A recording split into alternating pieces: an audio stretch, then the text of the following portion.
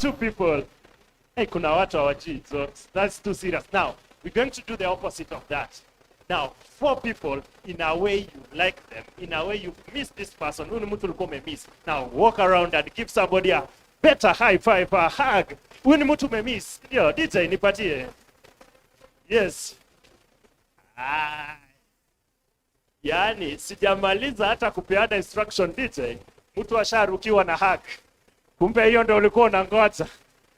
Asante sana. Now, DJ, nipatie something now we to dance kidogo, si ndio? Yes. Now, everybody nipatie hapa. Everybody, give me a clap. Twende, everybody. Twende. Come on, some energy. Some energy. I can't see you clapping. Twende. Twende. Yes, twende. Come on, Jehovah, say it. Hey! Haya, twende vitu. Strong. Aha. Yes. Say it. See how to do it, y'all. Sing along. Haya, tukesha mbele. Come on. Aha. Turn it. Right. Turn it. Yes. Hey.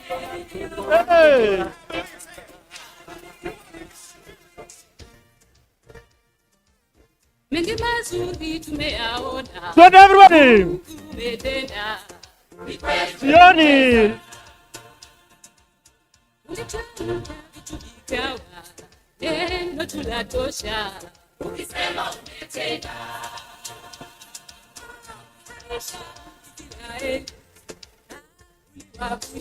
Hey, turn it. Hey.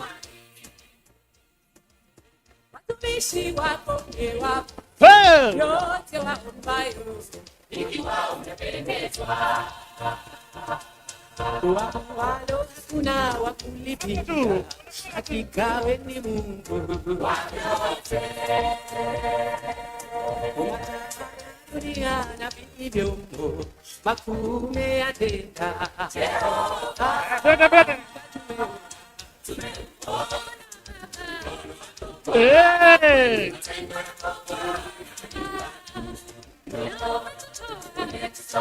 Sioni mukimba.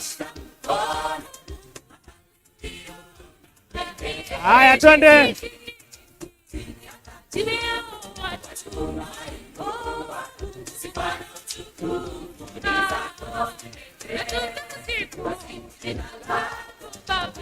Hey.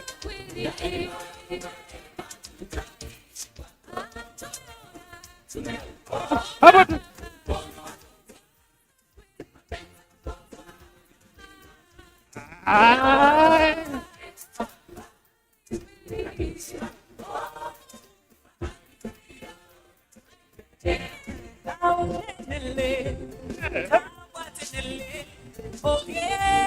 kushoto kulia.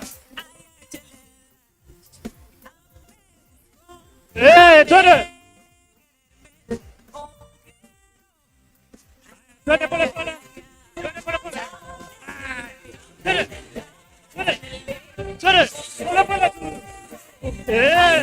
Twende.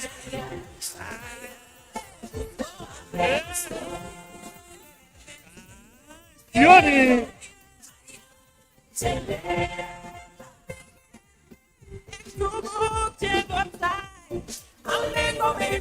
Kushoto kulia. Nipe mkono.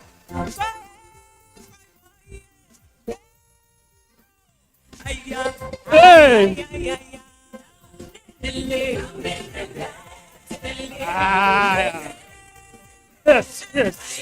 Yes.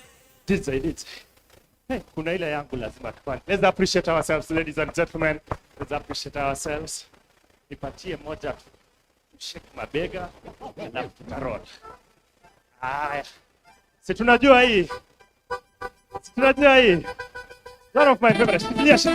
Shikilia. Si tunajua hii. Haya, for example. Haya, tufanye hivi. 3 times. 1, 2, 3. 1, 2, 3. 1, 2. Boss, sijasema hivi. Ni twist kidogo, si ndio? Yeah. 1, 2, 3. Then we appreciate ourselves. 1, 2, 3. Meshika. One more time. 1, 2, 3. Aha. 1, 2, 3. Aha. 1, 2, 3. Aha. 1, 2. Then fanya exam, kashinda exam last. Pite. All right. Twende.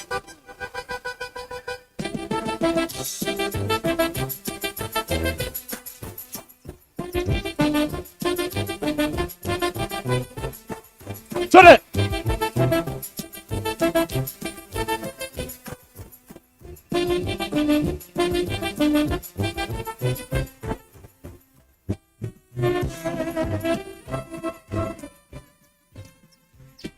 Turn around, turn around.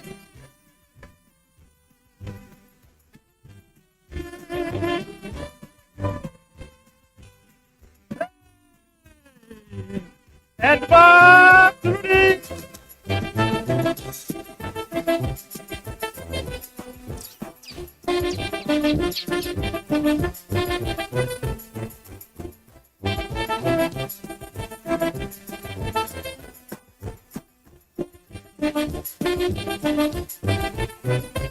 Pea mtu high five ukienda na.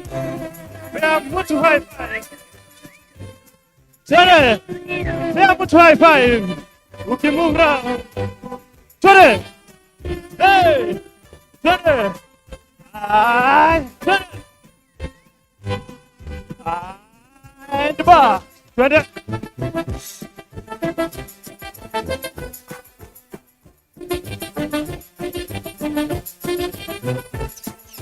Johnny! Beautiful! Haya, twende tu.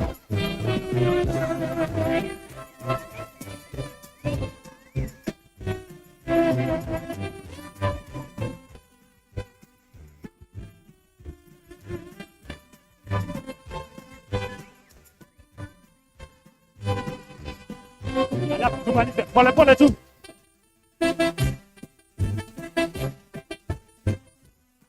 Pole pole tu.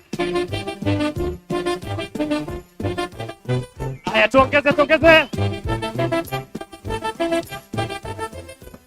Fasta. Twende. Hey! Twende. Bora twende. Haya. Chukua hiyo. Twende. Haya. Ndio hiyo. Haya. Shikilia dize. Thank you. Wapi makofi yetu? We can have a seat, ladies and gentlemen. Hey. Nisaidie mic. Chia kuombe. Na feel sufficiently inspired just to pray for us. Yes. Wow. Wapi makofi yake anapokuja? Kuja tu hapa kwa stage. Wapi makofi yake? Yes, karibu. Just a word of prayer, then we start this session.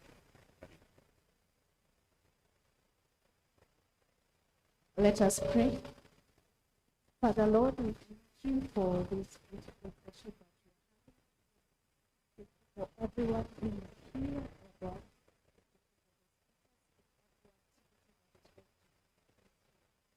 Thank you, Jesus, because you are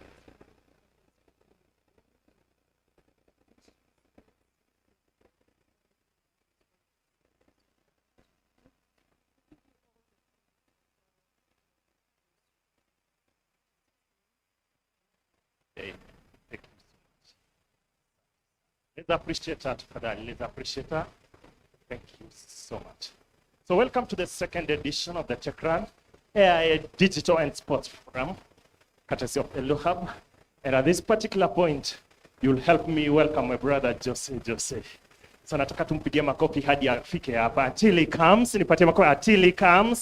Until he comes. Yes, my brother Jose. karibia until he comes. Amesikia tutapiga mpaka afike, so ameamua tupige makofi. Ameamua tupige makofi. DJ, fanya vile ulifanya 1962. Aya. Hey! Jose! Yes! Hey! Yeah! Jose! Hey! DJ.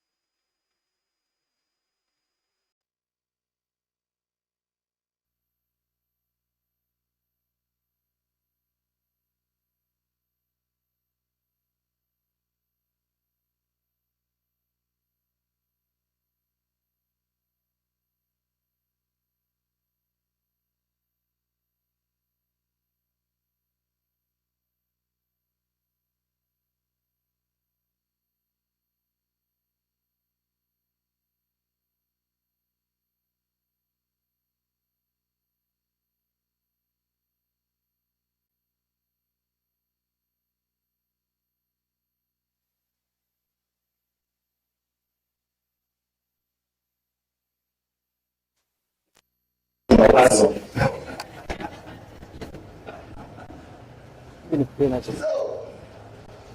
this event is one of the top-notch events that I have attended. One, we have innovators, people who have come with creative ideas. Then we also have mentors, people who have done some speaking for key text, paying, start again, start all over, learn, start again. They are mentors and they are here with us. We also have businesses, SMEs, startups, and that's how businesses in their head. How many are those like me? I have a business in my head, but I have no idea how I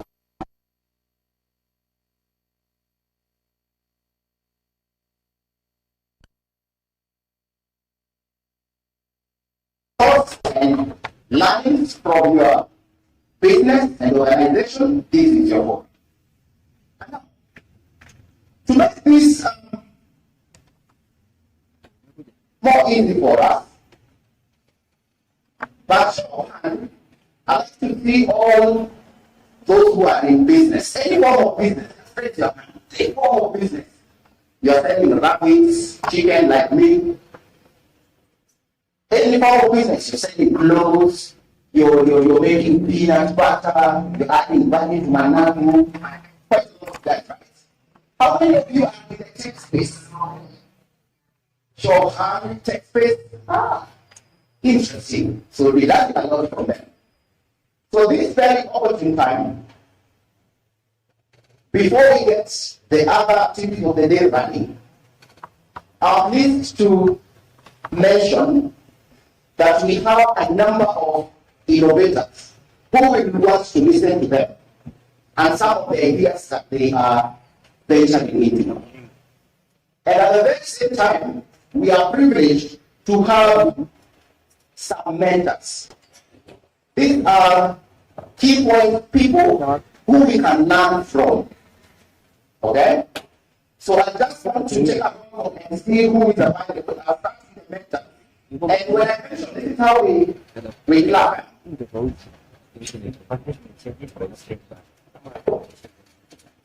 So you start, you can hear my voice at the back.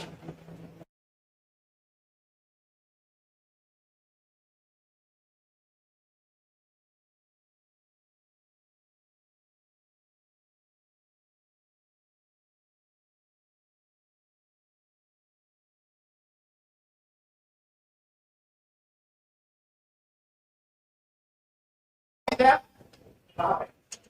So, just taking I want to see the mentor present.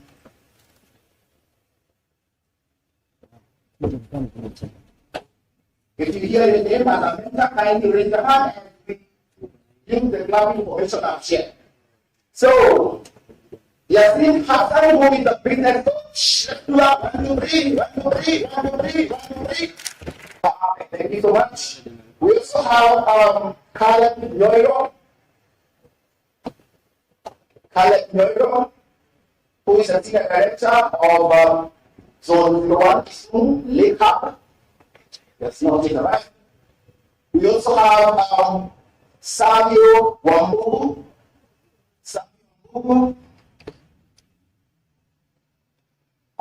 They should be arriving. We also have Kenneth Jr. Who hijacked my guests today? Let's see. Who hijacked my guests? Wanakuja na security. Mvye kuji tu kienyeji kama. They are lunch. Oh, okay. Right. Okay. We also have Esther Wambui Nana, Chief Technology and Adjunct Lecturer. CBO. Let's start. 1, 2, 3, 1, 2, 3, 1, 2, 3, 1, 2, 3. Learning. That's how we learn actually. So I'll let you. We have Wangesi Wahome.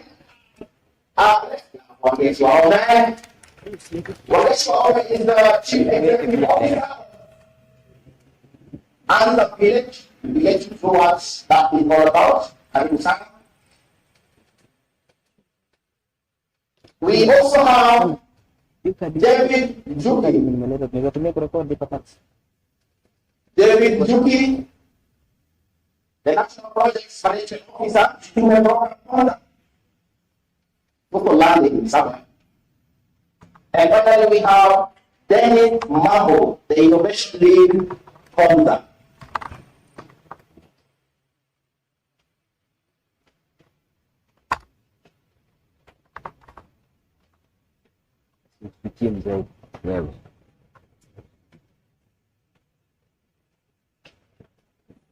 As they are landing,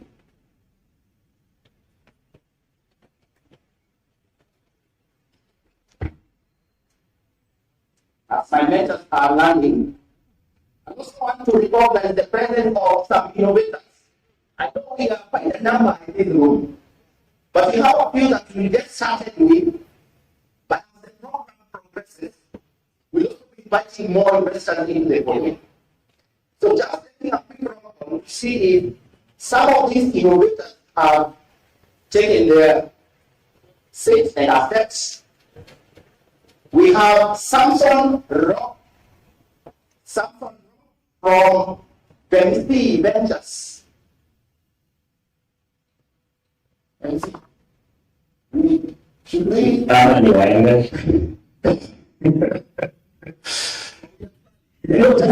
Just for him. Kimberly Amira from Ghana.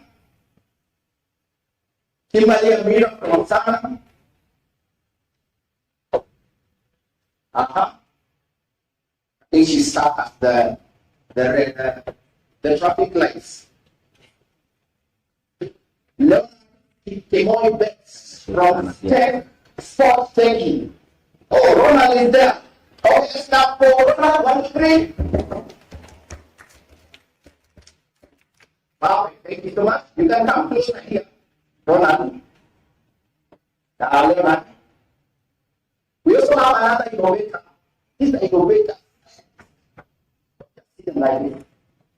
Patrick Muruzi Wamunu from Runova.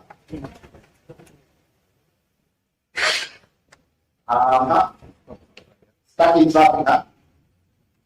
The next innovator is Sharon Kenny Kirimi from OptiFuel.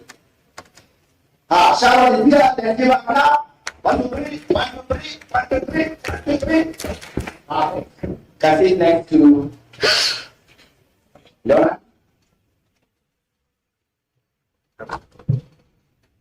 I hope OptiFuel is about fuel. Investors in the house, the fuel is not okay. Madeline Nyadenga. Madeline Nyadenga from Hillbody. Not alright, also start at the airport today. Lots of work that happens at the airport. Checks and all that. And last but not least, presenter Joseph Kiari. Presenter Joseph Kiari. The house. So sikat tembe. That is what is already.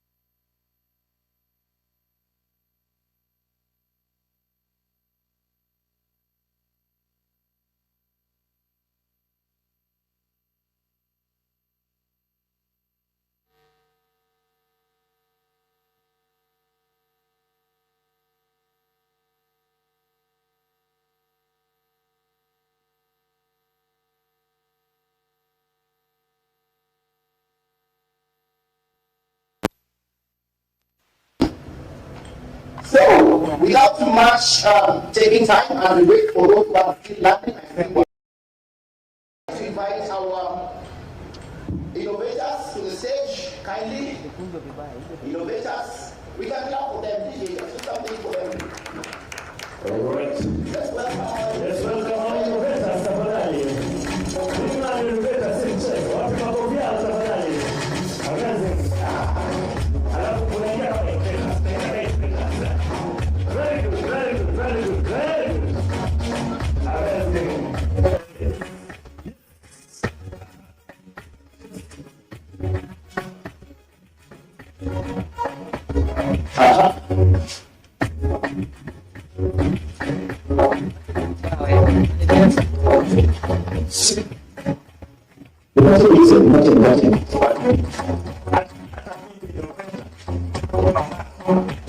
Yes. All right.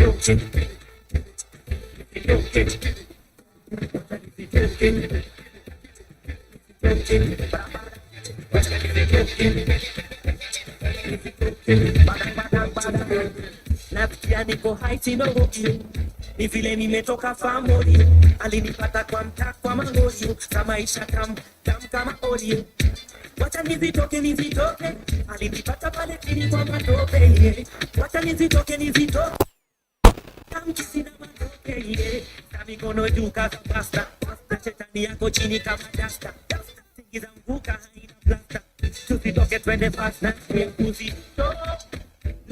kuzitoka tuya kule nimetoka wataniduka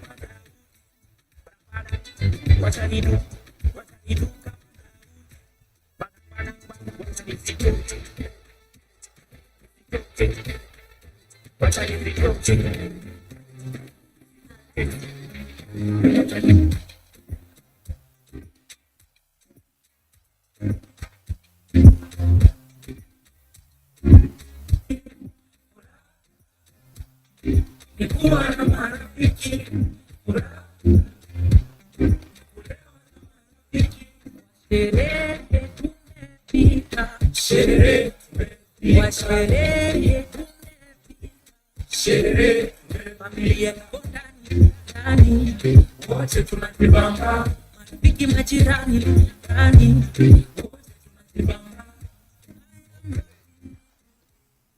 Thank you so much. I'm told some are stuck in traffic, but I'm also informed we have two in the house. We have one innovator by the name Susan Ekasiba from NikoBiz. You can join the stage. We also have Isaiah Odanga. You can also join the stage.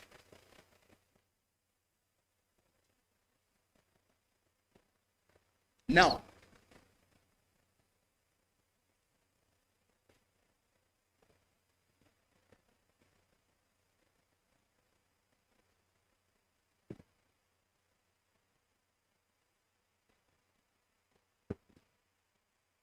so this is now a quick fire section.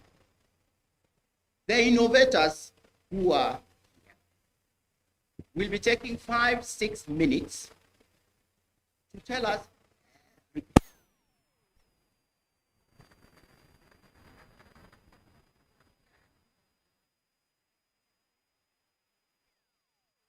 on their innovation, why it will not work, why it will work, what they can add, what they can eliminate to make it stronger.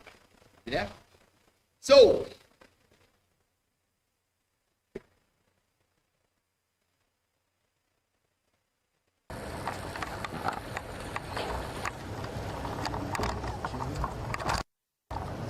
the first innovator on stage, join me in welcoming Mr. Leonard Kipkemoi-Bet from Sports to help us understand his innovation. Makofi yake iko wapi? Makofi yake. He is an innovator. He is a scientist. He is inventing stuff. Asante. Good morning, everyone. My name is Leonard Bet, and I'm a steeplechase athlete, a professional athlete, and now in tech, part of my studies is in full stack web development.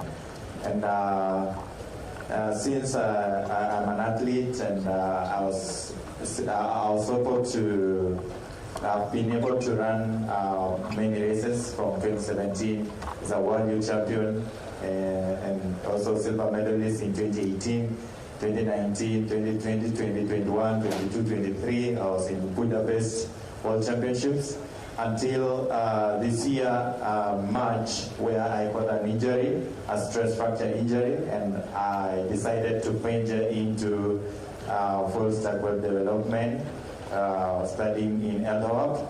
And now, because of the injuries, that is the most problem that we face as athletes. So we decided as sport techies, I'm the lead of the sport techies Innovators. We decided to come up with an application, a web-based application whereby we integrate it to with AI to detect the injuries as early as we can do by putting on the specificities of shoe biomechanics and also training load. Because what I did to get this injury is I did an overwork, I did an overload training and get stress fracture injury. So for now, we are working on biomechanics, that's shoes and maybe the training load and also the nutrition part of it. We are going to collaborate with nutrition people to also make sure that our application also will will meet the need of an athlete's nutrition. So our application right now is able to detect the training load, weekly training load, and also we are working on how to get the sensors of the shoe, so that when the athlete is training, the shoe sensor will detect the training load of an athlete on maybe when it comes to weekly load or monthly load. So our application is detecting the same, and we are also building up with the anti-doping guide, whereby an athlete can also use some maybe supplements to recover, because the key thing also for an athlete is when he's training, he needs also to be to recover well, and to recover well needs nutrition. When it comes to maybe lacking nutrition part of it, the supplements also is needed. And also doing supplements, we are not doing anyhow because of the doping issues, because of the panning issues, because of the panned substances that they are all over the world. We are not just taking every supplements and every substances.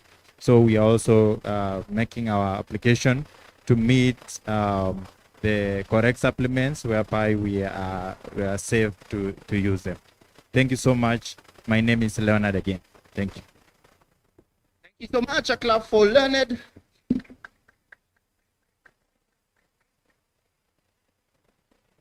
One hand, and tell us in 1 second, what word did you hear from Leonard? I heard supplements. What did you hear? Yeah? Techie, what did you hear? Biomechanics. It's a big word, though. What did you hear? Yes? Say loud. Shoes. Shoe sensor. We even have shoes with sensors. Interesting. Sorry? Stress injury. Let me start by our mentor here. What do you think about Leonard's?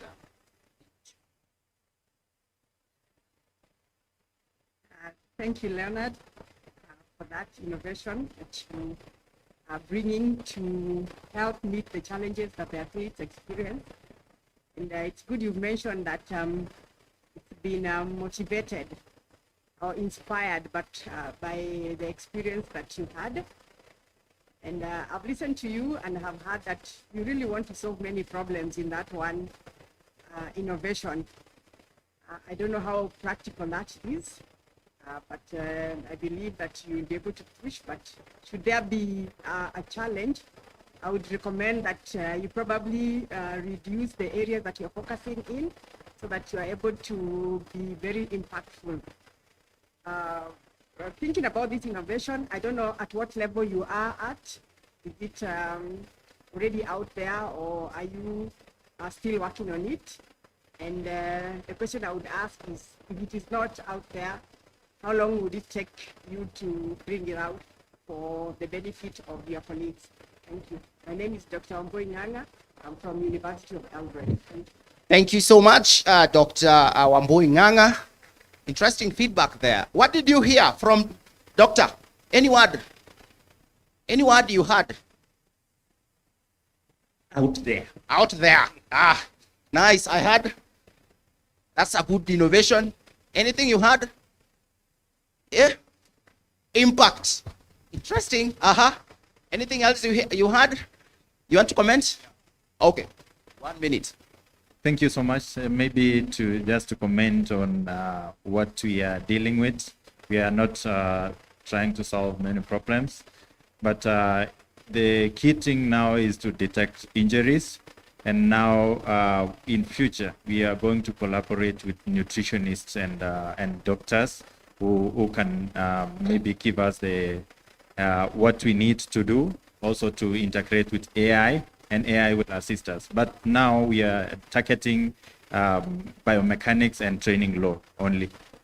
Thank you. And now our application is still in pre-seed, and it will take us something like 4 or 5 months to get exactly what we need to train the models, to know what exactly an athlete should train, or exactly the load the athlete should do using a specific shoe, and also when it comes to maybe fatigue level and all things that athlete goes through when he is training. Thank you. Thank you so much. Thank you so much. Wangeshi, Wahome, CEO, Kanza Village. Any feedback for our innovator here? Thank you so much. I think that's a good presentation, and I know you got a lot of feedback yesterday. But I want to stress on the point that you got here. It's good to think about what the app will do in future, but sometimes when you're selling it and you're talking about all these things, an investor feels that you're giving too much. So let's focus on talking about biomechanics. Let's focus on that. And then you can talk about the roadmap as a roadmap. Sometimes when you say you're doing all these things, it seems that you're all over the place. So I think specificity is important. The other thing, I think one of the challenge and opportunity that you have is data. And I think that was raised yesterday by your judges. On you going to need the data from athletes who know who are the athletes and where you can get from, but also two, to get data on their own training, because only then you'll be able to work with that. So I think partnering, your initial partnership really needs to be with data. And then for me, the third one is going to be creating a prototype as fast as possible. Not a perfect prototype, but just a prototype to give you some ideas, which means that between yourself and the university, we need to now start looking at robotics and mechanics and keeping, because only then will you be able to start testing whether what you're saying, what you have as a hypothesis, because I know what you have right now is thank you. So what you have as a hypothesis is going to get into the real world. So before you go far, I think you need to give yourself a very short window of time to work on a prototype and then start testing the prototype. And you will iterate that prototype 5-10 times. So don't wait to get it perfect, but get started. So my advice is get it started, keep it simple for now, and then work on data. I think you have a very interesting innovation that can go far, but you need to look at scalability as a key thing, but you also need to look at what testing looks like in real case. Thank you so much. That's interesting feedback. What did you hear from that feedback? Anything you had? Anything? I'll mention your name, sir. Sorry? Just a word. Just one word, not a sentence. One word. Data. What else did you hear? Anyone, randomly? Prototype. What? Scaling up. What else did you hear? Now, thank you so much for that feedback. I'll go to Yasin Hassan as the final mentor for this round. I've also seen other mentors have arrived at the very same time. As Yasin is giving their feedback, I see two groups of people. MC. What happened? We have some people here and very few people here. Can we, after Yasin, huh? Okay. Yes, good morning, Edwin. Leonard. I think this is a brilliant idea. I think you've researched based on your background being an athlete. Maybe my question I should ask you, like all this is driven by data. How did you know that actually it's a need priority for this time? And also, like most athletes in this region comes from the rural areas. I don't know whether you have a backup research data to show that there's a that driven the level of penetration in terms of network coverage is good in the rural areas. Number three, I think on the comment, I think yesterday Enos mentioned to you about about the budget. Like when you're requesting me to give you money as an investor, my interest is actually profitability, and has to be shown actually by the milestone. I don't know whether you're able to tell us more about that. Thank you. Thank you so much, Mr. Hassan. What did you hear from Mr. Hassan? One word. Just shout it. One word. What? Research? Profit? I had money. Money. Money was there. Milestone was there. I think you're taking the feedback, huh? Great. So before we proceed, MC. Yes, Jemo. So, help me make us one. Yeah, what we'll do is the DJ will give me some music. Then I'll start. What does the Bible say? Walio nyuma? Mbele. Able to try your kitu. All right. Those at the back, you can follow move. Jesus. Yes. And from Ali, if we could get to this side, tafadhali. From this side, yeah. Nimekuwa nikistruggle, siwaoni huko. Yeah, let's just move closer. Thank you, asanteni sana. Quick, ensure that check. Thank you.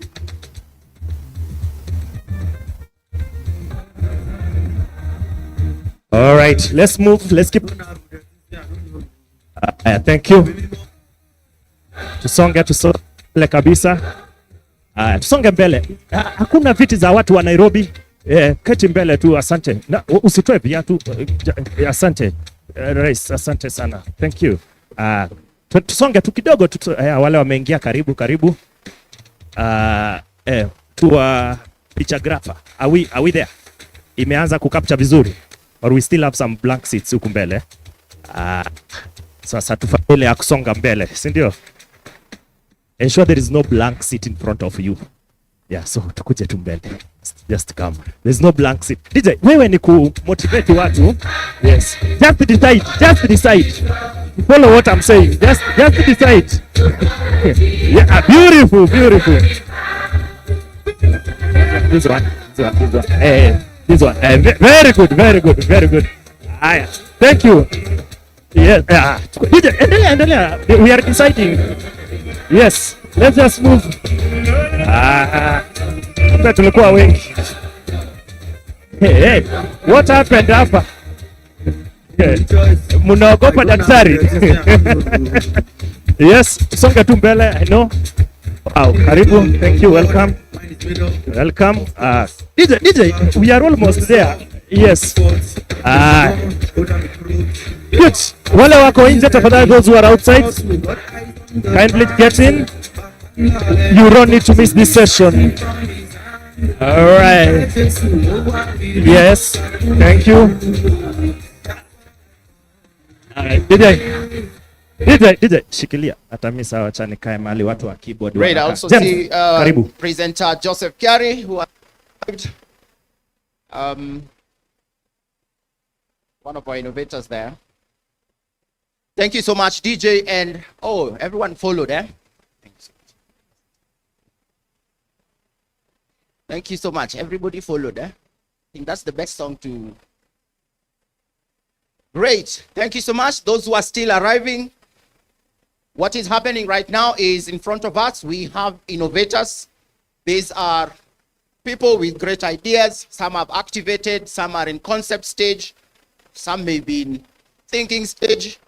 And seated here, we have a number of mentors who are giving input to the ideas from the innovators that we have in the room. So far, we have listened to Leonard, and the next innovator on stage I'd like to invite is Sharon Kendi Kirimi from OptiFuel. Makofi yake tafadhali.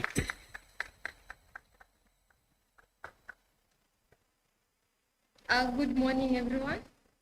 My name is Sharon Kendi from OptiFuel. OptiFuel is transforming nutrition for athletes using precision and personalization.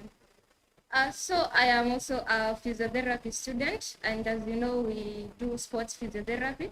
So as we were training with the athletes at 10, we noticed that they are struggling with reaching the peak performance.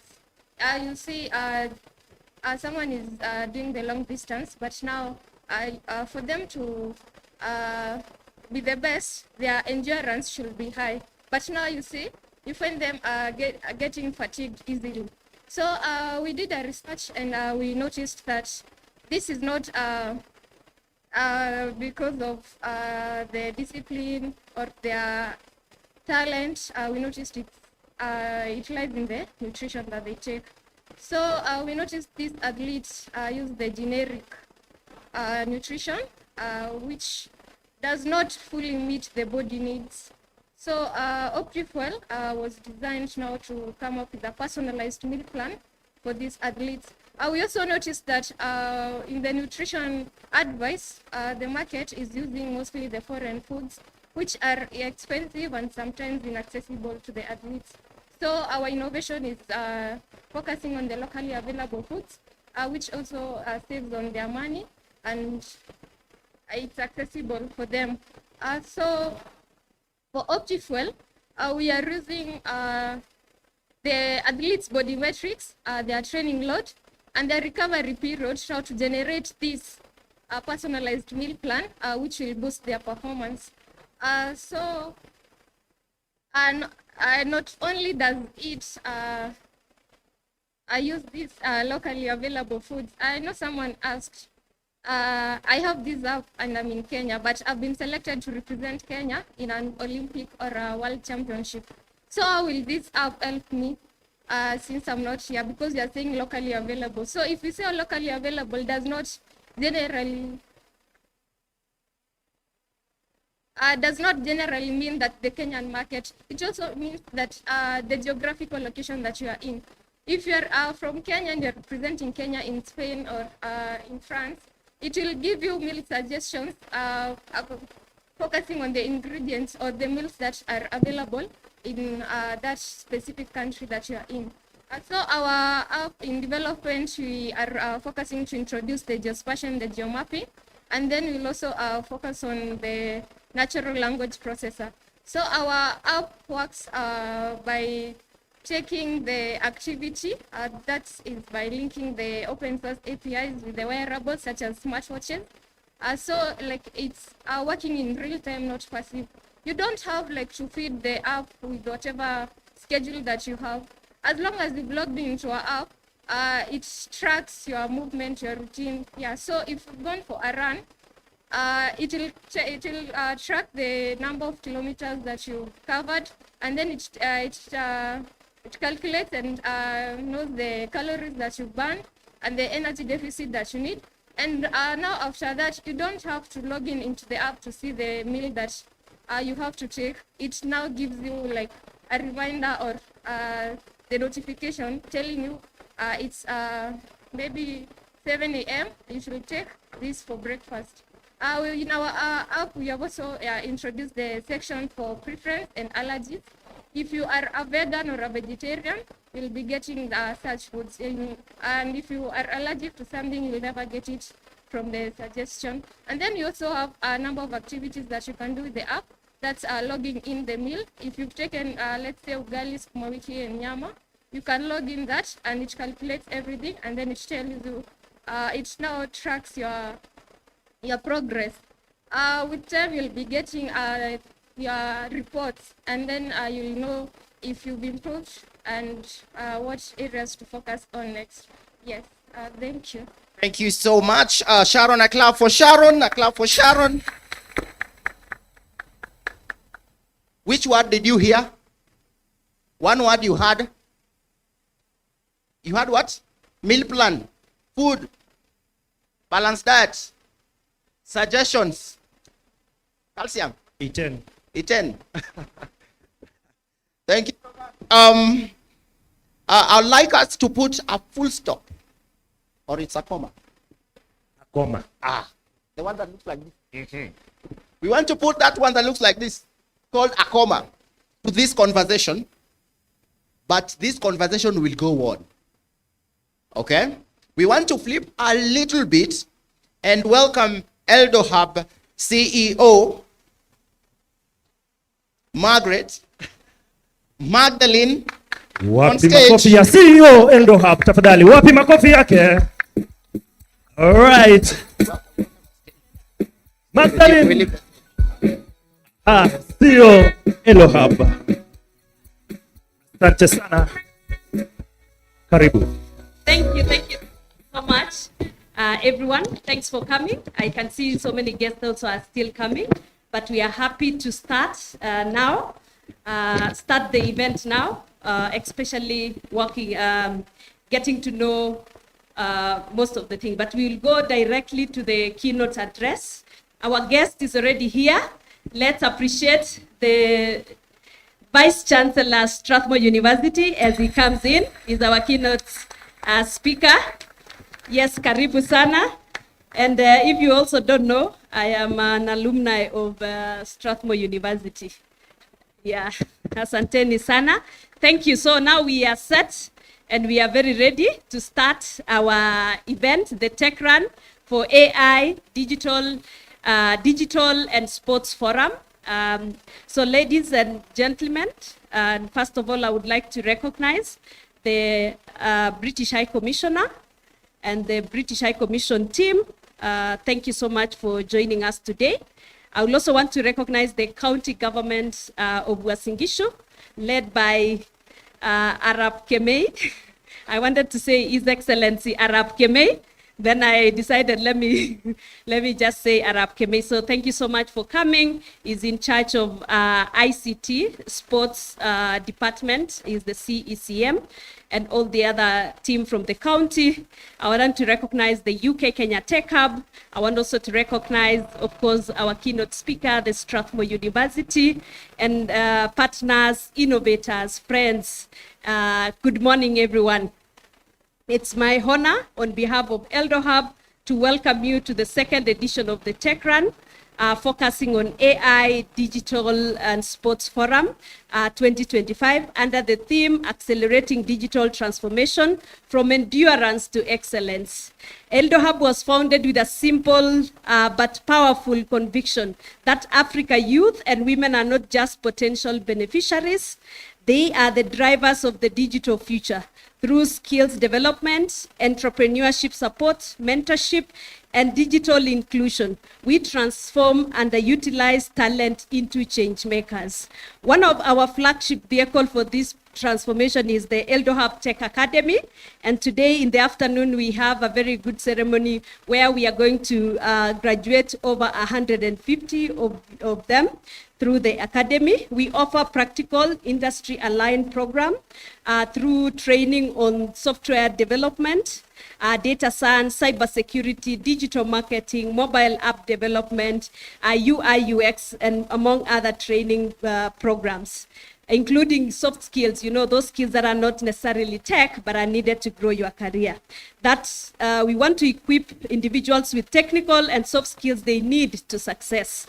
Complementing the academy, we also have Sasakazi, which we work together with the UK Kenya Tech Hub in partnership with the British High Commission. We provide a platform that bridges the gap between talent and opportunity mapping.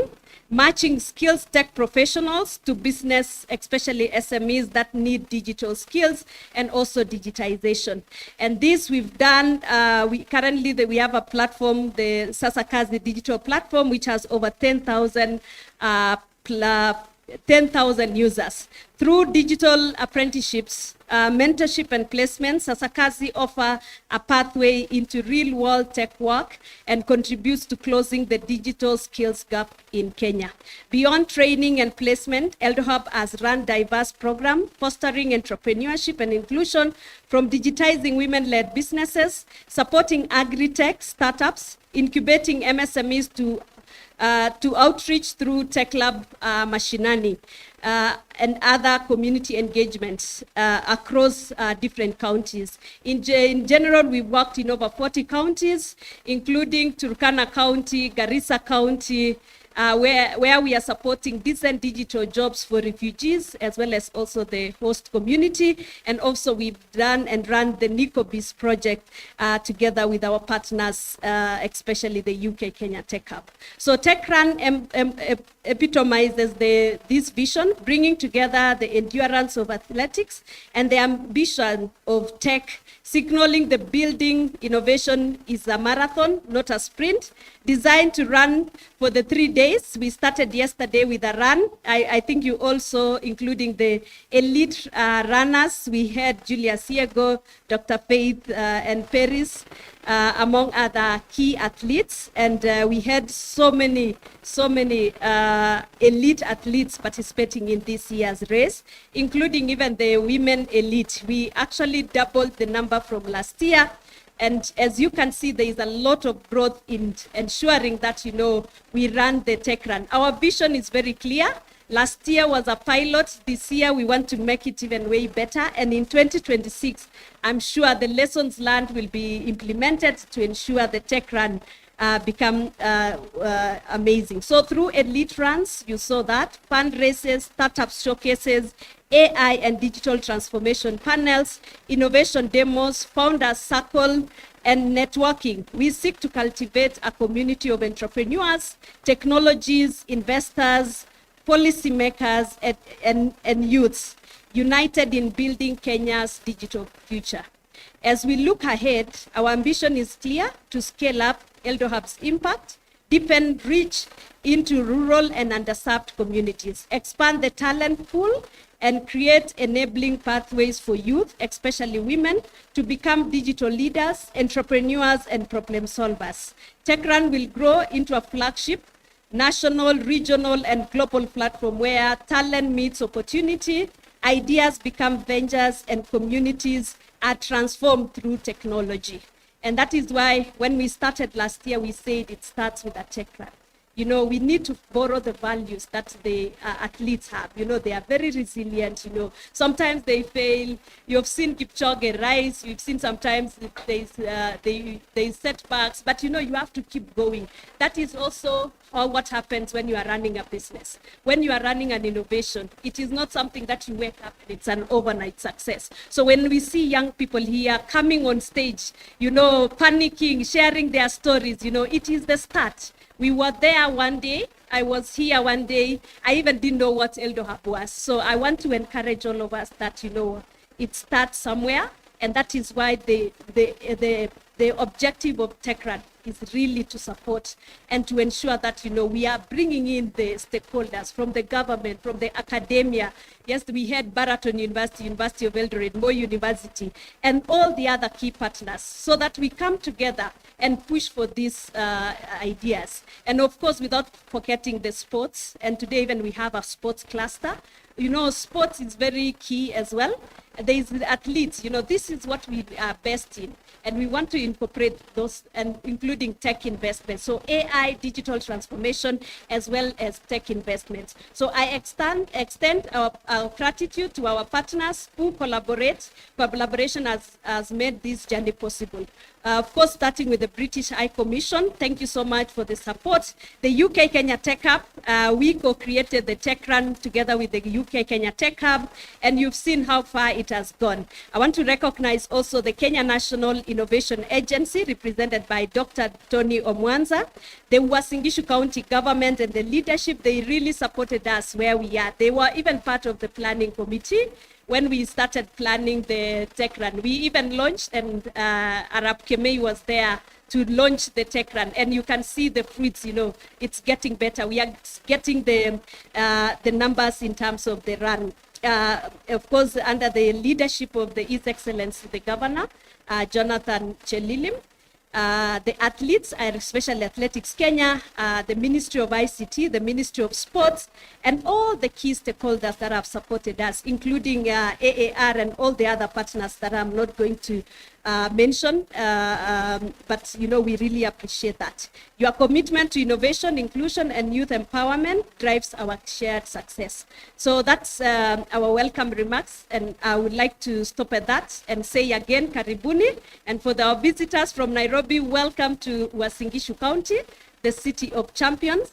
Someone yesterday say the county of Eldoret. So Enos, I want to tell you, there are plans somewhere that, you know, it might be the county of Eldoret. By the next time you are coming, it will no longer be Uasin Gishu County. Yeah, I hope the county will agree with me. I've heard there are plans, but yes. So we will go to the next session, and I would like to first of all invite our Vice Chancellor from Strathmore University. When I joined Strathmore University when was it? Was it 20? I graduated in 2014 for my master's in mobile telecommunication and innovation. And that's when I really learned about, you know, an industry, when the industry meets learning. Because, you know, when I was doing my thesis, I had an industry supervisor from Google. You can imagine I was being mentored by Google. And then I had my supervisor, Dr. Sevilla. Dr. Sevilla was actually my supervisor. So I used to, what is going on, you know. But, you know, coming to think of it, and all the success that we've achieved, again, it goes back to where we got that mentorship and the support. And that's why it was really very key for us to invite Strathmore University to come and share with us. So, ladies and gentlemen, allow me to welcome our keynote speaker from the Vice Chancellor, Strathmore University, Dr. Vincent Ogutu. Please put your hands together for our keynote speaker. Thank you.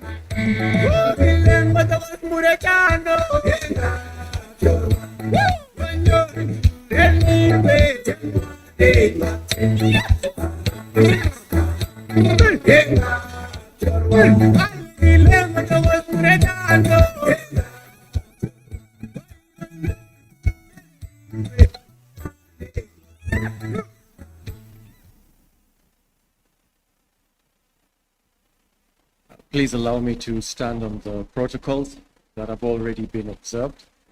Of course, singling out the British Chargé d'Affaires and Arab Kemei from the county government. And of course, the diplomats, dignitaries. I have so many friends here. And my favorite people, the athletes and the entrepreneurs. So good morning, everyone. It is such a privilege to be here at the City of Champions.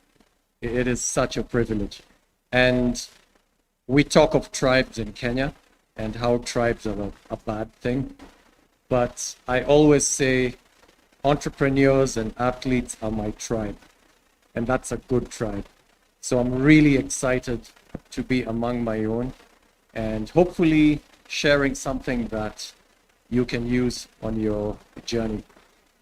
So I'll start with the athletic side because I missed the run yesterday.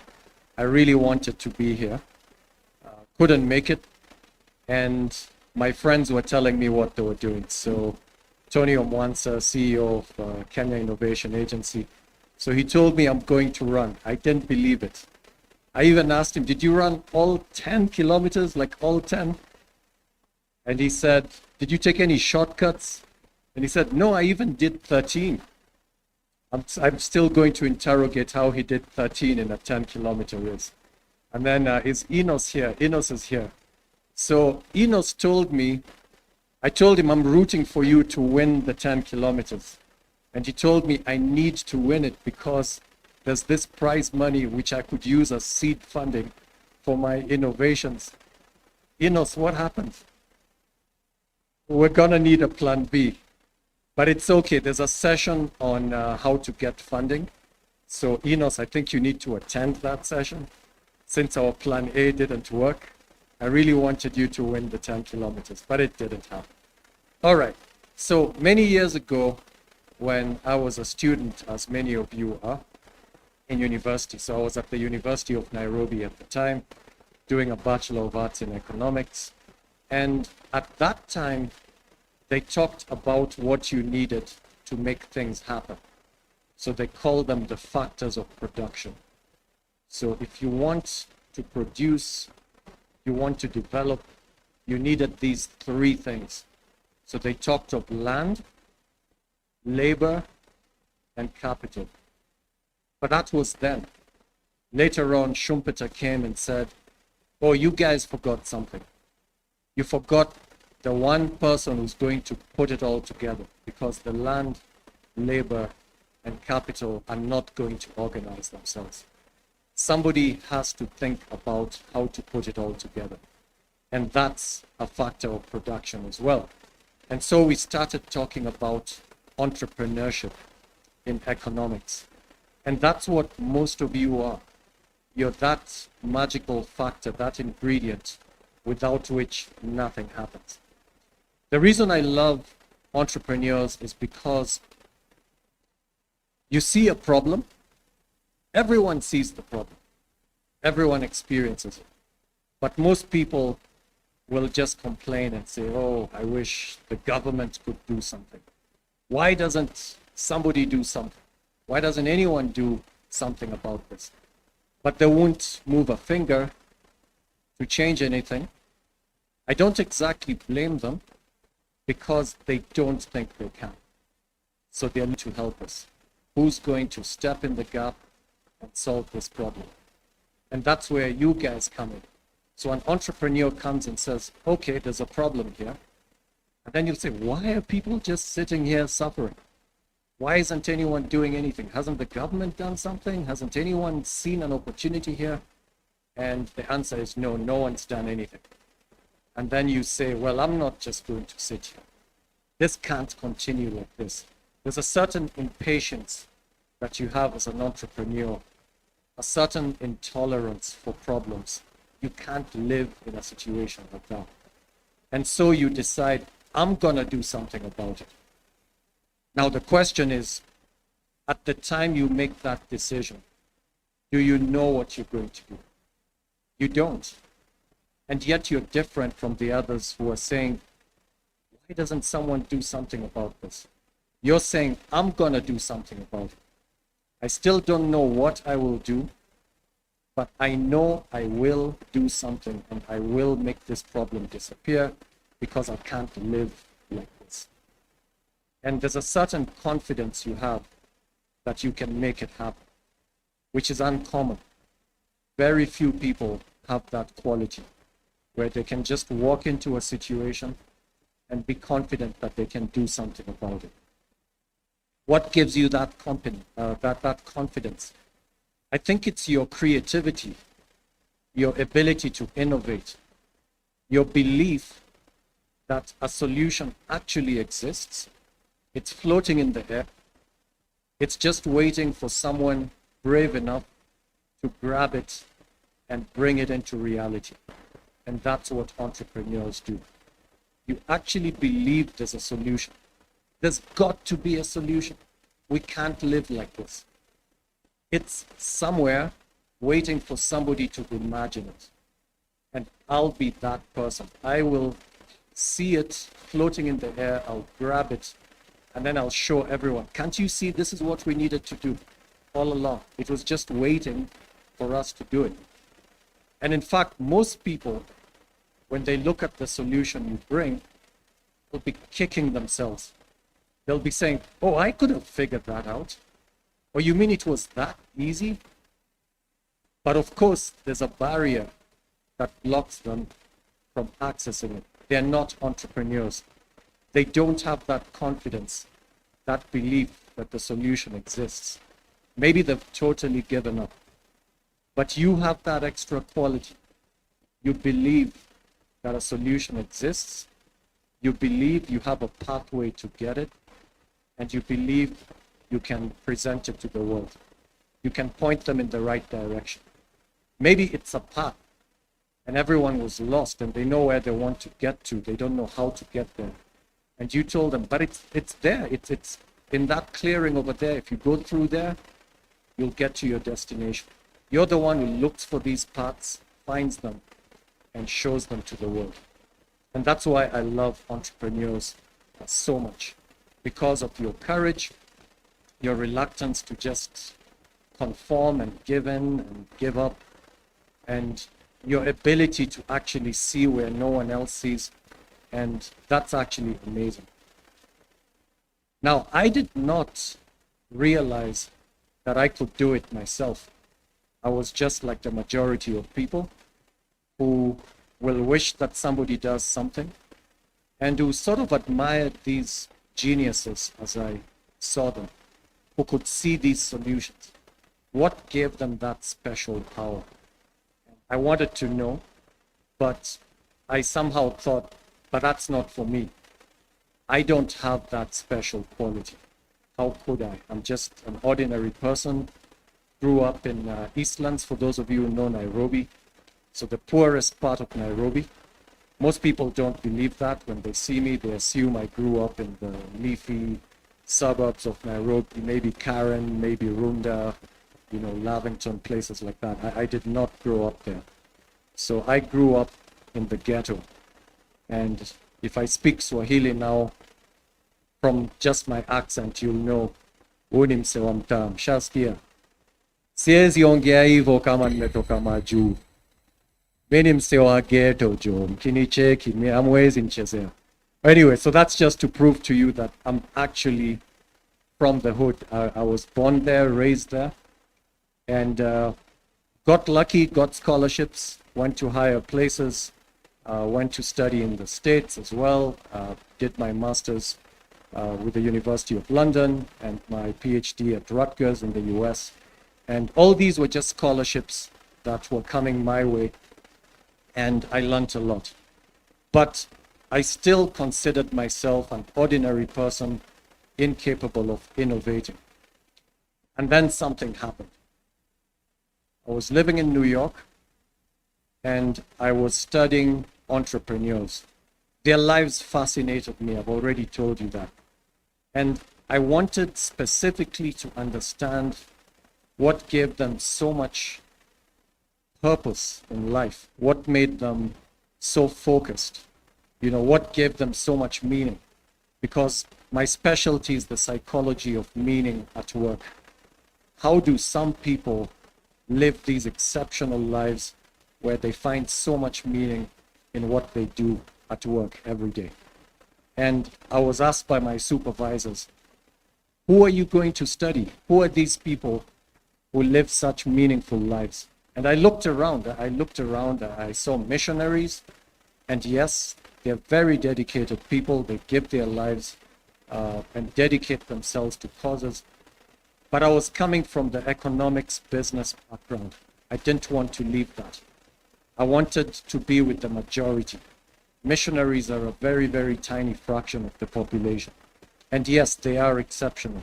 But I wanted to see people in an ordinary setting who managed to find incredible sense of purpose in an ordinary setting. Who were these people?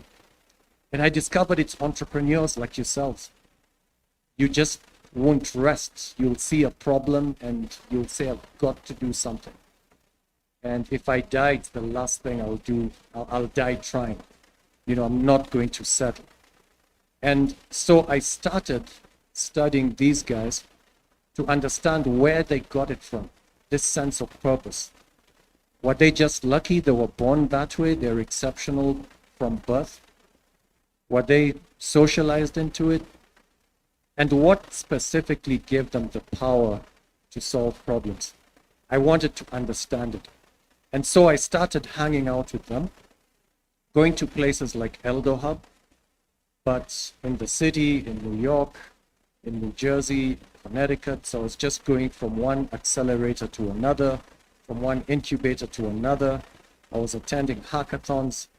I was just hanging out with these people, observing them, talking to them, asking them questions, trying to get into their heads and minds and hearts and understand what motivated them so much. And there's this one guy from Google who used to come and challenge them. He had this competition he had organized. Think of it like a Google TED Talk. So with TED Talk, they say ideas worth sharing. So if you have an idea worth sharing, you'll be invited to a TED platform and you share it with the world. Now, Google has a similar thing. It's called Solve for X. So from your mathematics, you're given this complex formula and you're supposed to unravel it and make X the subject of the formula. So solve for X, where X is representing a complex problem. So in Google, if you find a radical solution to a complex problem, they'll either call it your X. So this is not your ex-boyfriend, girlfriend. So in Google, if they ask you, what's your X, who's your X? I mean, it's not who's your X, it's what's your X. You're talking about which is this complex problem that bothers you, that you're trying to solve. And if you find a solution, then they call it a moonshot. Like, let's send a person to the moon and bring them back. Not easy. But if you decide you're going to do it, you can come up with incredible innovations that make it possible. So he was organizing a contest where if you found a radical solution to a complex problem and it was good enough, he would invite you to Google to pitch it before techies, venture capitalists, and it'll be recorded and put on YouTube, just like TED. And so he told us, I'm organizing a Solve for X competition. Please send me your ideas. So I'd be watching him talking to them. And then he came up to me and he said, Vincent, where's your idea? I said, I'm not a techie. I'm not an engineer. I'm not an innovator. I'm just a scholar trying to understand you guys. Then he told me, don't give me that. Anyone can innovate. I said, what? He says, yes, anyone can innovate. So I thought he was joking because we believe it's only geniuses, a few exceptional individuals who can do that. So I ignored him for several rounds. I kept meeting him at these events. And he kept asking me, where's your innovation, Vincent? And because he kept insisting so much, I dared to try to solve a problem. Previously, I wouldn't do that. So I was just in the library doing my research. There was this thing that was bugging me. And I thought, oh, how could I go about actually solving this? And then I came up with what I thought was a pretty cool idea. And so I shot him an email and said, Todd, how's this for a moonshot? And he replied almost immediately. He said, very cool, very, very cool, but impossible. There is no way you can do it. And so I said, you see, I told him I'm not an innovator. My one attempt, and he just shot it down immediately.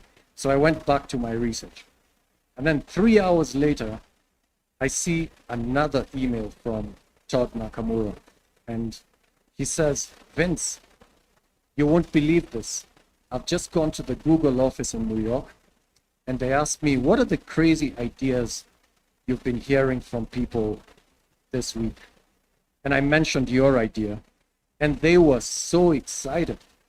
They were like, oh my gosh, this is amazing. How's he gonna do it? And I told them he can't, because you can't. And they told me, well, if he ever figures out how to do it, tell him we'll love his idea. So basically, I couldn't read beyond the part where the email says, Google loves your idea. The rest was irrelevant. The impossible can't be done. somehow became irrelevant, because here's this guy from Eastlands, from the ghetto, and Google loves his idea. Like, how? It's surreal. How could this even be happening? I just couldn't get over that feeling. And then Todd tells me, look, I've attached 2 articles that explain why it's impossible. So you read. If you figure out the limitations, then yes, you do have the kind of idea that Google is excited about. So of course I stopped doing everything I was doing. I read the 2 articles. And I kid you not, in about 5 minutes, I just saw things differently. And this is what you entrepreneurs do. You look at the world differently in a way no one else has. And that's why you see those pathways that other people can't see. And I had my light bulb moment. I saw this thing and I wrote to him, Todd, look, seems like everyone is framing or expressing this problem like this. In which case, I agree with you. There are only 2 possible solutions, and both are actually impossible with the technology we have right now. So, yeah. But what if I re-express the problem and frame it in this other way, and then just come up with this solution? How about that? And he again replies immediately saying, oh my gosh, I can't believe it. You've cracked it. Send me a pitch deck, enter the competition. And I took a whole week break from my schoolwork to learn the vocabulary because I felt so amateurish. This was in the area of virtual reality, augmented reality, holograms, avatars. I had to learn all the vocabulary so that I would send a pitch deck that sounded half decent. And I did that. So there were 100 entries, and they chose 7 of us to be moonshot pioneers. It's on YouTube, you can find it there. Now, obviously, I didn't believe this had happened. It was the first proof that Todd had given me that anyone can innovate, or at least I could innovate. I didn't realize I could, but he opened my eyes. But being a teacher, I felt, you know, the greatest value would be if I understood what just happened, because I can literally explain anything to anyone. If I understand it, no challenge. I can explain anything to anyone. But I had no clue what had just happened. Was it like the apple hitting Newton's head? I just was lucky, the thought popped in my head. Or was it a process? And I was really sincerely hoping it was a process, not just something random or something that could not be replicated. Like maybe I'm a genius and those who are not geniuses can't do it, so too bad. I really, really wanted it to be a process. And at this point, I had actually met real geniuses. So I was saying, no, it's not that. It's a process. There's something I did, because twice in one day, I did something complex. In one day, twice. That's not random. You could do it once as a random thing, an apple hits your head. But twice? No. There's something I'm doing. I don't know what it is. But if I figure it out, that's the real value here. And so I deconstructed. What did I do? What did I eat for breakfast? I looked at all the variables, like what happened today, in case it's relevant to this research. And then I came up with a 5-step process for innovation that I call the innovation algorithm. I would have taught you the algorithm today, but I'm told I only have like half an hour and I'm keeping an eye on the time. I don't even know if I pressed start. Yeah, so not enough time, but you can find it if you search for my name, Vincent Obutu, on Google Scholar, the innovation algorithm. And it'll tell you the steps. I might mention a few of them today, but this could really change your ability to innovate. I had to, of course, prove that it wasn't just happening for me, that it could work for others. So I chose the toughest group of people you could choose. So first, very young people. They don't have the privilege of experience and all of that, which many of you now have. So I went to a school in the Bronx. So think of the lowest tier of schools in the New York educational system. People no one thinks of as exceptional. I said, yes, that's the right group to test this idea on, because if Todd was right, that anyone can innovate, then anyone means anyone, even people you tend to look down upon and think they're not exception. So I went to a school in the Bronx. I volunteered to teach innovation. I was given 2 different classes, one in the morning, one in the afternoon. I walked into the one in the morning. I said, hey guys, I'm from Kenya, I'm from Africa. I told them a bit about Africa. Then I said, and you know what? I'm not a techie or an engineer, and I'm not a genius, but I stumbled on a process that could make any of you innovators. Do you want to learn it? Are you game? They said, let's do it. So I taught them the innovation algorithm, 45 minutes. And then after that, I told them, I want to make a shopping list of complex problems.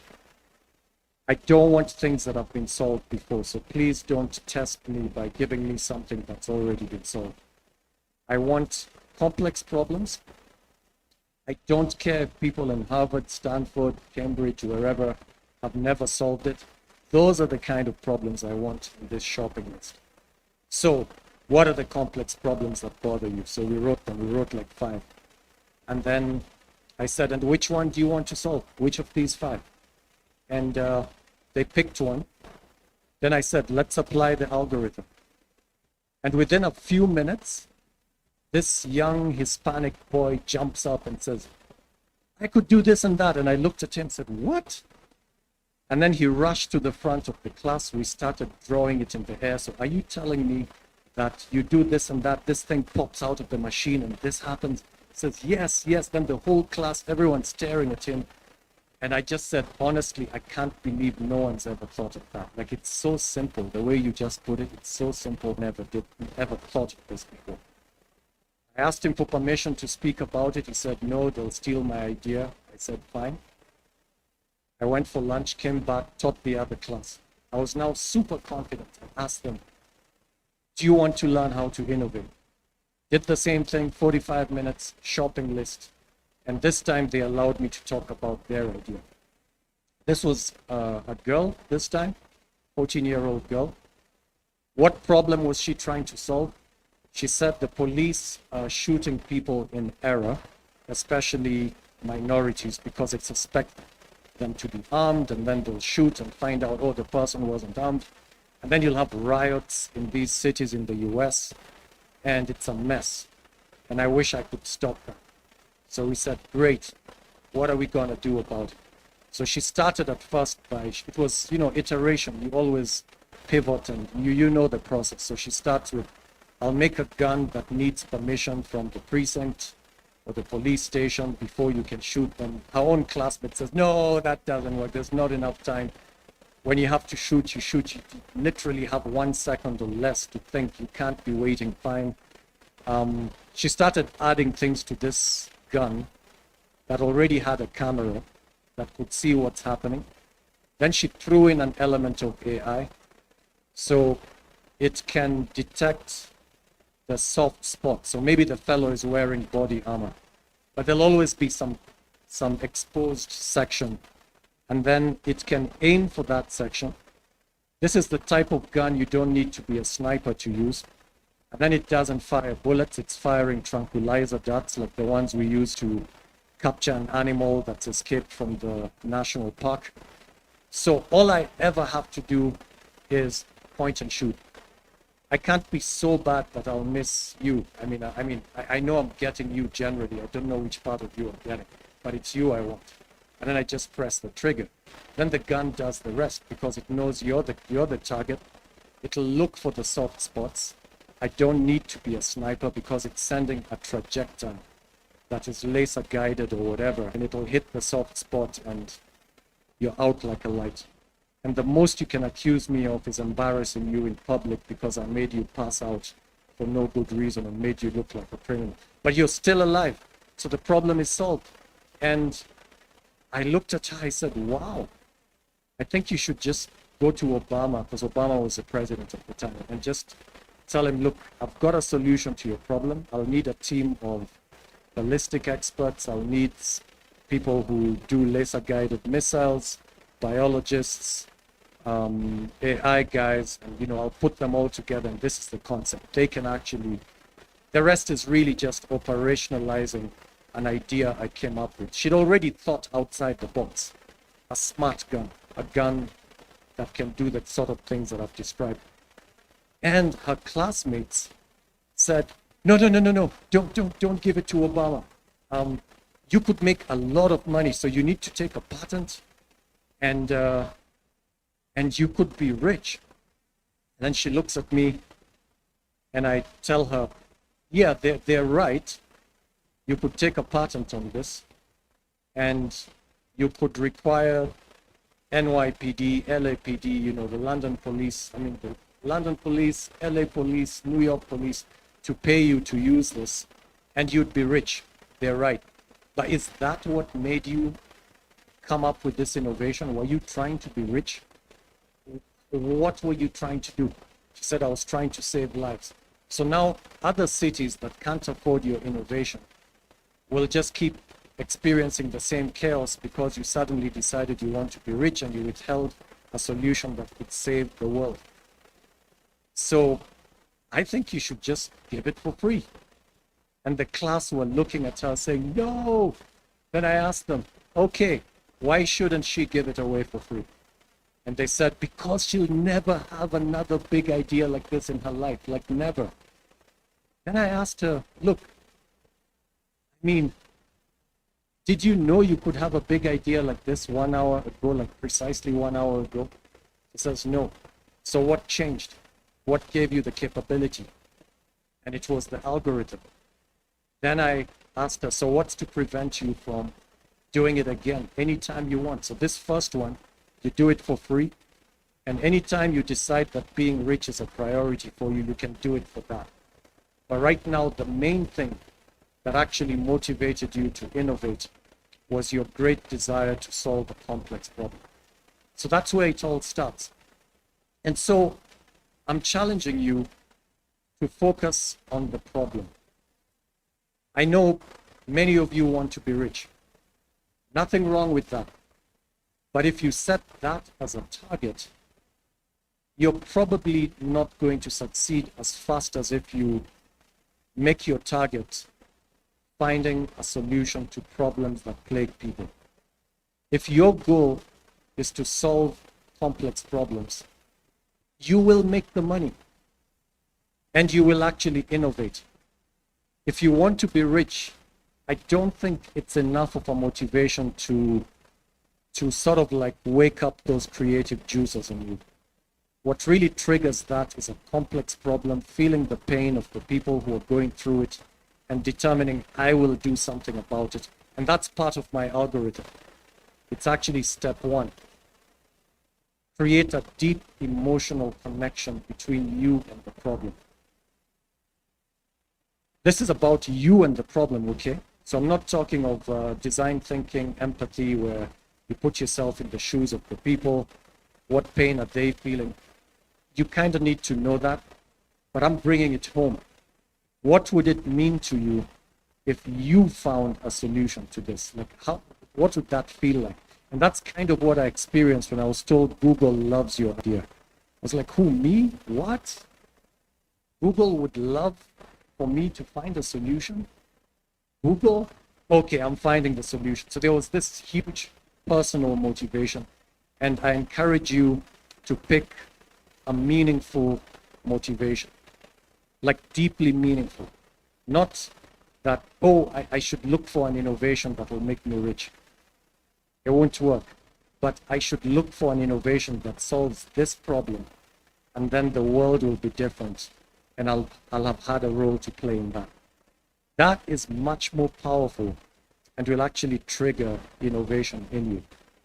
Now I'm going to speak about a principle that you might think of as superstitious, and it's called the law of attraction. Now, the law of attraction more or less states that if you declare that you want to do something that will be good for the universe, then the universe will conspire to make you succeed. This is my own paraphrase, but if you declare what you want to do to make the universe a better place, then the universe will conspire to make you succeed.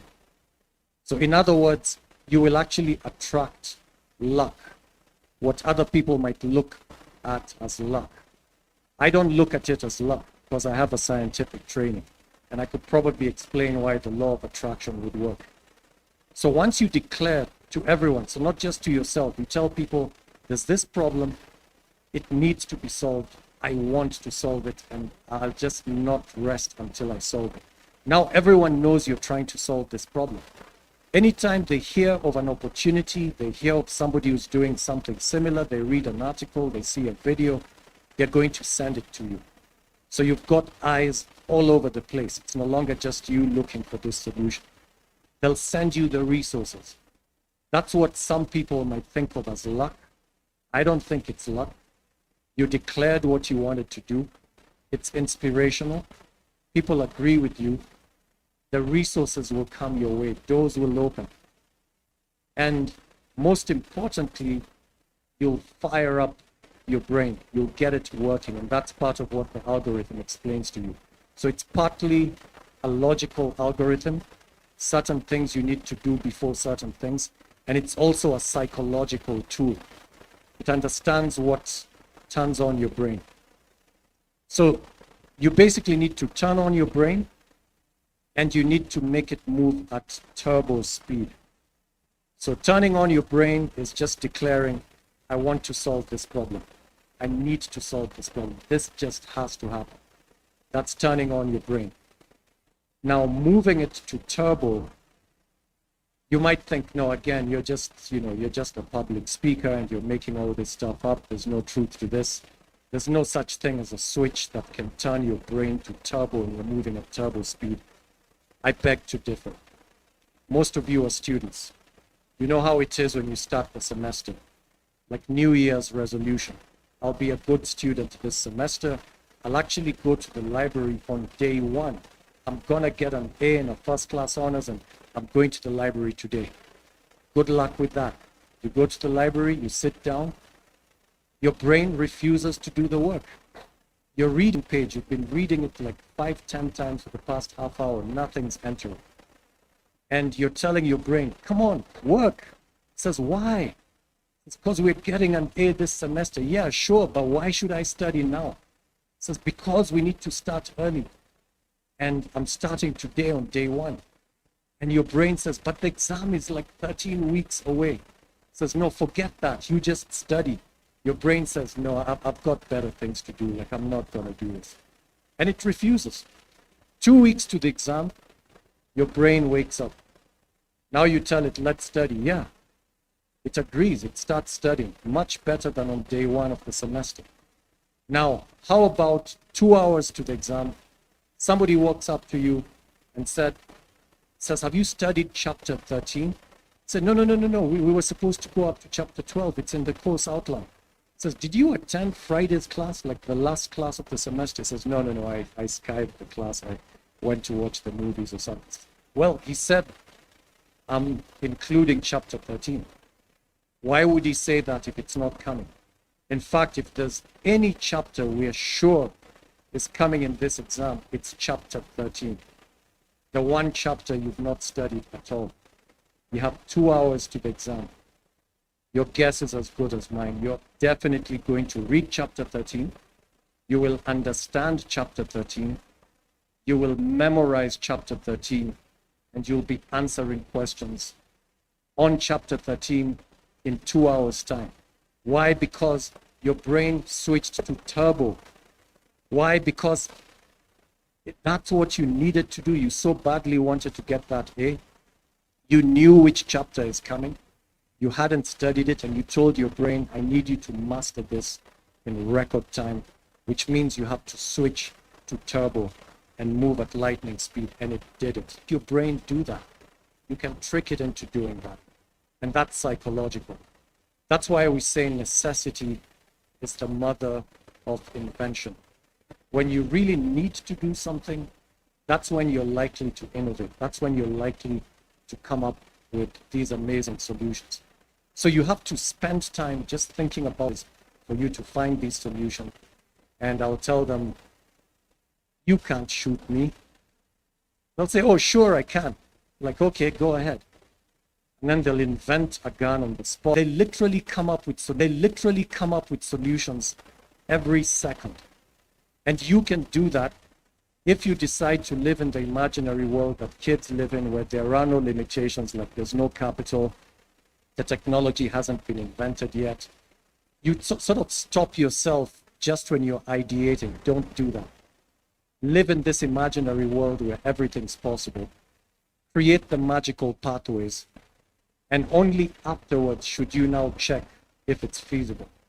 So create the magical pathways, hypothetically. It's so easy to do. So when you read the innovation algorithm, I guarantee problem in 5 minutes. I don't exaggerate. In 5 minutes. I challenge you to not get it right. And then you tell me about it. I can do it in 1 minute, but that's because I've practiced this so often. Kids can do it in seconds. You never see a kid in this pose. Like, what are you doing? Oh, I'm thinking. No, they don't. They just, in a flash, they have the answer. Their imaginations are so powerful because they're limitless. So be like that and solve those problems. So I'm gonna wind up now because I can see a Magdalene standing here. But my takeaway for you is there are so many problems to solve in the world. Most people will not lift a finger to do that. You're the ones who can do it. You've possibly been socialized to think that you can't, that you're powerless, that you don't have this, you don't have that. And I'm hoping that just the same way Todd convinced me I could do something I didn't think I could do, I hope you're convinced that you might have some superpowers you haven't discovered yet, and you can use them. So don't wait for the ordinary formula where just finish your studies, work hard, then you'll get a job, then you'll just make the money and access what you want. It doesn't work anymore. But yes, the future is in your hands. You don't have to wait for anyone to help you. Just have to start this journey.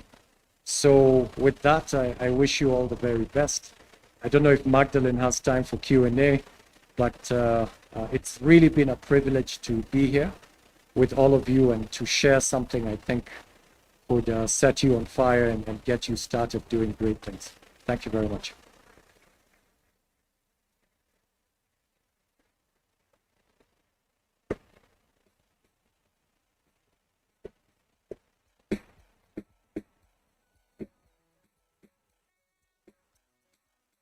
Thank you. I think we've not appreciated well. Let's appreciate. Thank you so much.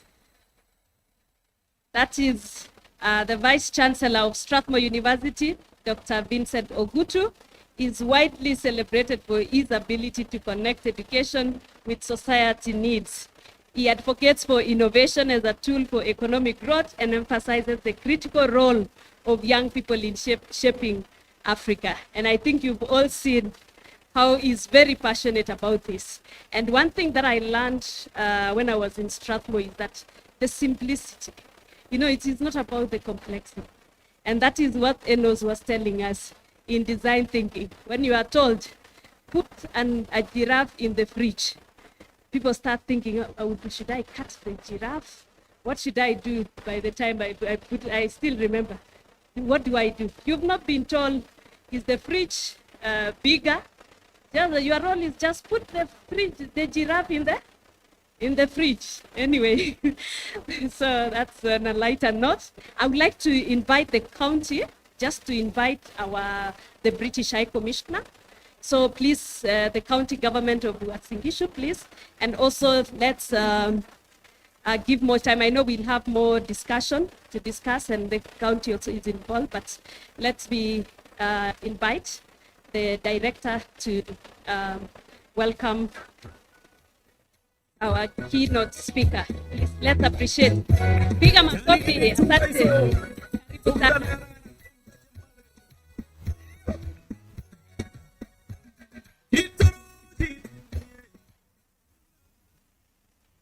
thank you, Marklin, the British High Commissioner, PC,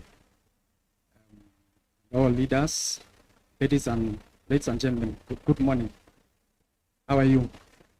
The VC has really gone deep into ICT innovations. That is great. I also, before I read the message from the CS, I want to give my input on that, what we are discussing. My background is ICT, and as a teacher previously used these digital tools and artificial intelligence to make simulations for teaching and learning. For example, when teaching blood circulation, it's very difficult to teach that.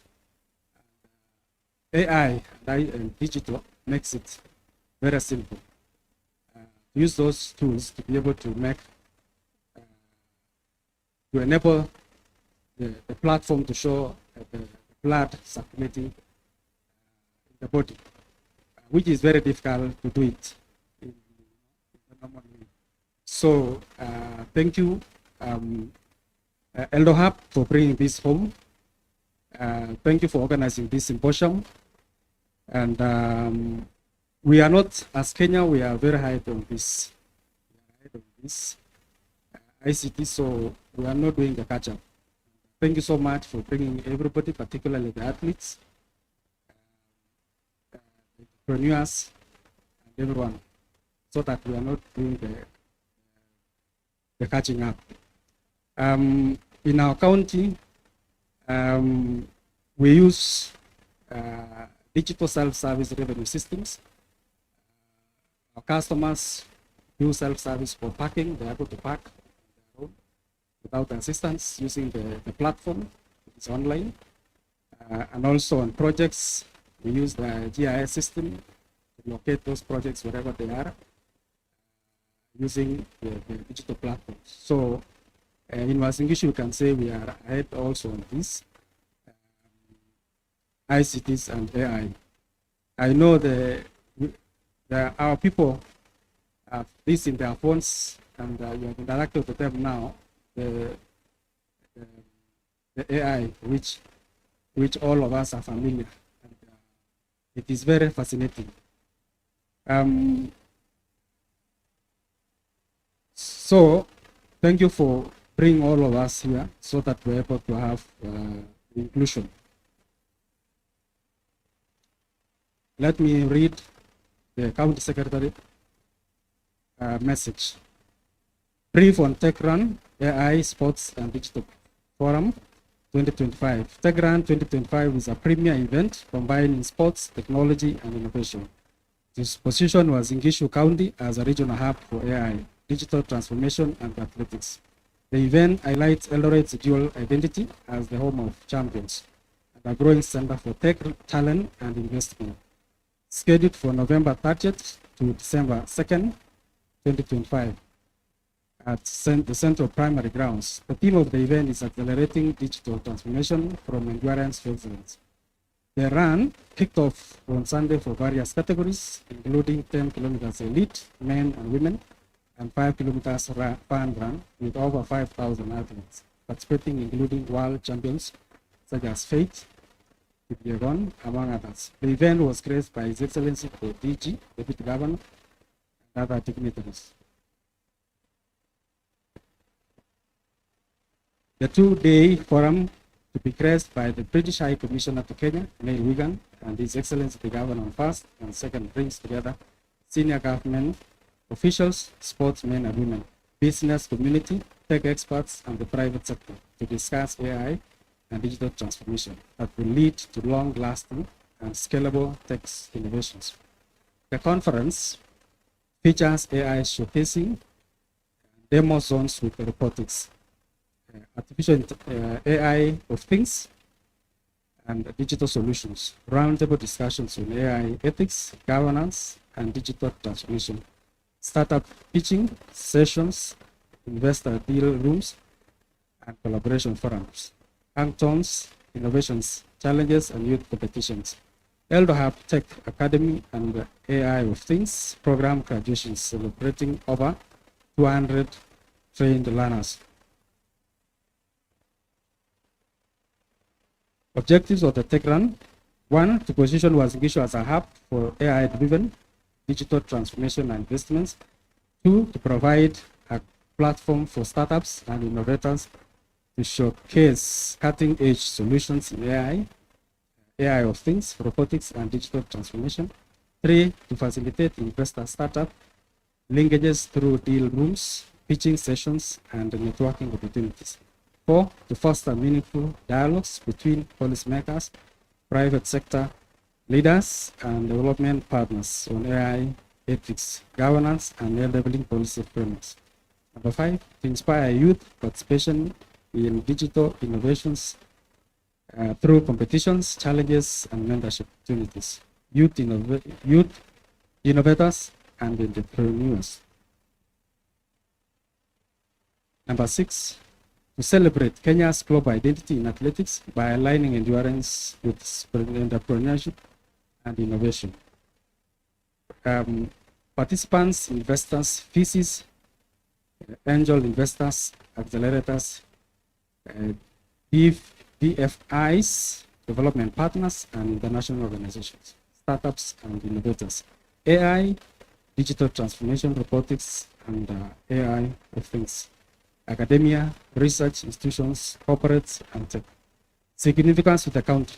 TechRun aligns with the county's goals to reinforcing Wazingishu's standing as Kenya's emerging digital innovation hub and a global player in technology and sports.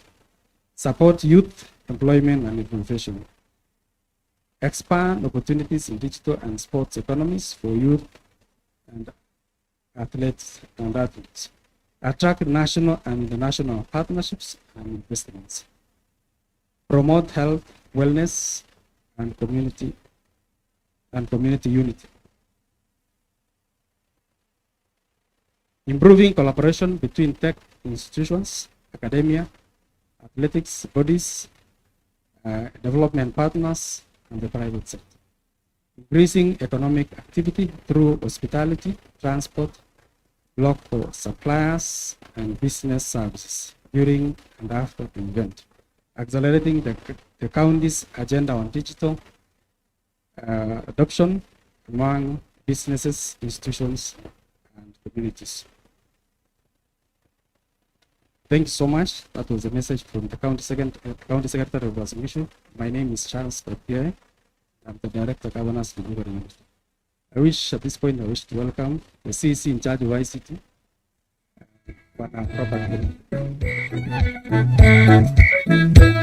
Wapi makofi ya sisi tafadhali. We can do better. All right, DJ. All right, thank you very much. Thank you, Director, and on behalf of the County Secretary, Honorable Philip Melly. I am here today on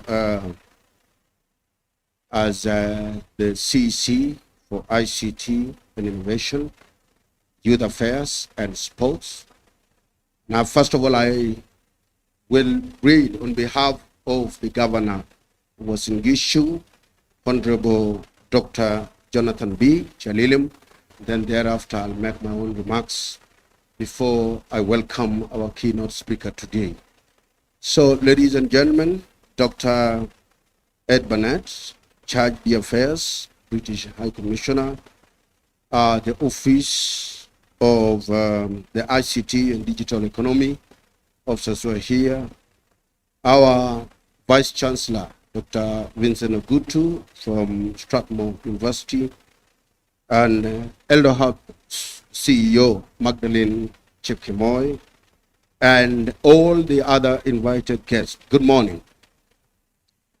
It is my great pleasure to welcome you all to our City of Champions, a city renowned for its sporting excellence and also for the innovation. Every citizen here contributes to our success. Our youth pushes boundaries, innovators creating new opportunities, and entrepreneurs driving economic growth. This is a place where talent meets determination and where hard work turns ideas into achievement. 2 weeks ago, our county hosted the largest AI summit in the country, signaling Eldoret emergence as a hub for technology, innovation, and young talent. The summit brought together thought leaders, innovators, and experts from across the nation and beyond, highlighting Eldoret's unique position as a center where ideas, technology, and enterprise converge, a reminder to our youth that the future is within reach. And today, AI, Digital, and Sports Forum presents another platform to harness this potential, learn from one another, and chart a future driven by technology and collaboration. This is an opportunity to explore how digital innovation and technology can converge with sports, education, and entrepreneurship to empower,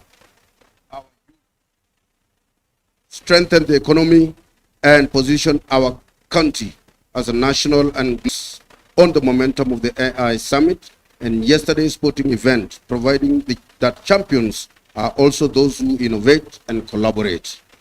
Yesterday, our governor had the privilege of following the EldoHub 10-kilometer race, and he was inspired by the discipline, courage, and commitment of our athletes. Their performance reflects the champion spirit that runs through the county, and it demonstrates how determination, preparation, and innovation go hand in hand, whether on the track, in technology, or in business. Across the globe, artificial intelligence is transforming athletes' training and performance. Smart courts, wearable devices, and AI-driven analytics track movement, providing real-time insights to help athletes train smarter and safer.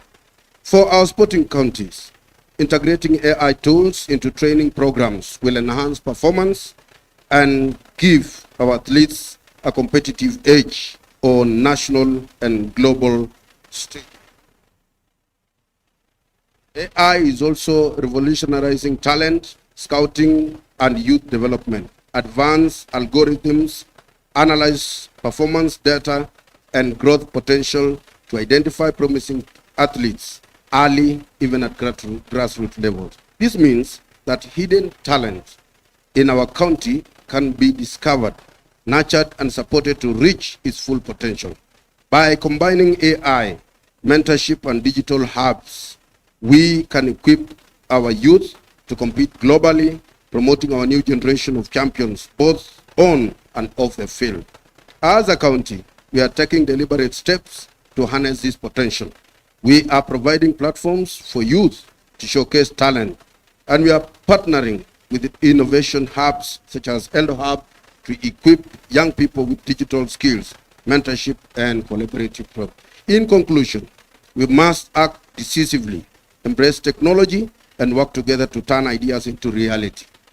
By investing in our people, supporting innovations, and celebrating the champion spirit in every field, we will ensure that our city of Eldoret and indeed our nation remains at the forefront of technological advancement, sports excellence, and economic growth.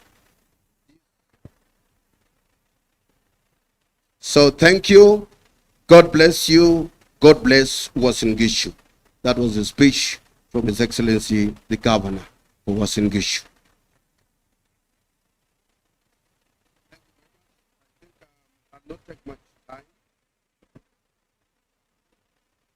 I'll just say a few words before I invite Dr. Barnett. I think, first of all, I want to appreciate the partners who have come together, who partnered together, and I want to appreciate the effort taken by EldoHub, the CEO and the team from EldoHub, to come up with this forum for us to discuss on matters, technology, matters, again, talent, and nurturing talent and training for our youth. I want to appreciate also the office, from the British High Commissioner, who are here for partnering. We have a long history. We have a long history together with the British government, especially in the city of Eldoret. The other day it was a town, it's now a city, and this is where the champions and the conquerors of the world come from. And the only way we have to do, if you can follow history, is that the other era, the era where there was trial and error and attempt, is gone. It is now a reality. We all remember initially when sport, before even the VAR, you can remember the finals of the World Cup in 1986. There's no more hand of God. Things are not reality. We as county government of Wasingishu, we are partnering together with EldoHub for, first of all, equipping our youth with the digital skills that they require. And I want to appraise and thank EldoHub again for having established the first ever training center in Eldoret based on AI. That is where we are going. We as county government, in every ward, we have 30 wards already. And we have started with 6 digital hubs, and we are heading to 10 digital hubs. Then every ward will have the digital hubs to train our youth and everybody. And again, we are trying as much as possible to bridge the digital divide between the urban population and the rural population.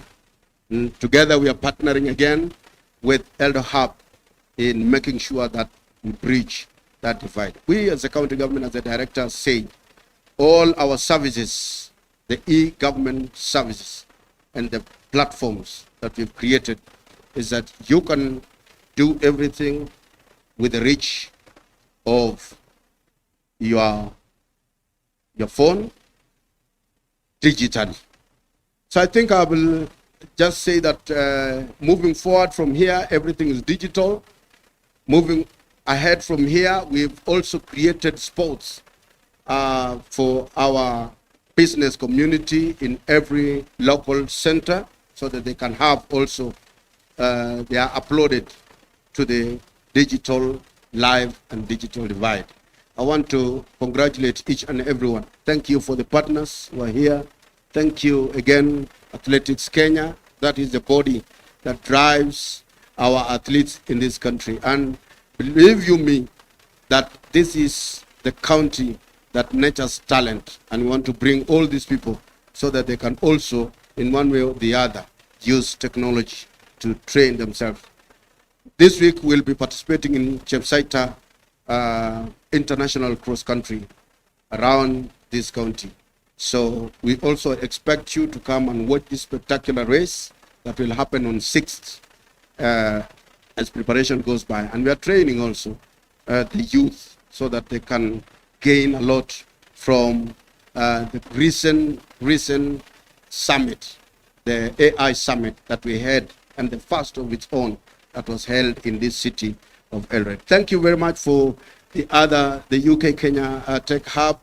Thank you again, the Office of the British High Commissioner, for coming here to Eldoret and working together with us as a county government. You have the biggest welcome, warm welcome in this city of champions. And I want to thank you so much also, Vice Chancellor. Thank you for the insight that you've given us, that in 1 minute or 1 second, things change. In 1 second, things change. The only way we do that is through technology.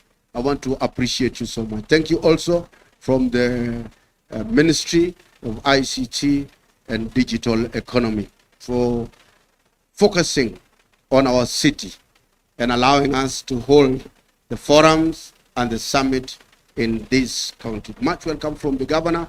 He wasn't, due to unavoidable circumstances, he had another commitment somewhere, but he's given you total blessings to hold this forum for the number of days. And you can extend your days also in Eldoret, because this is the city of champions.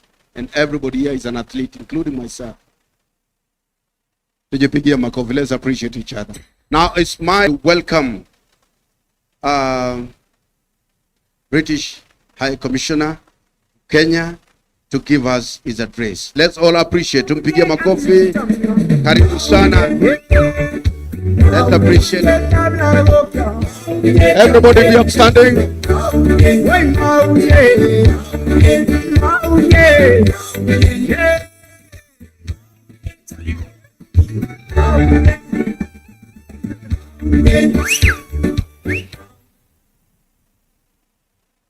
Ladies and gentlemen, good morning. I'm Jumbo. It's really great for me to be back for the second time to the City of Champions, as we've heard, for the second edition of the TechRun that took place yesterday, and for this year, for so many students to come together with this big focus on technology, innovation, and the potential that lies before us. But I think first, perhaps just dwelling on the TechRun and the athletic prowess amongst us here, as we have just heard. I congratulated the Deputy Governor this morning for the progress that his office has made. The Governor last year managed 200 meters of the TechRun. The Deputy Governor managed 2 kilometers yesterday. But can everybody who ran yesterday, whether it was here in the TechRun or anywhere else for that matter, please stand up and give the runners in the room a big round of applause. Congratulations. As a warning, Chet, my recommendation would be condition for participation in the forum is participation first in the run. But really well done to all those athletes. I also want to first just acknowledge all the partners who have been involved in putting together today's and tomorrow's event, as well as the TechRun from yesterday. Hugely impressed the number of partners that have been pulled together, and credit to EldoHub for their leadership, and to the county government for hosting all of us. Thank you too to my colleagues from the UK Kenya Tech Hub and the High Commission for partnering in that endeavour. We had, I think, over 900 athletes across the men and women's 10-kilometer races and the fun run yesterday, in a show of real athletic brilliance in this city of champions. But as we've been hearing this morning, beyond the speed, what truly matters is the spirit, the participation, and the shared belief that Kenya's running heritage is worth advancing through science, technology, and innovation. And we can see that the TechRun has really gone beyond just a race. If last year was bold, this year is Eldoret and Nandi level bold. Today, we move from the adrenaline of yesterday to intelligence, into a forum rooted in artificial intelligence, digital technology, sports science, and innovation. In just 1 year, the UK Kenya Tech Hub, EldoHub, Athletics Kenya, and other partners have helped athletes turn challenges into solutions through university collaboration, expanded access to finance for sports tech startups, and ignited something Kenya has long needed, a space where athletes, scientists, founders, universities, government, and investors come together not just to discuss sports, but to design its future. Look around this room today, and you have local companies like EndoHub proving that Kenya doesn't just produce world champions, it can produce world-class running shoes. Yesterday, after the race, I was privileged, along with others, including Tony from Kenya, to see and hear 6 impressive innovators from 4 universities solving challenges set by Athletics Kenya. And actually just this morning, I think we were hearing from a couple of those pitches. One that stood out for me that we heard about this morning was a solution that will be built to predict injuries before they happen. A real value proposition for athletes. You also have researchers turning labs into launch pads, ADAC partnering with universities to apply science in protecting sports integrity, investors and training camps actively looking for opportunities, and government ministries, Kenya and Athletics Kenya, anchoring the entire ecosystem. With all of these players aligned, I genuinely believe that there is no sports challenge that we cannot solve. And as we've heard, and with thanks to Vincent for his excellent keynote address, there's really no sports challenge that we can't solve. Although the suggestion is that perhaps lowering the altitude of Eldoret may be beyond us. Actually, let's also just put our hands together for Vincent, because whilst he didn't make it, hang on, you don't know why you're putting your hands together yet. I mean, he did give a great speech, but whilst he didn't make it to the TechRun yesterday, Vincent ran 40 kilometers on Saturday because he's preparing to run from Nairobi to Naivasha, which is 88 kilometers in a couple of weeks' time. So good luck, Vincent. And it seems to suggest that there is evidence behind sporting excellence and innovative thinking. So Kenya already has the talent and the altitude. So what we are adding now, and very deliberately, is science, data, and structured innovation. And that combination is powerful. Imagine AI-driven nutrition plans personalized for every athlete. Machine learning models predicting injuries before they occur. Kenyan-built wearables monitoring fatigue and hydration. New footwear designs improving running efficiency by percentages that can be as small as 0.5, 1.5%, but that can make all the difference. And patented sports technologies invented right here in Eldoret. And why not?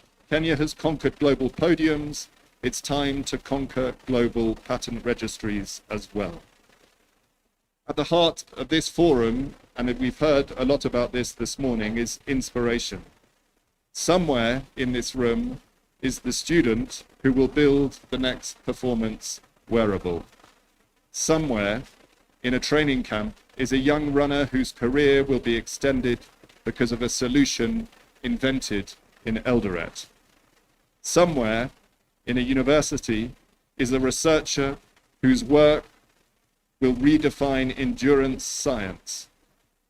TechRun exists to inspire the next generation of sportsmen and sportswomen and sports innovators, the ones who will not just run the race, but design the technology behind it. So today and tomorrow, let's be bold, let's be practical, and let's be visionary. Yesterday, we ran, some of us. Today, we think. Today, we innovate, and if Kenya continues combining talent, science, and technology at this pace, I believe the next world record may not only be broken, it may be designed. As the UK, we are proud to be early believers who do not just clap from the sidelines, but act in partnership with you. And we will continue walking, in fact, we will continue running alongside you as this movement grows. Asantani sana, let's get to work. Thank you. We can do better than that. Asante sana. I want to seek your indulgence before you sit kindly. The guests who just spoke to us, we want to just have a photo with you. And then Magda, CEO EldoHub has some gift hamper for our guests. So tafadhali DJ, give me some music as they come back to stage. Karibu sana director, karibu sana CC, Vice Chancellor, Dr. Vincent, karibu sana. Thank you. DJ, nipatie, bring them on stage. Nipatie moja ya Rift Valley. I need to get them dancing, eh? Beautiful. Karibu sana. All right, thank you. All right. Beautiful. All right.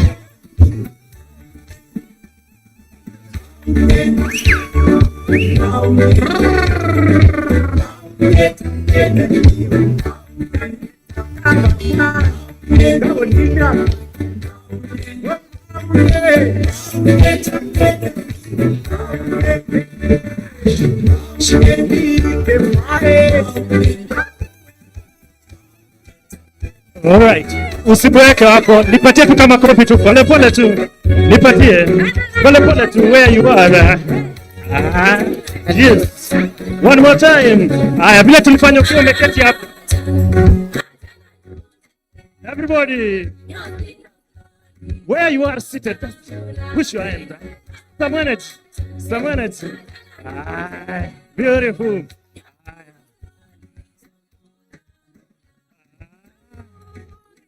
One more time.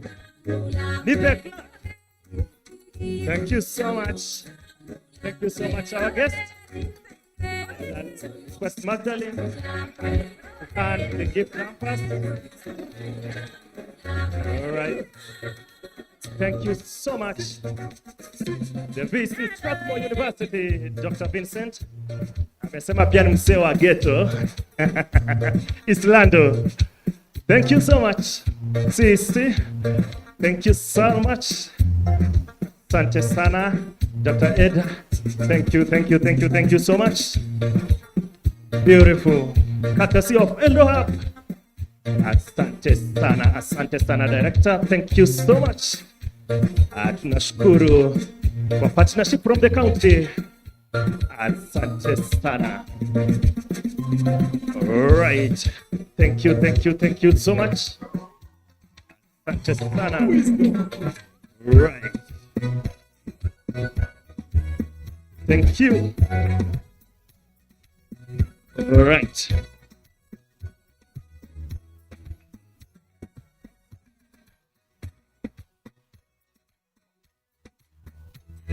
Thank you so much. A round of applause as they take their seats back. Asante sana. Thank you.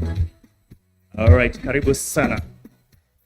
Thank you so much to our guests for the support and for sharing the key insights, starting from our keynote, the guest speaker from Vice Chancellor Strathmore University, Dr. Vincent Ogutu, the County Government of Wasingishu, led by Director, as well as also the CEC, His Excellency Arab Keme. It still keeps coming. Yes, and also the CEO for Trade. I will also want to appreciate you from the county. Tony, Dr. Tony, who is the CEO at Kenya, as well as also the CEO, AAR. Please, let's appreciate them. Asanteni sana. Thanks for the support as we allow our High Commissioner also to leave. Asante sana. All right. Asante sana. And I would like to hand over back the program for what is next. So we have a lot of things in store for you. And we have so many other guest speakers who are yet to speak. All right. Yeah. Thank you so much. Let's appreciate CEO EldoHub Magdalene tafadhali. Tumpatie makofi tafadhali. Tumpatie makofi. Asante sana. Tumsaidie. Aha. Boss. Naomba munisaidie tusongeshe podium kule. So as we get that ready, yesterday we tried something with the team that was presenting, and I want us to try it today. So just point at me like this with your right hand. Just point at me as we set this. Just point at me straight like this. Feel free for now.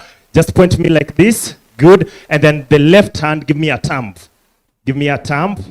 All right. So we have you pointing me and you giving me a thumb. So they should be like this. Hii ni yako. like this. So when I say switch, you switch. So the left hand points at me, the left hand gives me a thumb spontaneously. Aya, wacha niangalie his excellence. Tuende kazi. Switch. Jesus. Switch. Switch. Doc, let's try this. Switch. Switch. Switch. Wachana nayo. I have a lost key. This is for a Honda, so you can see me.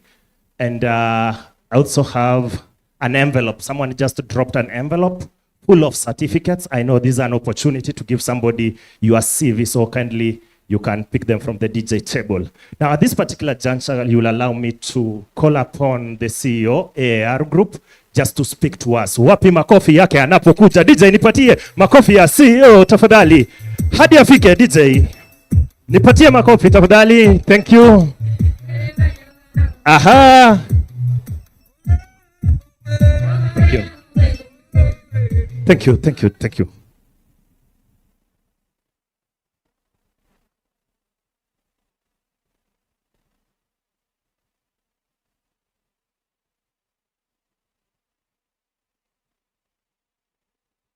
I know the British High Commissioner has left, but I'll still start by recognizing him, the Vice Chancellor, Strathmore University,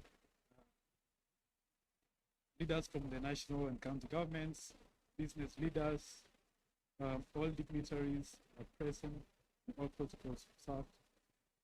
Ladies and gentlemen, good morning. Good morning once again. As has been mentioned, my name is Justin Kosgei, I'm the CEO of AR Insurance, and I'm very privileged to be here today. I also come from around here. I come from Eldoret County. Also, this is my home. I have a home county extension, and therefore I'm grateful to be from the home of champions. All the counties around here, they are all champions. They all have champions in their circle. So really happy to be here today. So it's a privilege to stand here in a city, not just in Kenya, not in Africa, but all across the entire world. I think we are among the very few places that is known, and mainly because of the sports. City of champions, a city where endurance is a way of life, a city that has shown that discipline, consistency, and courage and excellence is possible. And that is exactly why we are here today, to talk about how we can move from endurance to excellence in this digital era. I got the theme, I can't see it today, but the theme was accelerating digital transformation from endurance to excellence. So that is very heavy, that's very big, and it's actually what we heard today has been said even by the other speakers. So before anything else, I really appreciate and honor the EldoHub, as English County Government, British High Commission, all the partners that have come before us, because this platform creates a platform that is meaningful. It brings innovators together, entrepreneurs, youth, and the leaders. So a platform that even brings the community together through the initiatives like the marathon that has been had yesterday, reminding us that transformation is a journey we run together. Therefore, it's a vision that we appreciate, and thank you for believing in the potential of the people.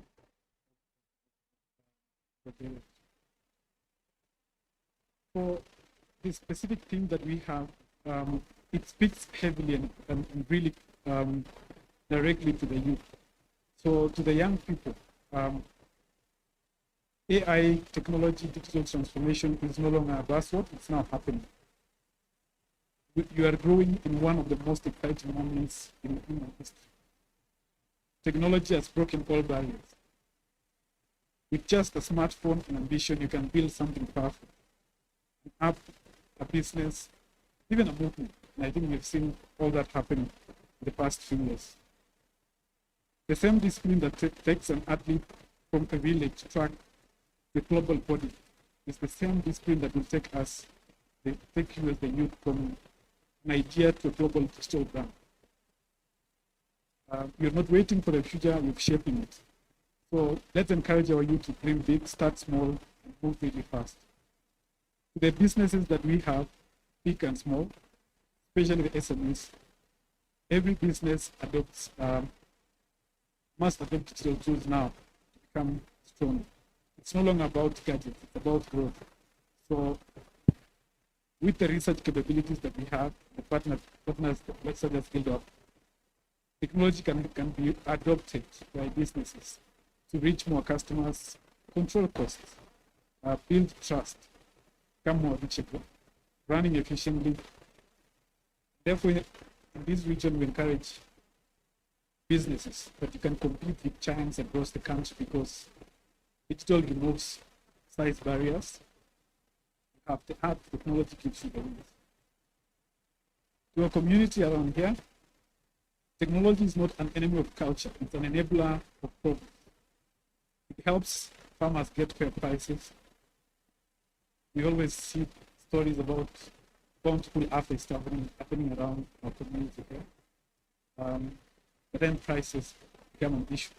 With technology, we can fix that. It helps patients get access care very fast, helps families save time and money. Students learn bigger. Now we have online classes. And when the community embraces technology, it becomes unstoppable. So let's build, let's research. We have all the capacity to provide these solutions to our community. And to our county government, the local authorities, let us support our youth. I know that we have departments and ministries dedicated to youth, but let's find ways of bringing technology in and encouraging innovative digital infrastructure, training, and partnerships. We can see a kind of a Silicon Valley around here that can take the economy further. I'd like also to say that when it comes to athletics, the region has given us some of the greatest athletes. I went to school with some athletes that I still value to date, I still admire. Imagine combining that athletic excellence with digital innovation. So we have room to do wearables for training, data-driven coaching, digitized talent management, smart marathon tracking. I know that's happening already, but we can develop solutions that actually have home developed from here. Sports tech startups that can be built here to help with all this, including even the tools that we use, including clothing, shoes, and other merchandise that can be offered to our athletes.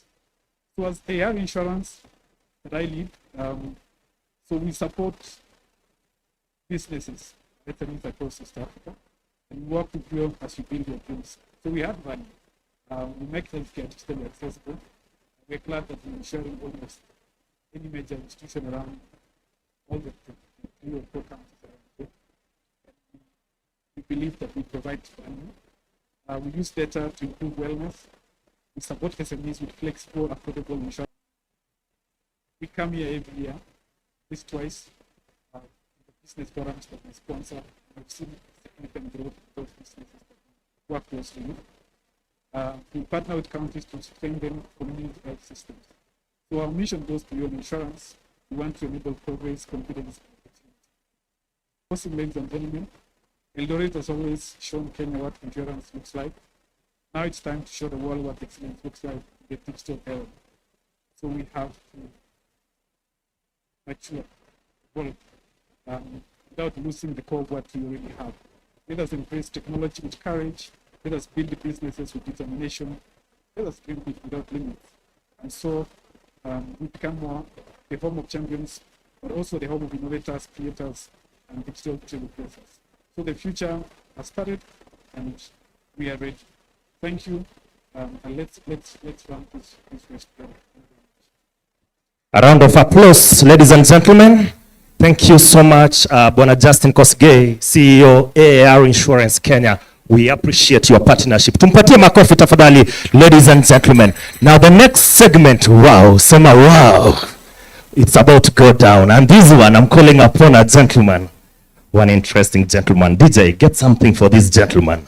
He goes by the name Enos Weswa, Country Director, UK Kenya Tech Hub. He's going to moderate the next section. Wapi makofi, nilete Enos. Na kuja na style, Eros. Mabega kidogo. Na unaona batishi. Thank you DJ. Karibu. Good morning, Eldoret. Good morning once again. Wangapi wali attend the last TechRun? By show of hands. TechRun, yeah, let's keep it that way. And the panel that we are just going to listen to is a very exciting one.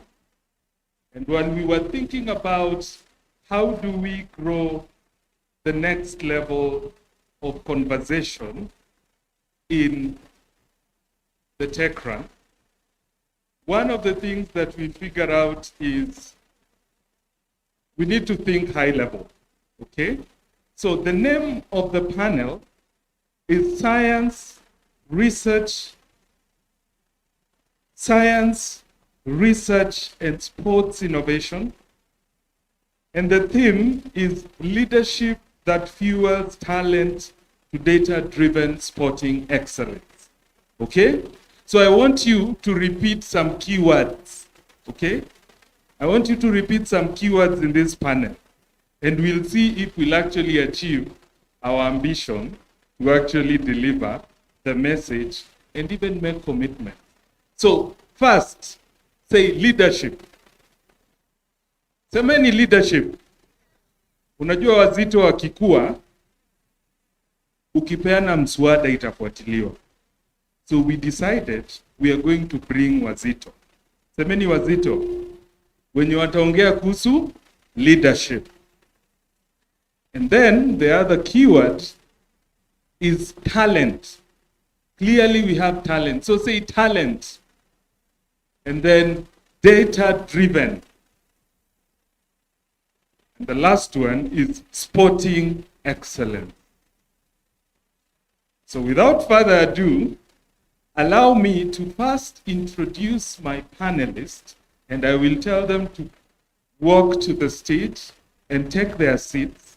And then there's no better person to sort of frame the discussion and submit what we are going to discuss other than Dr. Tony Omwanza. Dr. Tony Omwanza, a round of applause. He is the CEO of Kenya National Innovation Agency.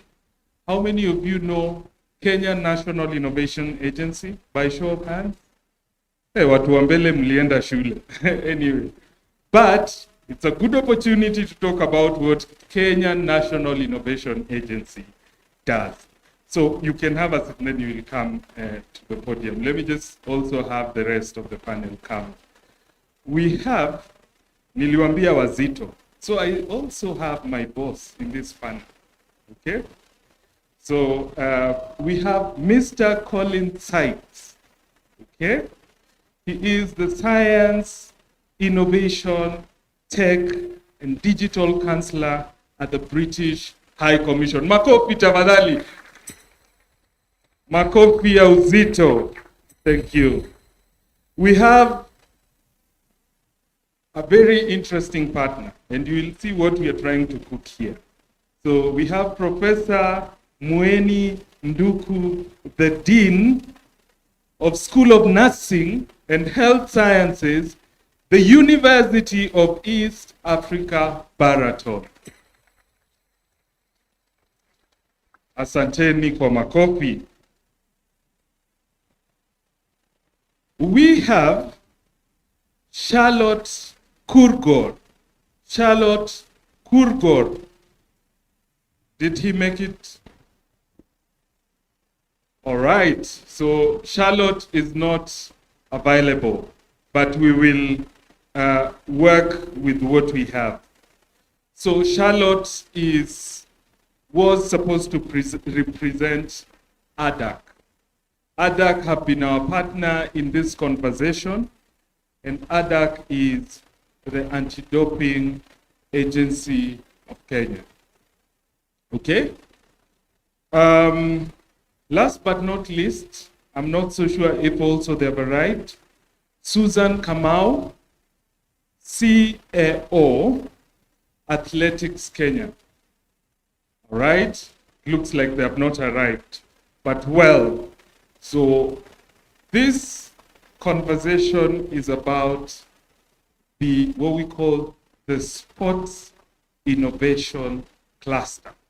And be a neighbor, the Sports Innovation Cluster. Nakani maneno magumu, lakini they will simplify for us. Okay? Are we ready to understand what that means and how we can sort of support this innovation agency? I'm here just to engage a little bit about a vision that I have for innovation. Because sometimes when you're not from within, there is a way you look at things which is slightly different. I hope the seed that I plant here will grow into something that we all look back many years down. So let's go to that short presentation where I'm trying to paint a picture of Eldoret as an epicenter for the sports innovation cluster of Africa. And what I'm toying around with is based on what we do as an innovation agency. Yeah, you can put the slides up, please. Yeah. The innovation agency is set up to develop the national system of innovation. We've been on this for the last 5 or so years, put together an institution and a team of people, and have identified priorities that we're working on. The area of focus is how do we build more jobs and more enterprises that are leveraging innovative ideas. Yesterday, for example, we listened to some of the innovative ideas in sports. And what I asked myself as an innovation agency, how do these ideas thrive more to become scalable enterprises? So the measure of success for us as an innovation agency would be, okay, if there can be more collaboration between private sector, government, academia, media, and so on and so on, civil society, that's a good measure of success for a national system of innovation. And in a little while in my presentation, you'll see why I say so. Secondly, is that we will have outputs. A good measure of a successful innovation ecosystem will have some startups that are emerging, and they are scaling and creating jobs. We'll see new services emerging. We'll see new products that are emerging. That's the second pillar. Thirdly, there will be vibrant demand. In other words, when that person develops that solution, somebody will consume it locally, regionally, or globally. Next page. So to start that journey off, we put together a 10-year innovation master plan. We engage a number of stakeholders to get a sense, okay, so where do we go as a country in the context of innovation? And the head of state was kind enough to launch this master plan on 27th of November last year. That master plan has about 5 pillars that we work with. One is strengthening human capacity for innovation. From the highest person, whether the head of state, to the lowest person in kindergarten. Capacity continuous development. Second is around access to infrastructure that you need, whether it's going to be connectivity, whether it's going to be a lab, whether it's going to be a technology transfer office, name it. Thirdly is that we're going to improve access to funding. Now, that doesn't necessarily mean I give you money, but it also means that I point to you where you will need the necessary resources. And we need to think through how we make sure we have appropriate financial instruments at all levels. Number 4 was access to markets. So yes, these ideas that we are developing need to always be connected to the market. That's how they will raise even more funding. And last but not least is to ensure that our policy environment is aligned. And this is how we've been thinking about things like IP policy for our country, for our nation, for our institutions. I took a bit of time on that slide to lay that foundation because this cluster that I'm going to talk about is about those 5 pillars. Now, within that master plan, we thought of clusters. Now, my next slide talks about what is this cluster. So it's a cluster-based approach as an innovation agency. One is to say, let's bring together related businesses, organizations, institutions in a geographical area to foster collaboration, share knowledge, and drive competitiveness and innovation. Can you see why Eldoret now starts to feature in your mind? Because we are bringing together related, right? And that's our job, to try and bring together this related, and that's why I'm. Then we started thinking about a set of clusters. We've got a number of them that we are playing around with, and you can see sports is one of those. Why sports? It employs a lot of people. creates a lot of opportunities for me, inspire. If there's anything that brings people together, it's a soccer match, for example. You see a lot of energy and enthusiasm. Next slide, please. Okay, so let's go to that sports cluster and be a little more specific. Next. This will be a concentration of individuals, organizations that work together to develop, test, commercialize, and scale new ideas, technologies, services, and business models in sports. So what's the issue? I am now positioning you for the next 10 years that let's ride on this excellence that God has given us in terms of sports. And now can we build new ventures and services and products over and above what we have? Next, please. So these stakeholders are going to be our athletes, our startups, our universities. And this is why we have some of the panelists on board. And sports federations, funders, corporates, and government to pull together for what? To strengthen that innovation in the sports sector. Innovation in the sports sector. Next, please. Okay, so at the end of the day, we're trying to drive our economic growth forward in issue and athletic excellence of this city of champions. Next, please. So this cluster will aim to transform sports into a greater economic and innovation engine by enabling the following. This is what we're going to do as leaders. Now you ask me about leadership. One, next please. We're going to think about how do we increase speed of ideas to market cycles. I know we worry about this all the time. How do we move our ideas faster to market? Two, next, is improve athlete performance. Three, is creation of new sports technologies companies. Four, is job creation. And number five, is global competitiveness in sports. That's our aspiration for the next 10 years. Now let's go into a little more specific. These are the things we need in place. Next, please. Is we're going to strengthen our research and sports science. And this is why I was talking to the academics in the room, from Strathmore to Baraton in the room. How we strengthen our capacity building. Remember, I said that was pillar number one of the master plan. We are localizing it to the sports. Thinking about technology development, whether we are talking about startups that are building wearable sensors. Yesterday, as I was running, I was with gadgets tracking my movement, and I asked myself, how many of these can we build and better for this altitude in the next 10 years? Number three is we strengthen talent and skills. From training to the coaches, I was wondering, where can I go for training as a coach in any of my contexts? Where can I go to become a sports manager for athletes, and so on and so forth? That's capacity. Last but not least, we're going to strengthen our business and investment environment, and this is where EldoHubs of the world come into play. And we need to increase the numbers of these facilities to provide the support they need. Next. Okay, so why Eldoret? It's obvious. Someone asked me, why would you ask that question? Well, it's Eldoret because of the high altitude. We're talking about 2,100 meters above sea level. Regional sports tourism, people come to Eldoret for this reason. Home of champions, it's a great tagline. Existing training camps and athletes ecosystem, proximity to universities and research centers. It's obvious why I choose Eldoret. Somebody else might define it otherwise, but that's what I think. This becomes an epicenter. Next. Okay, so let's think about the key things that we're going to do to pull this together. Key thing. I'm just going to pick in two for now. There are several, but these are some of the things that I want us to think about in terms of pooling, the pooling factor. One is the institutions. So if you hear me talk about Baraton, if you hear me talk about Moi University, the University of Eldoret, and so on and so forth, it's for a reason. EldoHub, KMTC, and so forth. The university, I am looking more and more for the capacity building, right? That speaks to the needs of the region. Training centers, of course, I know we are visiting some this afternoon. 3 federations and county government. You see, this is where the anchorage is going to be. And that's the key word, anchoring. And last is the innovation hub. These 4 players, or 5 for that matter, will form the nucleus of this cluster thinking. All right, the next thing we want us to spend time on is growing a strong startup and innovation pipeline in the region. Yesterday, we had that privilege to listen to a few. Of course, from our universities, we expect a lot more, and we keep talking about entrepreneurial universities over and over and over again, because the output will be some of these ventures. We're encouraging more young people to create ventures and solutions to society. So, in terms of the stages and how we're going to move on, Come 2026, we're going to spend, as Innovation Agency, we're going to spend some time in documenting these clusters and how they're going to move forward, who will be the face of them, coordination exercises, and so forth.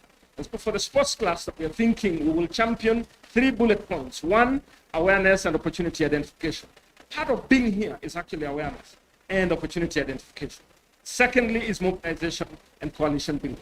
We want people to speak that language and feel that they are part and parcel of that process towards something really, really greater that transcends all of us. And that will help us to try and build a 10-year plan of what does this innovation cluster at the heart of Eldoret look like.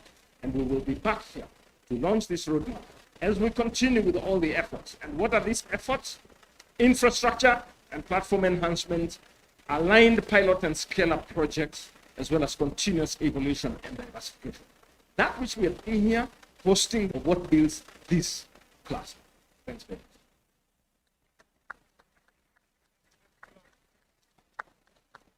Kindly, another round of applause to Tony. I don't know if it's complicated, your work, or if we are getting there, right?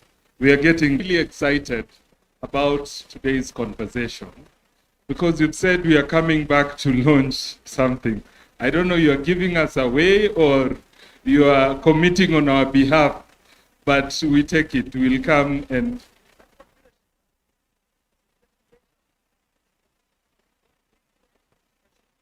just make some kind of commitment. I will be there. We will be moving together. You know, I've got to set the tone and the pace. That's what leadership does. you've answered quite a bit of the questions I wanted to. It looks like I shouldn't be sharing answer questions way ahead of time. But just on the same, you spoke about quite a number of things. You talked about institution, anchoring in institution. And we are privileged to have Dr. Mweni, Professor Mweni from the East Africa, University of East Africa, Baraton. And I don't know how many of you have actually, when I went to Baraton, it was my first time a few days ago, and they gave me bread. I don't know how many of you know about Baraton's bread. A few of you, by show of hands. These guys have gotten it. And I'm not just meaning it to because I'm looking for partners, no. But they actually have a very interesting nutrition focus. And yesterday when we were listening to startups, and even today morning, they mentioned about nutrition. I don't know, ask your neighbor, what percentage of nutrition are we attaching to athletes' performance? If they know. If they ask ChatGPT, then I'll be looking for answers from you. But let's move to Professor Mweni. Professor, just describe to us what, in terms of the university vision, okay, and you really support it, and you've done quite a bit of nutrition for athletes. And I feel that is quite an interesting angle to look at it, because we would be talking about quite a lot of artificial intelligence and digital, but this issue of nutrition, and actually ADAC, you've worked with ADAC in terms of how can we use nutrition to basically curb doping, because it narrows down to what you take. So paint to us a picture of how that journey, include vision to it, and see how it plays in this cluster that you're trying to build as an institution. And maybe perhaps, if you have a promise, you will be free also to tell us what are you promising to us. Thank you so much, Mr. Enos. I just want to salute all of you. Good morning, good afternoon, and good morning. We're almost there. Yes, the University of Eastern Africa, Baraton, we have had a burden for athletes. And the reason is, although this is the city of champions, We come from Nandi County, that's where the university is, and it's the source of champions. When we produce them, they come now to the city of Eldoret, and that's why we have been bothered about it. So in 2018, during Corona, just before Corona, 2018, 2019, I think if you remember those who care to follow athletics, there was a lot of doping going on. And we had quite a number of our people disqualified, and we felt we needed to do something about it. So we organized a workshop at the university. We collaborated with ADAC, as he has mentioned, and we also collaborated with the Nandi County to bold very on board important athletes like Patrick Sang, I think Chelimo was also there. And we were so excited to have them on board. And we have a camp in Kapsabet. We also invited them. And we went through a 2-day workshop on nutrition. And we just wanted to tell them nutrition is key when it comes to endurance and performance in athletics. And 2020, we really didn't do much because after that, we were like, okay, what next? But this dream never left our minds. It kept on lingering. And just to show how committed we had to this, just last week on Friday and Thursday, 26, 27, we hosted the British Commission. They were there and they brought back this thought to us. And for sure, the university is committed to this. And showing up here yesterday, we had a big team, if you noticed, if you saw. You saw our bus, we were around, and we are there, and we are committed to support this. Why are we placed to support this? At the university, we have several departments that are really on this. We have a department of public health, we have a department of nursing, and we have a department of nutrition, and this department is willing even to, somebody has just mentioned here, we want now to have AI incorporated in helping us to come up with products that can be used by athletes. So we are ready to take the lead and we are willing to support the dream and this cluster of sports. Thank you very much. A big round of applause to Professor Mweni. So, Tony, if I may ask, is University of Baraton what you're looking for as a big part of how you're going to anchor this innovation cluster? Thanks very much. I mean, I would say yes and no, in the sense that we need the universities in the room, without a doubt. When universities pick niches and pick areas of focus in contributing to these clusters, it makes a very big difference. Why? Because thought leadership, research, prototyping, capacity building are somewhat taken care of. Now, it's very easy.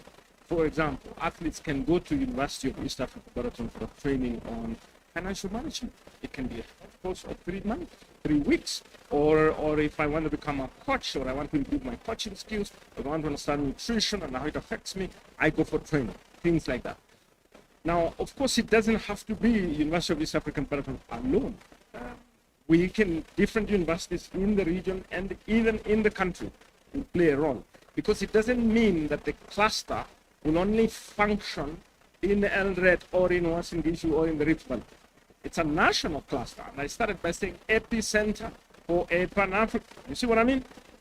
So, for example, I spoke to the Vice Chancellor, Strathmore, and said, is there a course for sports management in the university? I was asking a leading question, right? And I was asking that in the context of the country, right?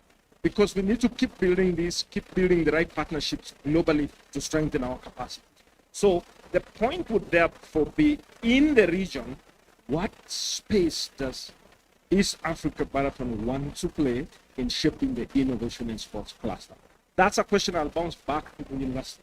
So I've got a couple of options here. What do you want to run with?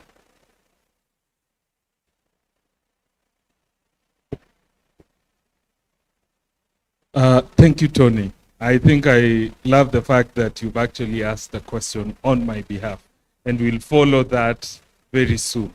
But before we go there, we know we are also working on cluster approach to deliver on something substantial, to deliver outcome, real outcome. And I just want to have Colin, your experience. You have really supported this cluster approach. And one of the things you have been sort of working with Kenya was just to explore some that have been very successful in the UK, and sort of having that journey of knowledge transfer and exchange and collaboration. I just wanted you to sort of paint a picture for us how some of the leading clusters in the UK have managed to deliver on the outcome that we're talking about, and things that we can learn, we can leverage on, and so that we also get the outcome of what we are looking at right, and also just sort of get that knowledge exchange right as well. Thanks very much, Enos. And it's hard actually to go after what you just said, Tony, because a lot of what you're doing here is already international best practice. That's what you are trying to create. So I was scribbling down as you talked just some of the lessons that we've learned through the UK cluster approach, but also through the discussions that we've had between the British High Commission and Kenya. And this is not to say that the UK has got it right in this area, and that is one of the reasons why we want to work with you, because this is a constant learning process for all of us. But what we have seen is a big impact from that cluster approach in the UK in terms of growing a sector, growing an industry, critically creating jobs, and growing the economy in those areas where you put the cluster. So the first thing I was going to say to you is you should definitely build a sports innovation cluster. But you've kind of undercut that by saying that that's what you're going to do, which is a good thing. And the way to think about the cluster is it's not just a single program. This isn't just a short-term thing that you're going to do for a year in Eldoret and then move on to something else. This is about building an ecosystem, a whole ecosystem for the long term. And as you say, this is not just about Eldoret. It will have great benefits for Eldoret, but this is the national cluster based here.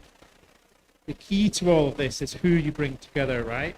So this is about government, it's about industry, it's about academia, all of those institutions coming together to solve some of those problems. And that's where you get the innovation from. It's from those conversations. But it's also the framework for how you turn those ideas, those innovations into something that is commercially viable, into the thing that creates money, into the thing that creates jobs. The event here, both last year, I was here at the first TechRun event, and this year, just yesterday and today, it's really, really clear that it can be done here. You have some very unique advantages in Eldoret, obviously on the sporting excellence side, world-renowned. I was struck again just by the strength of the ideas and the innovation that came out of the discussions we had at EldoHub yesterday. So the innovation is already here as well. So there's something definitely to build on. Of course it should be in Eldoret. As you said, it's kind of obvious. But I think sometimes we get stuck in a place where, we're the same in the UK, everything should be in London. And we've tried very, very consciously with the clusters to place those in the place where it makes most sense. Where are you going to have the biggest impact? And I think in Kenya, that means Eldoret. So I think it's an obvious, but sometimes more difficult than you think decision to make. The other thing, I guess, is just this challenge-led approach. Again, we saw it with EldoHub. We've seen it through lots of events that the Tech Hub, EldoHub, and others have been working on. It's that mindset of starting from a problem and that leading you to prototypes, issuing the challenges. What struck me so much about yesterday's event with the ideas was they were all about solving a problem in Kenya. So it was about nutrition, it was about wearable apps, about tracking data, all of that kind of stuff. All of that exists already in different forms, right? But it doesn't work specifically for Kenya. And I loved that about all the ideas. It was like, this thing that the rest of the world has given us does not work in a Kenyan context. So how can we design something that is specific to here that then will have global impact? So how can it look at terrain and altitude? How can it look at local ingredients? All of those things can be scaled to other regions of the world as well, but they're not being done yet. So that was what I loved about that as well. Sort of keep it local, and use it then to scale to other things. Talked a bit about anchoring the cluster with long-term partnerships. I think just to pick up on some of the other work that we've been doing on the biosciences cluster, for example, where we're trying to support Kenya and doing something similar. That's partnerships here, but also, in our case, partnerships with the UK.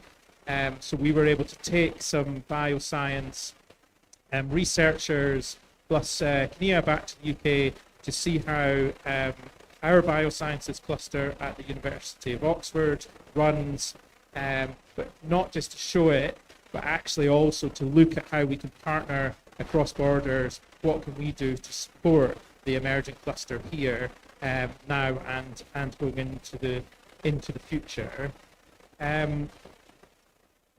As you've just mentioned, you've got talent in the universities. Again, you can see that yesterday. It's there. But as you mentioned, there needs to be a specific conversation about, other than just the students coming up with great ideas that you then take forward, how can the universities as institutions support that too? How can they adapt their courses? How can they have specific individuals that are experts in certain things that can then support the institutionalization of some of this stuff?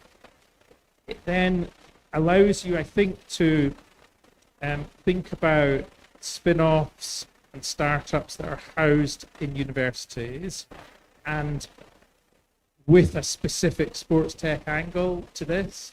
And I think if you can get the support mechanism right, there's something really, really strong in that. We have a good example in the UK, the University of Loughborough, which is for several years now been ranked the top university in the world for sports. They combine these two things very well, right? Sports science, sports education, but also a very, very strong offer on startups and spin-offs. If you can combine those two in that specific area, you've got something really, really powerful. And I think that's worth looking at. A couple of other things. You talked a bit about infrastructure. Again, this is about a shared understanding of what that infrastructure needs to be. I think that it's open to everyone. This is not the time to be competitive. This is collaboration. That might be specialized facilities, particularly to support, I think, it's crowdfunding. There's a very specific reason why we have chosen this area to work on. And part of that is about, we believe in the system. We have seen it work, not just in the UK, but elsewhere as well. This system of clusters works. It creates money, it creates jobs, and it can work here. But beyond that, we really, really believe that it can work in Kenya. We believe in Kenya, we believe in Kenya and the things that you've set up. And we definitely believe in Eldoret, that this is the place to base that model. It works, we know it works, and it can definitely work here. Thanks. A round of applause to Colin, and that was quite elaborate. And I know when it comes to, yesterday I was interacting with startups. And one of the things that always startups are keen to mention is, what are we going to win? Okay? Are we going to be funded? Okay? And the idea of funding led me to just give them a very tiny story of the Presidential Innovation Award that catalyzed one of the startups. And to draw that journey, it wasn't in sports tech, but it was in assistive tech. So one of the organizations that was funded by FCDO initially was called Innovate Now, or is still called Innovate Now. Then they moved from Innovate Now, which used live labs to get them to work with persons with disability. And this was to do sign language. Okay, I'm just painting a picture of that movement, their movement. And then at some point, they were in this innovation challenge, and they came out, they persisted. Of course, the team, they had some challenge. KQ was kind enough to ask them to translate a few words, but the information we got, they couldn't. Okay, so we were a bit discouraged, but they went ahead and persisted. And when they got the opportunity to actually get to the Presidential Innovation Award, and I think they were the finalists and eventually the winners. That's Eli Sabatia of Serve. And you see that journey, it's collaboration. You see that journey is infrastructure that is supposed to support this until they end up getting the Presidential Innovation Award. And this is really practical.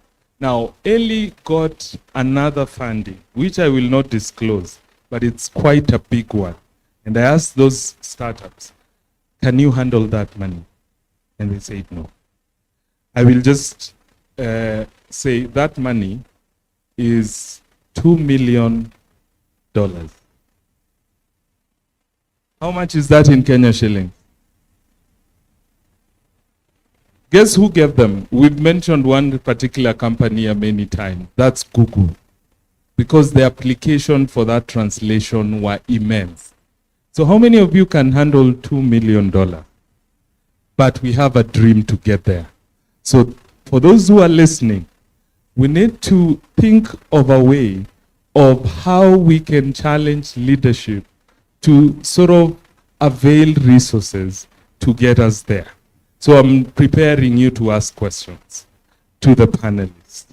But before then, I know, Tony, you had asked Prof about their specific position, how they want to position themselves in this sports cluster.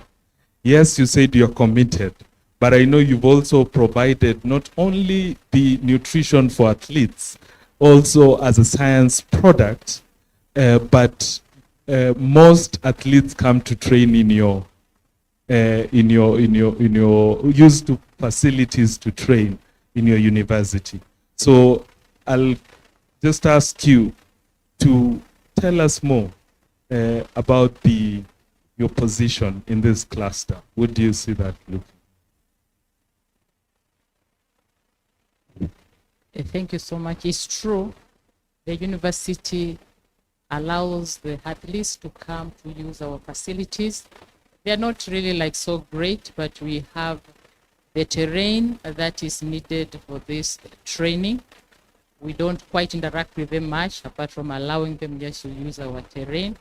But when the dream, which is being built here in this meeting, when it works and this hub comes to existence with the sports in addition, I envision 4 things that are going to take place. Number 1, I see it will help in training these people, and this training will not just be the kind of training they do today.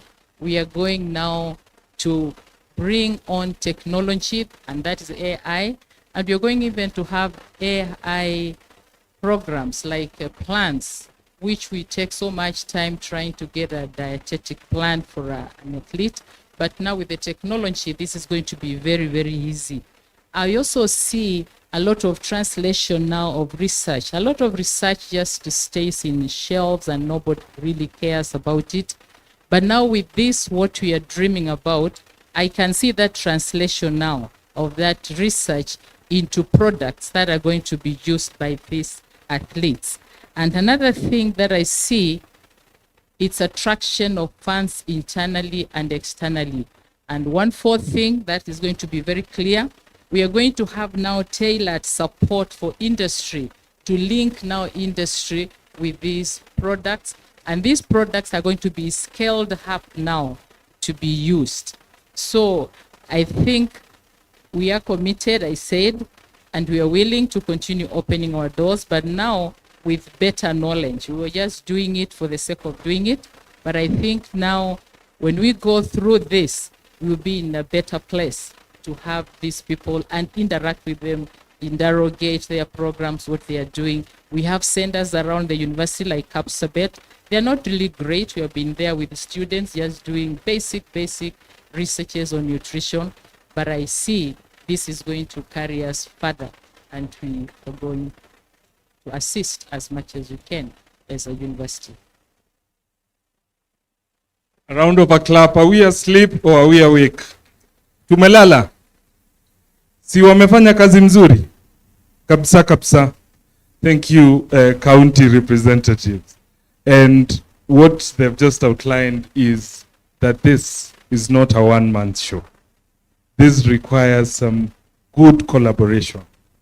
And that's why we always say, friends, we build relationships, we build friendship that actually can transform a lot, okay? So I know we have the University of East Africa Baraton, but we've worked with three other universities. And this is just to show the power of collaboration.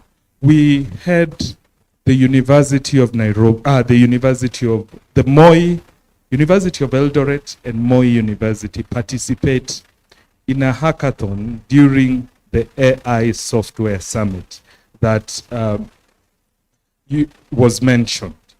And I think it's a testament that as university, they can work together and they can shape the kind of narrative that we are looking at. They can impact, and we can see more innovations coming from the university.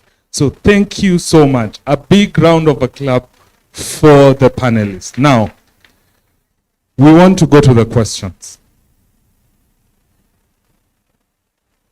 I would want also your help, MC, but anyone with a question directed to our panelists, by show of hands, kindly lift your hand and the mic will be handed to you. Thank you.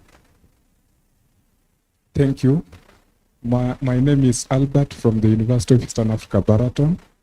My question goes to Mr. Colin Sykes. We embrace this AI technology, which is doing marvelous. But also, alongside, it has the element of automation. Now, one of the challenge to our youth is unemployment. So are there mitigation measures that the UK government is putting up to work with the Kenyan, or several initiatives that can help so that we don't encounter those kind of challenges for future? Thank you.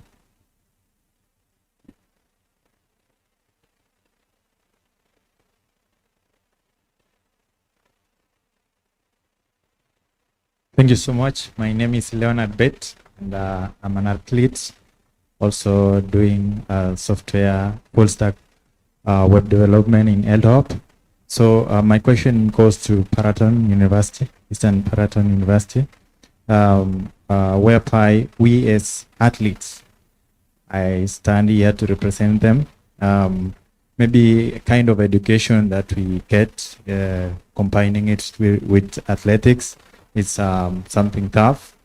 And we end up not maybe proceeding to university level.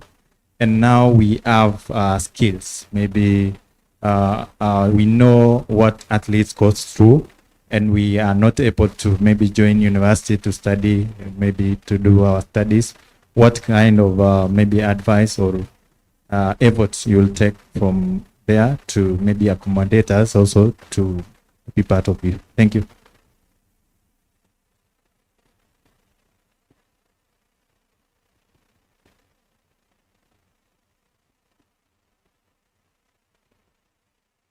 Thank you. My name is Yasin Hassan. I'm a business coach attached to EldoHub. My question goes to Mr. Tony Mwanza, Dr. Tony Mwanza. Question revolve around the ecosystem support. Many innovators build successful proof of concept that is by struggling to commercialize the scale up. What specific financial programs does Kenya have to help cross the valley of death? Because you see, like today we are celebrating, we have many ecosystem, but comes next year, we'll be surprised maybe 2 or 3 have survived, the rest have died. Thank you.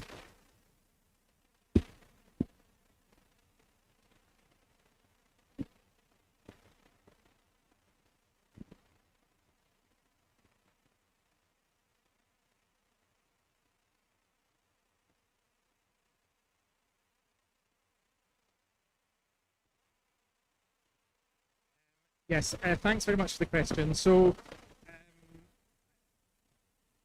I think that the way to look at AI and the way that we've looked at it here, so we partnered up with the government of Kenya on AI, but also on a lot of the technology that sits behind it, so digital access, particularly for vulnerable groups, women and girls, persons with disabilities, remote regions of Kenya. And that's really about making sure that nobody is left behind in the digital world. And that phrase is a recognition that we are in this digital world. AI is a reality. And that what we need to do really is to think about what is Kenya's economy going to look like in 10 years, 15 years, 20 years time? And how do we prepare for that? Both in terms of building digital skills, which we support on. We've helped train 1.2 million Kenyans in digital literacy skills together with the government. But also how we create the right jobs. It's all very well, being skilled at digital and tech, but if there's not the jobs there. But we think those two things are coming together. If I look at the ideas that came out of the Innovation Challenge yesterday, they are all trying to do something that is not being done at the moment. They are all trying to solve a challenge that we are not currently addressing. So I think there is a huge opportunity in AI to both create jobs, the coders, the innovators, the companies that are going to help us do these things. But it's also helping challenges that we can't do at the moment, and there's real opportunity in that.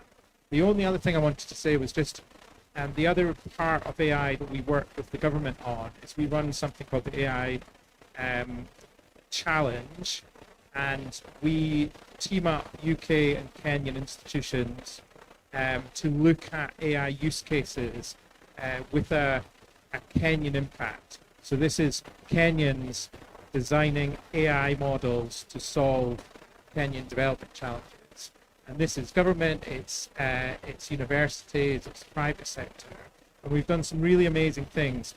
And the reason why we were really keen to do that, why we're putting money behind it, is that a lot of the AI use cases at the moment are done with North American or European angle to it, sort of global north use cases. There's not enough use cases in an African context, in a Kenyan context. And we really want to support Kenyan innovators to look at those things. And that is the future of the economy in Kenya. And young people, as they develop those skills, those jobs will become available. And that's the combination that we're trying to look at. And it's exactly through innovation clusters that we can bring those things together. How do you use tech to take research and ideas into a place where they create jobs for the future? And we've certainly seen in the UK context and in others around the world that you follow this cluster approach. And the more you enable tech from the start, the more jobs it creates. So we see it very much as an opportunity rather than a threat.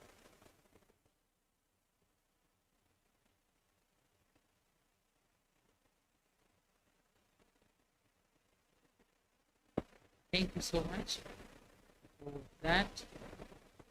The university has transitioned to online, so we are very capable of assisting you people.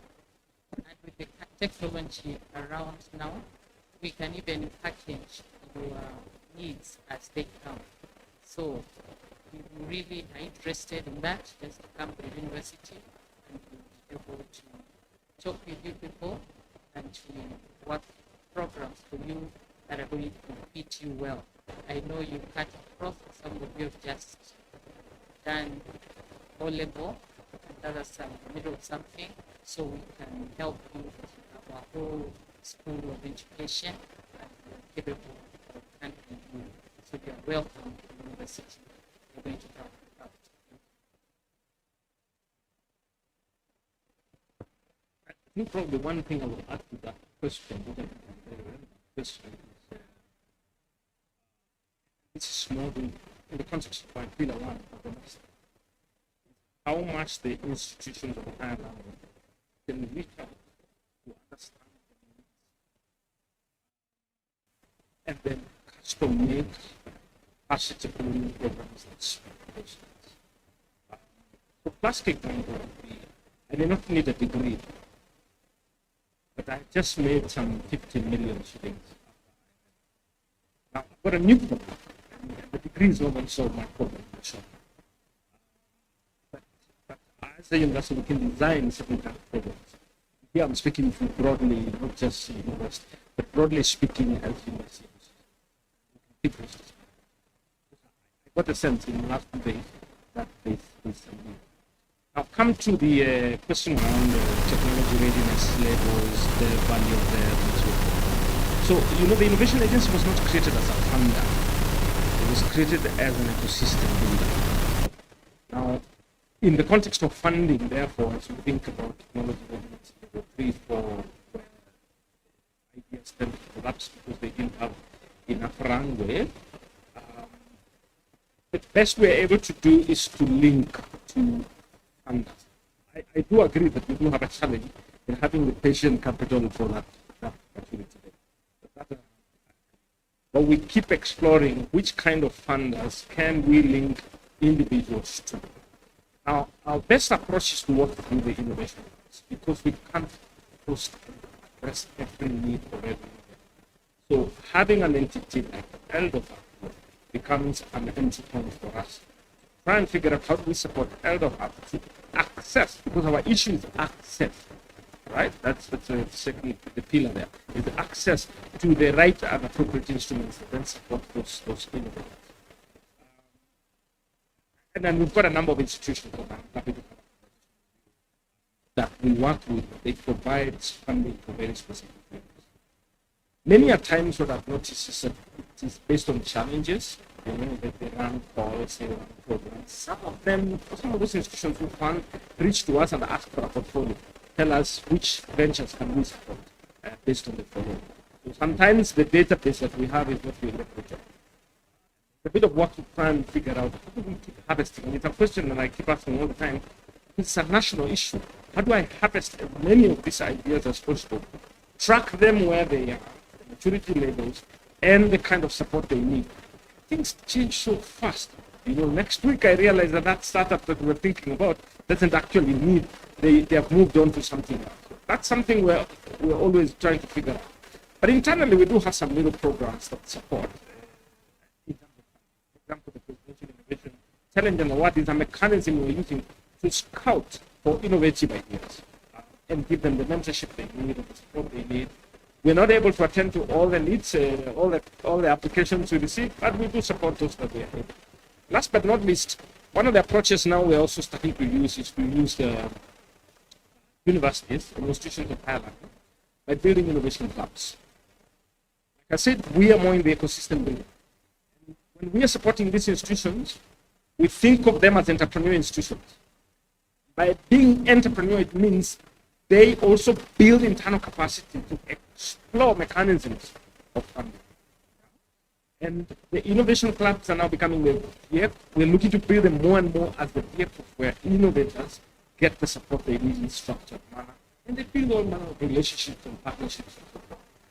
And it's starting to bear fruit, at least what I can tell. And as we move more into cluster approach, then it means we are also going to be attracting more funders who would support more and more of these ideas.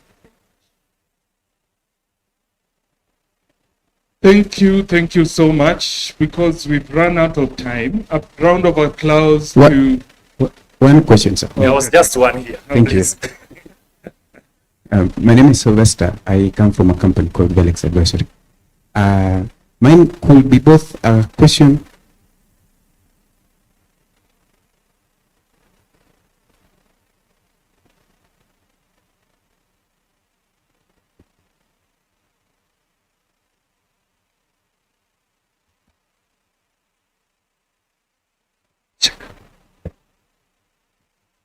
Thank you very much.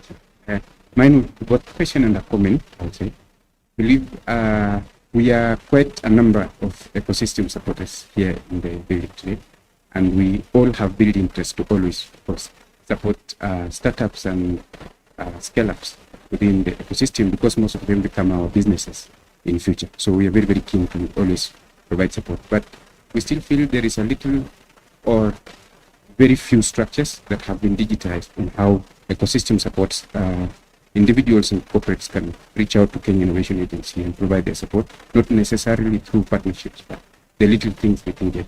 Among other global, I would say, innovation agencies that we have looked at, they have built capacities that as an investor who has 500,000, I can come to your portal, I can see some place where there are startups that really need 500,000.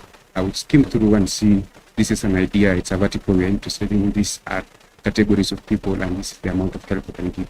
So maybe as you also digitize implementation of your programs, please continue to digitize in your capacity absorption for investors and people who are giving in kind or skills or anything else that can reach the startups. And also not focus most on very early stage startups as well, from universities and innovation hubs. We have startup builders who have left university now, they have the products.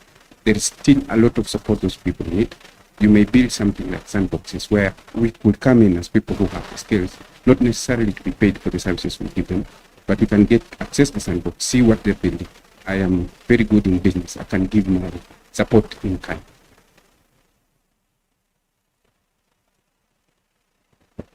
Thank you so much. And I think part of the discussion and what part of Tony has mentioned is setting the next panel into action. The next panel is going to talk about funding and investment. I did want to preempt what we have in that panel, but for those of you who are standing outside, this panel you need to come inside because it's talking about money. And again, it's a good point that my brother there has raised of those who are out of the university and they still need help. A lot will also be captured during the funding panel. And so allow me to finish this panel. A big round of applause to my panelists. I know it's been really hot there. And so sorry for that setup, but thank you so much. Another round of applause as they exit the stage. Thank you.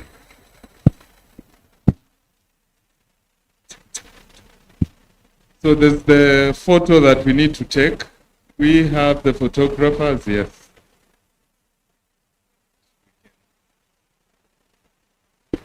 Thank you. All right, thank you, DJ. as they take the photo. Nilijua tu lazima Enos aitishe picture. Thank you. Join the Enos for the photo, kindly. All right, amazing. DJ, give me some music. All right, thank you. Yes, asante sana. Great, and then we have some gift hampers for our panelists. Thank you so much, Professor. Thank you so much, Mr. Collins and Dr. Tony Omwasa. Asanteni sana. We appreciate and value a lot. Asanteni sana. All right, we're going to the next session, and we're going to the next session, which of course will be also a panel discussion. And it just mentioned, it's all about funding in sports.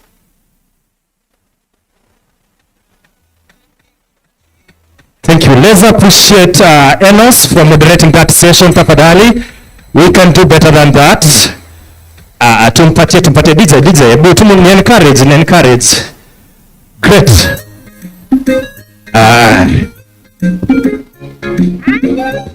Yes. Nipe sauti kidogo. Watu wamechoka. Nipe makofi kidogo. I know we are tired, but we can relax kidogo. Nipatie. Hiyo ni ya nyumbani, we can sing.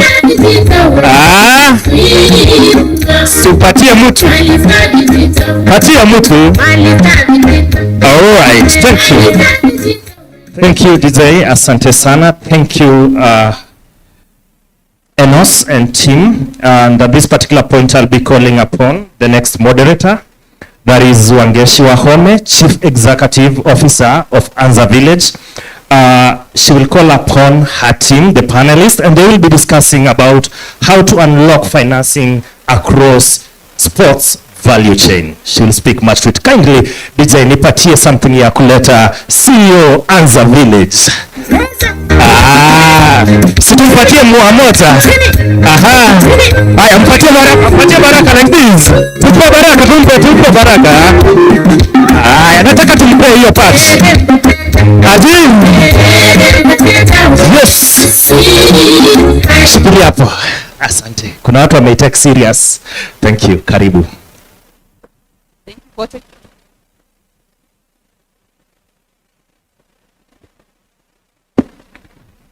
MC, my enemies are really succeeding. They following you mpaka Eldoret. Nakwambia. Is it good afternoon? Good afternoon, everyone. Good afternoon.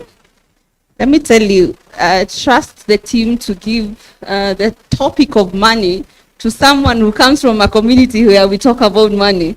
So I'm hoping tukiongea maneno ya kukimbia na sisi tuongee maneno ya pesa, Kenya will grow, si ndio? Kabisa. Kenya will grow. So the Kenya we want. And thank you so much for welcoming me to Eldoret and Uasin Gishu County, the city of champions. I've visited the home, or rather the source of champions in Nandi, and I can tell you, yesterday was a struggle. I had, Tony was able to do 10 plus km. Mimi with 3 kilometers nilikuwa nauliza ambulance wako wapi. All I needed was someone to bring me waru. Ungenionyesha waru ningefika mbio, lakini there was none. So maybe I'm challenging the runners here. If we have some energy, we can run to Nyandaro and Nyeri and we can get some good warus. So a good plan. So my session is really going to be discussing the financial side of sports. I think it's all fair games when you're talking about innovation and entertainment, but we really have to think about how that is pushing the financial gap. How are we putting money in the pockets of our runners? Sindio? So to help me with this, I have amazing people. We were supposed to have Henry Wanyeke, our Paralympic athlete, joining us for the keynote, but unfortunately, due to unavoidable circumstances, he will not be joining us today. So I'll invite the rest of our panelists. I'll start with a lady who's made running a fun thing in Nairobi. I don't know how many of you have heard about We Run Nairobi. How many? I don't know whether Eldoret, Emily will tell me whether we should start a chapter here, but We Run Nairobi is a very good one. I've made promises to myself that I will run, And every time I wake up at 8 and they've all run. So hopefully this is the year I do it. So I'll invite Emily Chepkor, who is the founder of We Run Nairobi. She's a marathon runner and she's trained lawyer like me, by the way, who founded We Run Nairobi in 2022. She's built it from a small weekend running meetup to a fast-growing community and event platform, and she's also been able to attract partnership and funding. So welcome Emily to the stage. Karibu Emily. Some bit of energy. I know lunch is fast approaching. I stand between you and lunch. So depending on how the energy is, I will either release you or keep you. Sindio? So let's keep the energy exciting. I'll also invite, speaking on money, Wilfred Moria. I hope Wilfred is in the room with us. Wilfred is an investor relations lead at Victoria Ventures. He represents the capital allocator investment readiness lens, and he will be talking to us about the view of investors and corporate funders when you're looking at the sports venture. So a better clap for Wilfred. Wilfred, last year I was with you as a panelist. See how God uplifts you. Next year it could be all right. And then we have Abraham Mutai. I hope Abraham is with us also. I know he will be joining us. He's supposed to join us from Athletes Kenya, the Central Rift chairman. If he is not around and we have his replacement, that will also be good. He comes from Federation and Ecosystem Development perspective, and in Central Rift, he particularly focuses on marketing. And I know that's a very good conversation to have dialogue on that. So then we also have Asha Muge. Asha brings in the community and inclusion lens, and particularly around disability, sports, and grassroots. I don't know whether we have Asha with us. Do we have Asha with us? All right, I think traffic is big. We're still facing traffic. In case we have a representative, that would be okay. And then finally, we have Navalayo. So Navalayo Osembo from Enda, Kenya, or a representative from Enda, Kenya. Just to mention that Navalayo has founded or co-founded Enda. As when you hear about athletics shoes in Kenya, what comes to mind? Yeah, Nike. What about a Kenyan brand? None.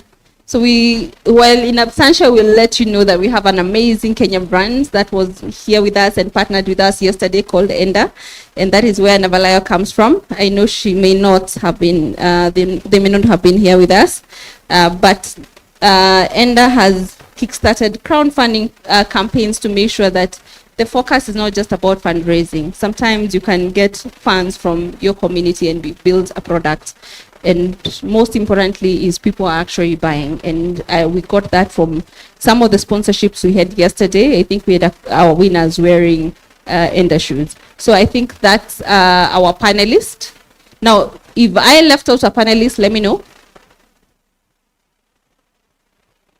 If you feel like I need to come and represent something, let me know.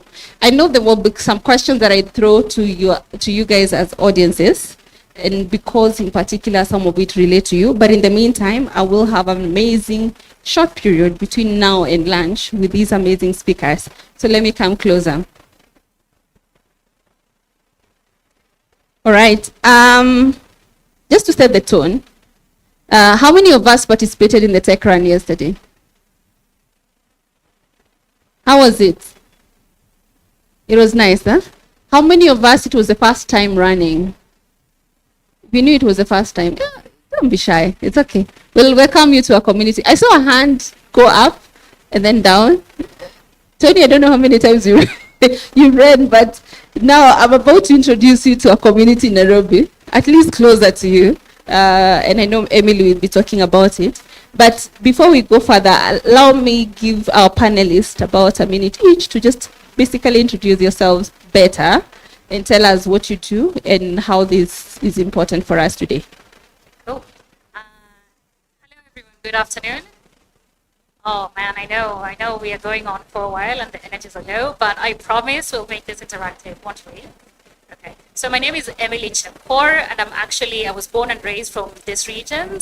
So I'm feeling very happy to be home. You know, you don't get to come back a lot, but I'm feeling really, as soon as I landed, you know, it was great. I was felt at home. So I'm so happy to be here. Thank you to the British High Commission team for extending us this invite. And I'm so happy to be here to talk about We Run Nairobi, which basically is just community organizing, so doing sports as social community movement. And secondly, how you can little by little grow something from a point of passion into something that does quite successfully attract global partnerships, because that is just where the trend of things are. Less elite athletic performance and more community building. Thank you. I think that tells us, majority of us in this room, the fun runners, we have a community. So you don't have to win. Some of us were at the tail end, like myself. So I think we have a home. Absolutely. Oh, We Run Nairobi, everyone is absolutely slow. We love that about us. I'm glad. All right. Wilfred? Yeah, good afternoon, everyone. I'm Wilfred Moria. I'm glad to have been here last year for the first TechRun event, which I ran. This time I didn't manage to run. I was caught off guard and just managed to come in this morning. But I hear it was a great event, and it was a pleasant event. I think I really love Eldoret. While I was here last time, I did the TechRun and also a few other runs around. Kidogo too. Very enjoyable to run, I must say. Looking forward hopefully to run again. I come from an organization called Victoria Ventures. We have been privileged to work a lot with the UK Kenya Tech Hub, with Kenya, with the Research Innovation Systems for Africa, through again the British High Commission, on a number of programs supporting innovation, entrepreneurship, and venture capital. So my role here hopefully will be to give some insights from the world of venture capital and angel investing as well, how to package, get investment, get commercialized, and so on and so forth. So glad to be here. All right, thank you so much. Again, maybe I'll start with Emily. And you started We Run Nairobi. What motivated you to start that? Right, so I know that everyone here went for the run yesterday, and we asked if anyone is a runner for the first time, and that's the wrong question to ask, because we're in Eldoret. If we were in Nairobi, every single hand would have shot up, right? Has anyone seen that meme? It's usually a reel that goes, "Why are you running? Why are you running? Only the wicked run," the Bible says, or something. Has no one seen it? Okay, so I myself have been running, so I'm a marathon runner. And usually this is impressive again in Nairobi, but it falls flat here because every single person is a marathon runner. So I run marathons, the 42K distance, and I've been running them for the last 10 years. So I had just run the Boston Marathon, and that was my 10th. And I just decided that it's time for something else. So I knew that I was kind of good at running, and I wanted to keep running, but I wanted to have responsibility with my running. So I decided to start a more social community service angle to running. And what I did was, just one time I made a poster and posted it on my Instagram and said, I'll stand at this cafe every Saturday at 7 a.m. And if you want a running partner, I'll be there, right? And so the very first Saturday, 3 other girls joined. And I really liked what Dr. Ogutu said earlier, because once you start something, you're not really thinking about the logistics for it, right? Because I just thought everyone could kind of run, right? But then when we started the very first run, the 3 girls that joined us, one of them wanted to walk, one of them wanted to run, and I was the only person that knew the route. So on the spot, I figured the only way everyone will get back home okay is if I keep running across and running back and running across. So it was between the girl who was running and the girl who was walking. And I was the in between, right? So I would run and catch the fast runner, tell them, we turn this way, run back, get the girl that was walking and tell them, okay, when we get there, you turn this way. So, that started like that. And now we're in the thousands, right? We've done a partnership with the Standard Chartered Marathon, and we had 1,300 people on a Saturday. So now it's a fully fledged thing. There are more standardized operations to it, and it's a whole thing. But like that's where we started, and each and every weekend as we grew, via just word of mouth. All that I had to do was figure something out, and it's gone on from me being the entire operational system to it having a real team behind it. And we marshal the courses, and we have partnerships for the runs. Our runs are absolutely free. There's no payment, there's no membership, and this was really important because again, what I learned was that Nairobi really isn't a running city, and so we had to make the deal pleasant, right? We couldn't charge it because, first of all, I absolutely believe that running should be free. It does not require any infrastructure. What you just do is lace up your shoes and head out for a run, right? Like it's just you and air and ground. So running should be free, and we are so keen on maintaining that to be free forever. So cost wasn't a thing, but also we were aware that, Nairobi runs the entire social economic gamut. So we have people who are high earners, and we have people who are university students. And this was an area where we wanted a true melting pot of Nairobi. And so everyone over there would just be there because someone else figures everything out for them. So just show up, right? At 7 a.m., if you feel that you want to come out and move with some people, lots of us walk still, right? It's called a running club, but half of us just come out for a walk, right? So we had to really spice up the ask. We couldn't charge it. We had to make it very accessible. And now I've lost my train of thought, but I think I've answered the question that you asked me. Thank you. Actually, you have. And I just want to piggyback on you talking about the fact that you've grown to the point that now you have partners, you have a good team. What exactly has made it such that you've been able to garner and attract partners in a team over the last, I think, 2-3 years? Right, 3 years. So I think it's about two things. First of all, running is having a moment right now, and it never used to be this big. But globally, running clubs are having a moment, and what we're hearing as the reasons for it is that the loneliness that came out of COVID has a lot of people wanting to be outside and to have community and social movement, right? And then wellness is also having a moment. The studies that I have seen is that Gen Z right now are more wellness forward than maybe millennials were, right? So not tons of people, they're still going to parties and everything, but there is a whole wellness angle to it. It's a whole mental wellness. And we're always making a joke about how hiring a Gen Z is character development, because one time they're coming to the job, the next time they're texting you and telling you the workplace is not giving and they just don't show up, right? But that just represents what era we are in, right? And so the thing that we did is that we didn't make it so running forward. We made it a social thing. What's so important to us is that after every run, after an hour, everyone comes around and we have a long table and all of us sit together for breakfast, right? So it's not a hard Saturday. It's not a Saturday where you're feeling that I'm going to work. It's you're coming out and you might go for a walk. Lots of people come with their moms or their kids, and they go for a nice and gentle walk. And then afterwards, we'll all just sit around and have tea and coffees and breakfast and chit chat. So you could come alone and you find an inbuilt social something for you, right? So it can it can fill in the spot that clubs used to fill, right? Because it's Saturday morning, we've got music, we've got a scene, and it's nice. So because of that, I think that really it resonated with a lot of people because it wasn't very running forward. And so we did have a lot of people coming out.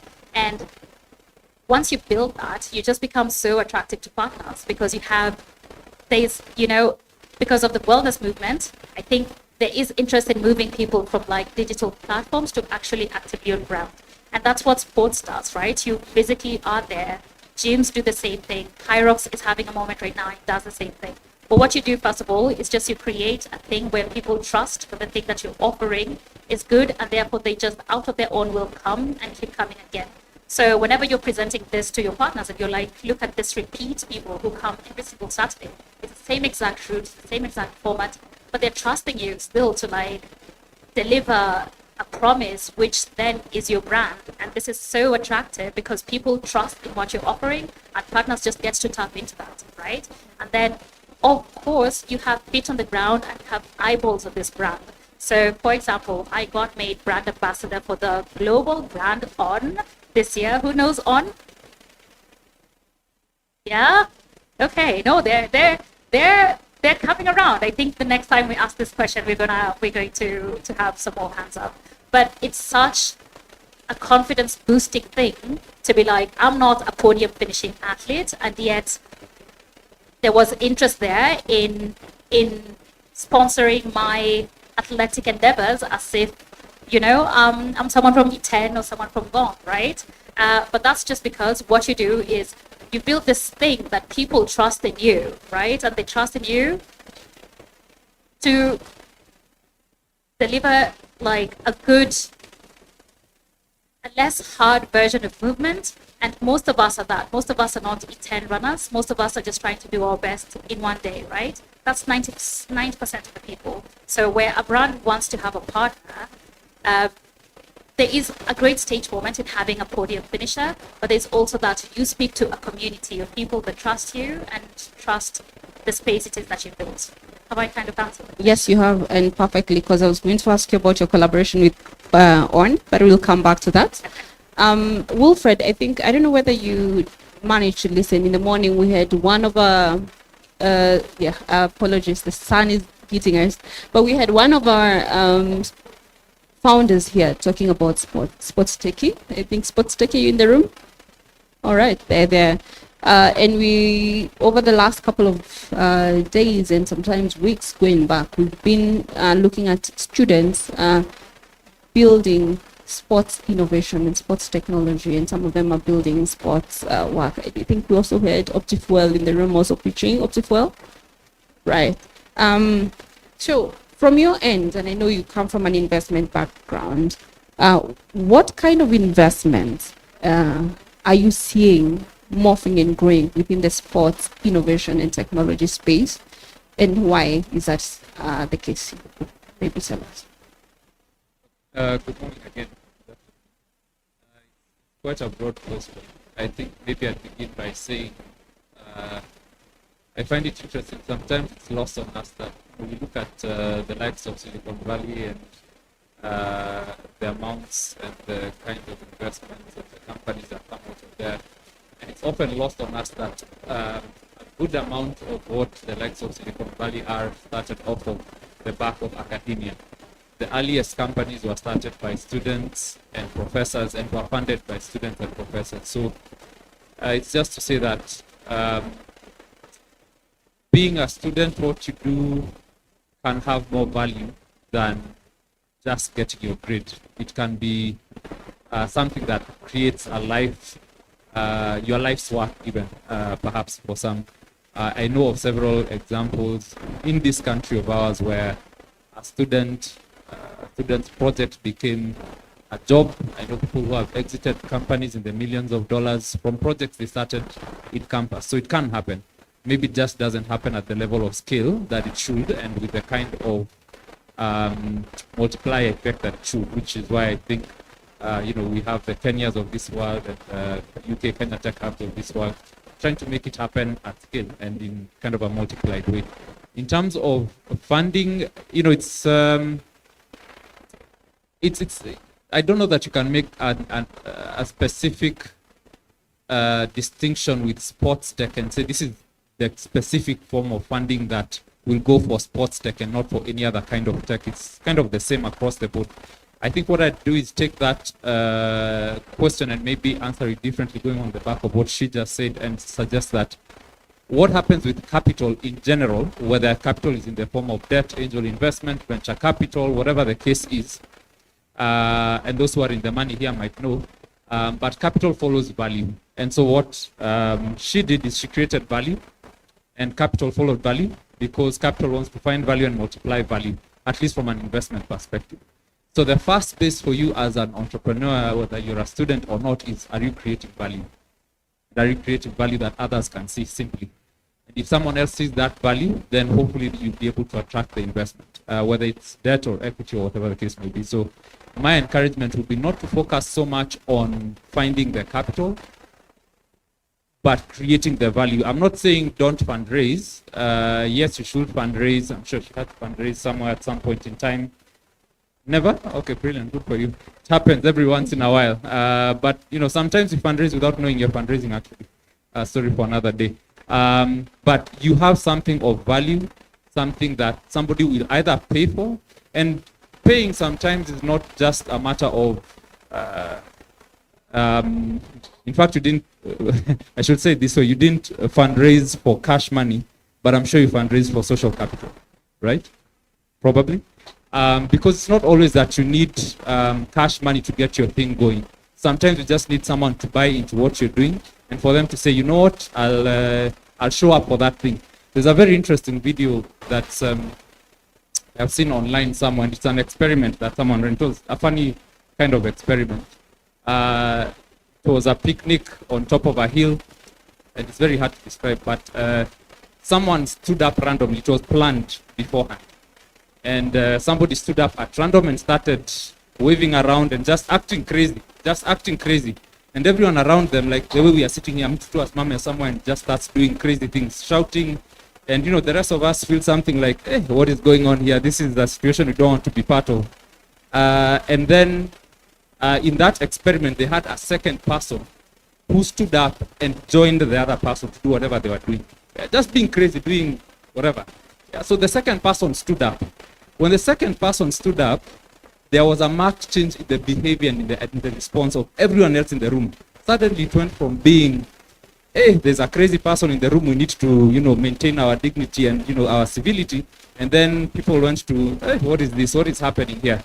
And then they had a third person and a fourth person stand up. By the time a fifth person stood up, everyone was joining them. No one knew what they were doing, why they were doing it, whether it was crazy or not, just everybody had joined them, yeah?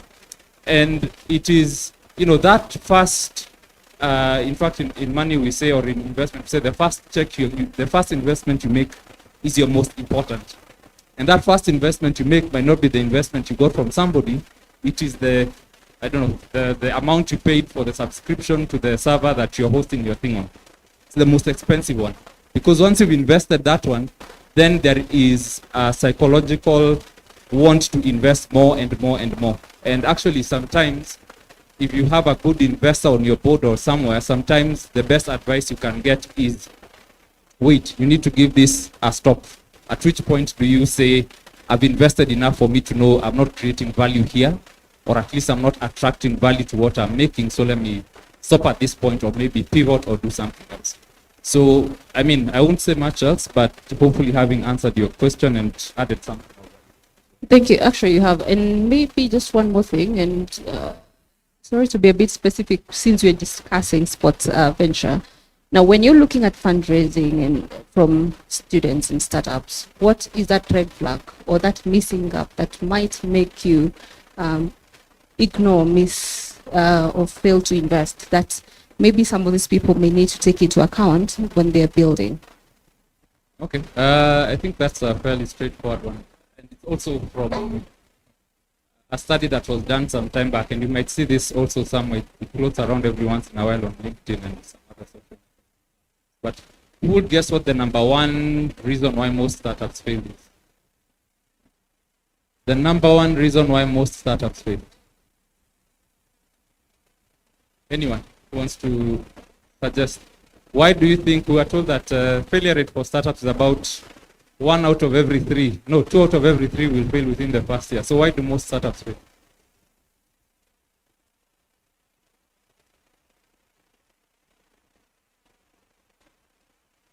Okay. I want the one which you think is the most critical. There are many reasons there are about 10 reasons, but which one was the most? How many think funding? Sounds like the obvious answer, but obviously it's not because of the obvious answer. Yeah. The number one reason why most startups failed is because they lacked to find a customer. They lacked to find a repeatable customer. In other words, they created something, but they didn't have somebody who was going to be their customer and enough of them repeating enough times for them to create a business. That's the number one. I'll tell you another thing that investors won't tell you. The best investor is not an investor. The best investor is your customer. Period. A customer doesn't ask you for debt repayments. AAR CEO can tell me whether he asks for debt repayments from his customers. I doubt there have been a customer he had before. They don't ask you for equity in your business. They don't ask you for, they just ask you to give you the product that you made for them.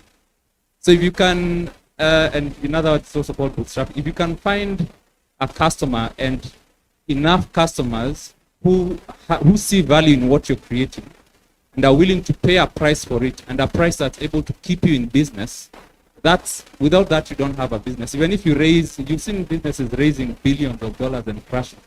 And most times, unfortunately, in the world of venture capital, at least Silicon Valley style venture capital, pure venture capital, companies typically raise money to substitute for customers or to substitute for revenue. Yeah. If you are substituting for revenue, then you may want to question what you're doing, because it might just be a matter of time before you crash out. But if you can create, and in fact, the best investments are the ones where you invested in something and all you are doing was you're not creating customers, you're accelerating the rate at which you're satisfying a consumer's need and getting paid for it. All right. A quick question for the room. How many of us here are building startups? I know we have a number. All right. Good number. How many of us have a couple of customers lined up? Or constantly meet? I know some of you are testing prototype, but as you test prototype, do you have a potential wait list or customer list? So maybe that's a very good point. As we're looking at customers, and I know Emily, coming now to you, I want to go back to your partnership, especially with On Sportswear. And a number of us are building events and communities and maybe have failed to crack it. For you, what has made you crack that, and what has made it work? That's a fantastic question, and they get asked it so many times because it sounds as if there was something that we were doing to attract it, but they found us. Every single corporate partner that we have at the moment, we have on repeat. We've got Nivea, we've had a partnership with Standard Chartered Bank, Red Bull, embassies, the Embassy of Barbados, the British High Commission, we had a partnership together. So all of these people have found us. And this is, what you have said is so brilliant, and actually I'm learning a lot from it. But then the thing is, what I started something without the vision of turning it into what it is right now, right? It was just a hobby that I was doing, and it was something I was passionate about. And always I had been asking my friends, oh, let's go for a run, and no one was coming around. And so eventually my sister was like, stop asking us, maybe ask other people. You've already exhausted the people that you know. And then, then I just made it public facing, and it caught on. But ever since we started, and it started growing, and we moved from being in the singular digits to in the thousands, right? Like what has happened is that because we pioneered a model for this specific thing in Nairobi, we just get into rooms and our name is mentioned, and little by little that name gets told to someone else and gets told to someone else, right? So when I got the email from On, I was just a surprise, right? When we got an email from any single person, we have just been surprised. We have not once pitched or asked for funding, but it has found us. And for that, I just want to say that what I believe is what we did is that I had an expertise, and I had several other people from the group who joined us to run and started volunteering their time and expertise to us. And what we had as the biggest tool was social media, right? It was absolutely zero cost to us. Again, what we did, it's just air and ground and we're going for a run, right? So there wasn't any capital investment, but what we did was there were things that we knew what to do, and we offered it for free, and people just tapped in, and suddenly we were seen as a thing of value, and it was seen as a thing that brands in the space of movement, so on, of sun care, skincare, running is entirely outdoors. So Nivea, they wanted to come into the space, right? Because we already was symbiotic in what they were offering. So they start. So to answer, I know I don't have the best answer to this. There wasn't any innovative thing that we did, but what I truly believe we did was that we knew what to do, and we knew what to do with that one thing, and we offered it generously to others. It took lots of our time. It took lots of, I'm a lawyer, and I was juggling this with, a profession. So it did take a lot of time, and especially as it grew. But then, you know, you did take that as community service. So you offered something for free and eventually it just came back around. So I know lots of us maybe are here because they're trying to build something in the, you know, actually I even have no language for this. I'm just going to say in the tech space, maybe apps, that's all. But I don't know. I don't know if it's feasible, but like, I think at some point you really do have to just send it out there. Like, let people use your thing and take on that cost for a while. And then, as you say, then you're getting customers out there, right? And then it just gets talked about, and you then will be a relevant name in a room where this conversation is happening. All right, that's amazing. I think it goes back to the question of value, right? You have to create something of value for your investors and most importantly for your customers to come and get. So maybe Wilfred, what's your parting shot and advice you can give to the innovators in the room, but also partners when it comes to investment and particularly within the sports space?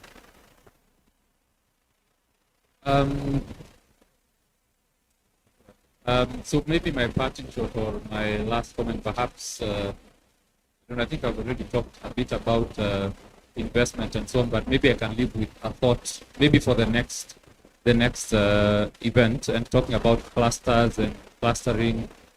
Dr. Mwansa was my lecturer once at Strathmore, incidentally, and I remember him talking about cluster. Back then, we just wanted to pass exams. We didn't know what this cluster thing was.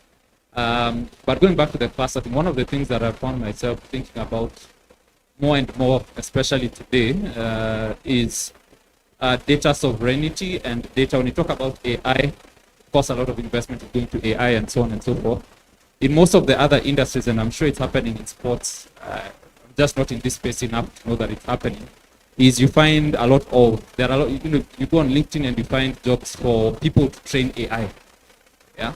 And I have somebody I'm familiar with who was hired as a trainer for AI in finance. So there's a lot of training of AI that's going on, and I think somebody mentioned on the previous panel that a lot of the data sets and so on and so forth. I think as we think about creating this cluster, we should also take seriously how we, first of all, I think it's a big opportunity. If it's not being done enough, I think there's an opportunity to create and harvest data from all this concentration of athletics in one place in Kenya with I don't know how many universities around and students. Just doing that technically would be very interesting. But doing it for ourselves would be even more amazing. When you watch the Olympics, I remember watching the Olympics as a kid, and this is not necessarily in bad, it's just what things are. When I was watching Olympics as a kid, you'd find races where steeplechase, it was tradition. 1, 2, 3, 4, 5, 6, what walikuwa Kenya, sindio? Even up to number 10 sometimes. But over time, you have found the rest of the world catching up. Nowadays, you find number 1 is from somewhere, number 2 is from Kenya, number 3, sometimes we go number 1, 2, 3, sometimes. And what happened, the simple difference is the world came and studied us. And they figured us out, and they started figuring out what makes the Kenyan runner tick. What do they train? How do they train? Where do they train? And then they start programmatizing that. I remember watching the documentary of Kipchoge when they did the documentary after his under 2 hours. And the science behind it, the precision, you're like, they're studying this as a specimen. And this data that is being used to go and train, I mean, I don't know what the circumstances are, but for those of us who are running here, you're running, the shoes you're wearing are collecting data, the vest you're wearing is collecting data, the watch you're wearing is collecting data. Where is that data going to? Because AI is really data. At the end of the AI is models reading information and data and doing something with it fundamentally. So my parting shot or thought perhaps for the next, and as we think about what solutions, will be around data sovereignty and also thinking how we can maximize what we already have. I can't think of many other situations in Kenya where we have a natural cluster. Like you have almost everything you need. You don't even need, I told you, capital will follow you. You don't need to think about capital. So I can't think of many other situations like this one where you have everything else in raw form in one place. So, I mean, how do we maximize that for ourselves as a nation? So that's all I can. Thank you so much. And for Emily, maybe an advice for couple of people who are also building communities, especially with the running and sports communities, who would like to know also how are you able to pull and attract partners and maintain partnership? I think figuring out a business model is a very key thing. So what advice would you give to them as we wrap up? I know. What's the name of the Eldoret running club you're building? Running Eldoret? Oh man, all the best. Go for it. Huh? So first of all, I want to bring it back to tech and just to tie it to non-elite running and to just casual people running. What I have learned with We Run Nairobi, this was really interesting when we had our partnership with Standard Chartered, the Standard Chartered Bank in Nairobi, and we had the biggest sign-ups of everyone for the Standard Chartered Bank. And what it was were people who were just very, very new to running because, again, We Run Nairobi usually is a very beginner-friendly one. Our distances start from 5K, and lots of people are really proud to run a 5K, you know. We max it out at 15K for the faster boys, but really everyone comes out and runs under 10, walks under 10, and, you know, that's a real point of pride. That's a thing that they work hard for and they're proud of themselves for. So, like, that's just a picture of the kind of person that we are. Only 6 months later, having all of these people sign up for a half marathon, a full marathon for the very first time ever in their lives. So what we're learning now is there's a lot of people who are very kind of curious or maybe even bought into the thing of coming and joining a 7 a.m. run club because, you know, we started at a pretty place. It was very Instagrammable. We took a walk we designed a nice route. So, you know, you're taking a walk and a run, and it felt like you're out in nature, and it was a nice thing to do on a Saturday.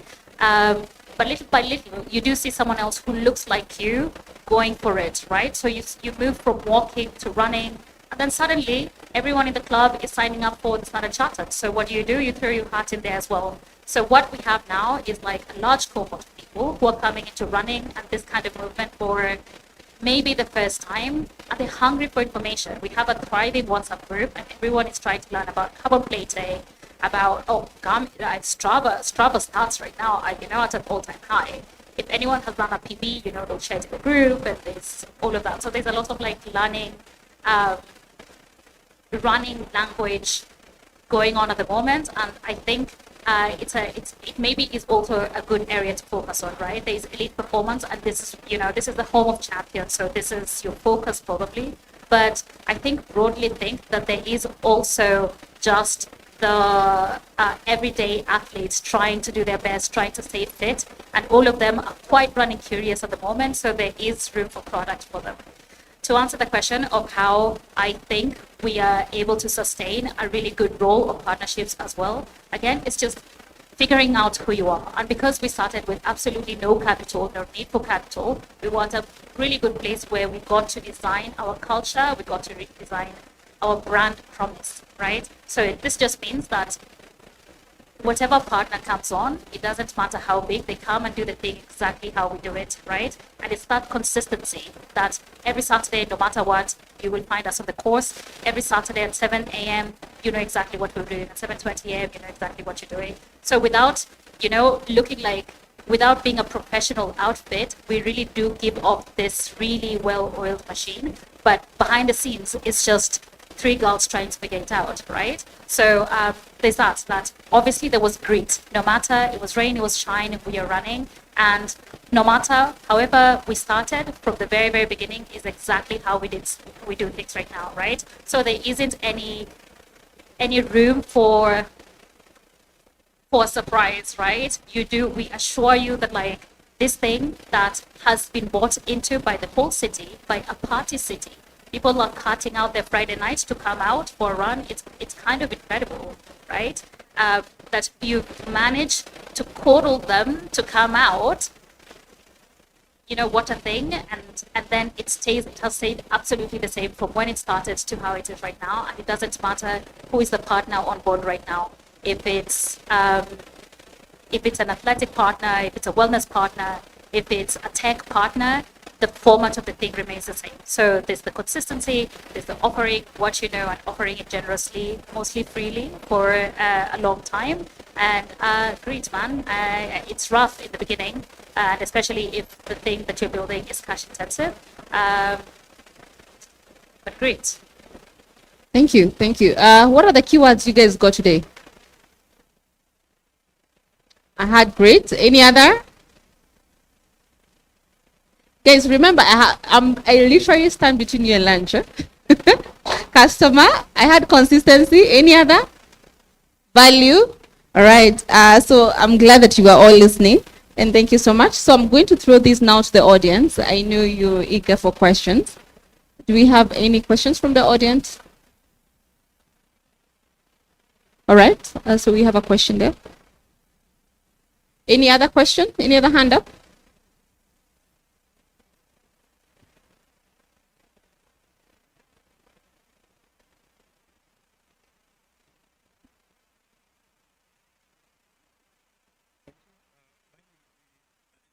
The question and a comment.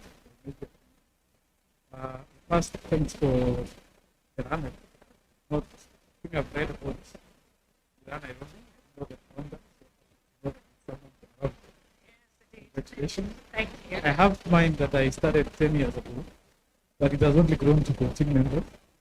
So it's very small. So maybe we'll discuss. We'll discuss a merger. So can I'm used to corporate stuff, so mergers and acquisitions.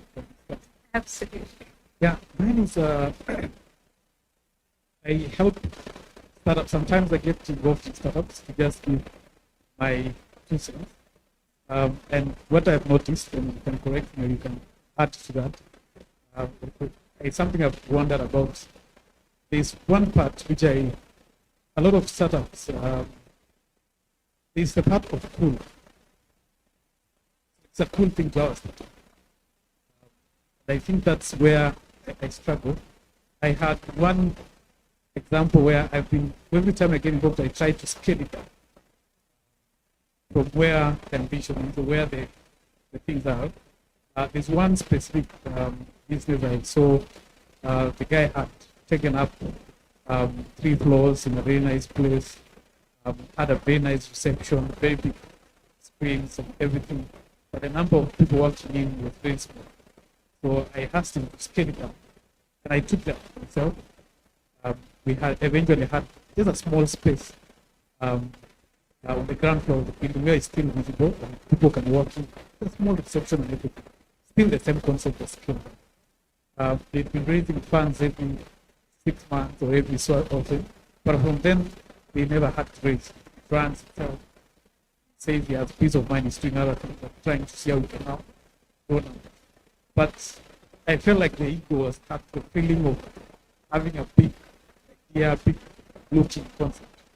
How do you convince entrepreneurs focus not on the visions, but in the content?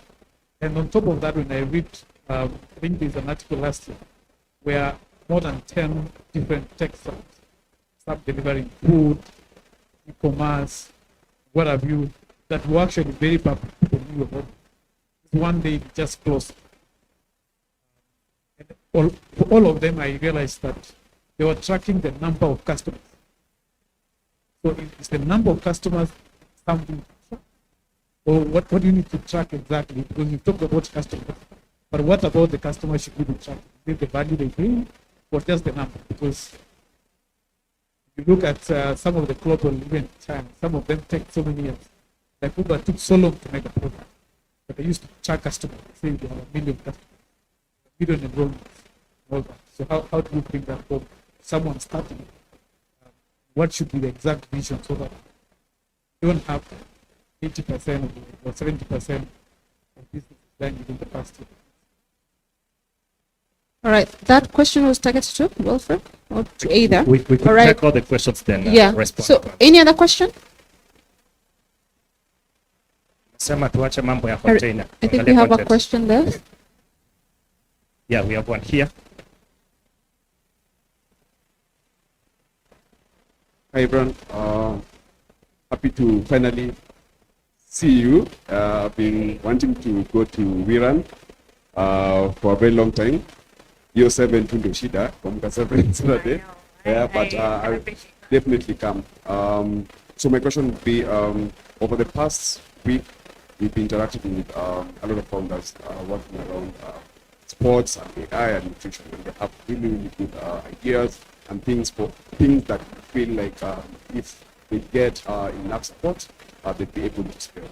Yeah, so the question is, if possible, can they use VRAN as a ground to get data for them to probably be able to build better? And instead of probably, I know everyone uses Strava, I also use Strava for other things, cycling and the rest, but can we use, or can we encourage homegrown technology and use the data that our guy from Victoria was talking about, so that we can actually harvest data and have it here and use it for other business stuff. All right, so we have our second question on data. Mike, closing out our question or remark? Right, so I think we can have those questions for now. There's a last one. There's a last one, all right. Thank you. This one is for maybe for the organizers, particularly the Mansa. We have events and PPCs. There are so many. Actually, I've just looked at the number. The students are almost 1 million in Kenya. Institutions are about 1,000. And I've not had any talk of them doing. So I think it's a critical mass that we need to do. Because they deal with innovations, they deal with startups, they deal with business, innovation, and all that. There are students in this big level, rather the age. So I think it's a critical mass that we need to do. All right. I don't know whether Tony will give you a quick minute to respond or not. But I think we did mention that even with this, we had the Moi University of Baraton and Eldoret, University of Eldoret as well. However, I think just to give these two panelists an opportunity first to respond to the questions raised, and I think also that comment is well noted. So as I said, there is lots of very nascent runners who are looking for lots of information at We Run Nairobi, and usually these questions used to come to me, but now everyone is an expert. You know, you run your 10K and you know what gel got you through, what you did at 18K to get you across to 21K. And so there's lots of horizontal information already happening at the Run Club, and I'm so sure that everyone is so enthusiastic right now. Medal collections is a thing. We do a party where everyone comes with all of the medals that you've earned every year, and it's mad. People look forward to that so hard, right? So everyone is so enthusiastic that I am so sure if anyone comes out with a promise to say we are trying to learn what you need so we can better offer you whatever you need, we'd be so happy to that. Actually, we are starting now to better understand the community, so we're doing something with data right now. I think it'd be very cool. It'd be very cool to have a look at it. And again, if anyone is creating something for the everyday athlete, I think this would be really, really cool. All right. A response from you? Thanks for the question. I think there were two questions that I picked from there. First of all, I heard you say mergers and acquisitions. And at Victoria, we actually Victoria Invest here. We do corporate mergers, so if you're looking at something, we do that. In terms of, yeah, you're very right. The thing is, I think I was commenting, or we were commenting with some people just last week, that it's taken us 15 years plus in this ecosystem to realize that we can't do startups like they do startups in Silicon Valley. It's just not practical. It's not workable. We don't have the concentration of capital, the concentration of universities. It's just a different. We're in a very different context. Unfortunately, yes, many entrepreneurs do have that mentality that it's having all these things on top of the business, the big office, everything, and you're always raising. And that's what I was saying. Many times, most businesses are really, if you get to the core of it, the reason why they're fundraising is because they don't have people paying them money for what they're creating. So they have to find money somewhere else to fill that. Or, in the other cases, I'm the co-founder of XYZ. We just raised 2 million, 10 million, 50 million. And also on the venture capital side, because we sit on that side as well, it's also, and especially on the angel investing side, it's also becoming very clear. We had a forum the other day, a webinar, and somebody brought it out very clearly. They said, you know what, it's not working like this. We have to change the dynamics around which we do venture capital or venture investments in this ecosystem because of just the reality of what it is. If I'm an angel investor and I invest my 100K and it takes me 10 years to get my money back, then it doesn't make sense. We have to figure it out a different way. So I completely agree with what you're suggesting. And I think it's also an opportunity for us. I mean, we have businesses, the ARs of this world, and many other businesses in Kenya that were just built purely on large businesses, Computech, that were just built on the basics of doing business and doing business well and turning a profit and growing your business. Of course, it doesn't have to take you 15, 20 years to do the same thing. And using capital strategically, not just for whatever. But I think it makes perfect sense what you said. As far as your question around, and it's the advice that give any entrepreneur, if I meet an entrepreneur in that kind of situation, is to sort of cut out the fat and what is it that you're really doing? What is the value that you're actually creating, and are you able to make a going concern out of it? The question about the customer, what to track about a customer, it really, when I mentioned it in the context of, at the very basic, when you're starting for her when she started or when she was starting, she had, or as much as you don't have paying, kind of customers in the sense of they are paying for the service, is you have to have an idea of, I'm starting a business, this is what I'm making. Who is the customer? Who is buying? Are they able to pay? Because ability to pay and willingness to pay are also two different things. So you want to establish that you have a persona, let me call it that way, of a customer who's willing and able to pay the price that is able to enable you to build that thing and sell it for a profit and make a return out of it. Now, what exactly to track as far as the customer may vary depending on businesses. I give the example of Bombardier, which is a private jet manufacturer. They probably need 5 to 10 customers a year. I don't know how many customers like AR needs in order, because it's a thing of unit economics. And I think that's what it comes down to. What you want to be tracking is the unit economics. I am making one chair for 20 shillings. To run my business at a basic, I need 500,000 shillings. How many of these do I need to sell? And how much can I realistically sell at what price? So the unit economics is very critical. Yes, you're right. The Googles of this world, and in their context, you can build a business with the intention of running at a loss for 20 years because you want 50 million people on your platform. You may not have that luxury here. Whatever you make here may not.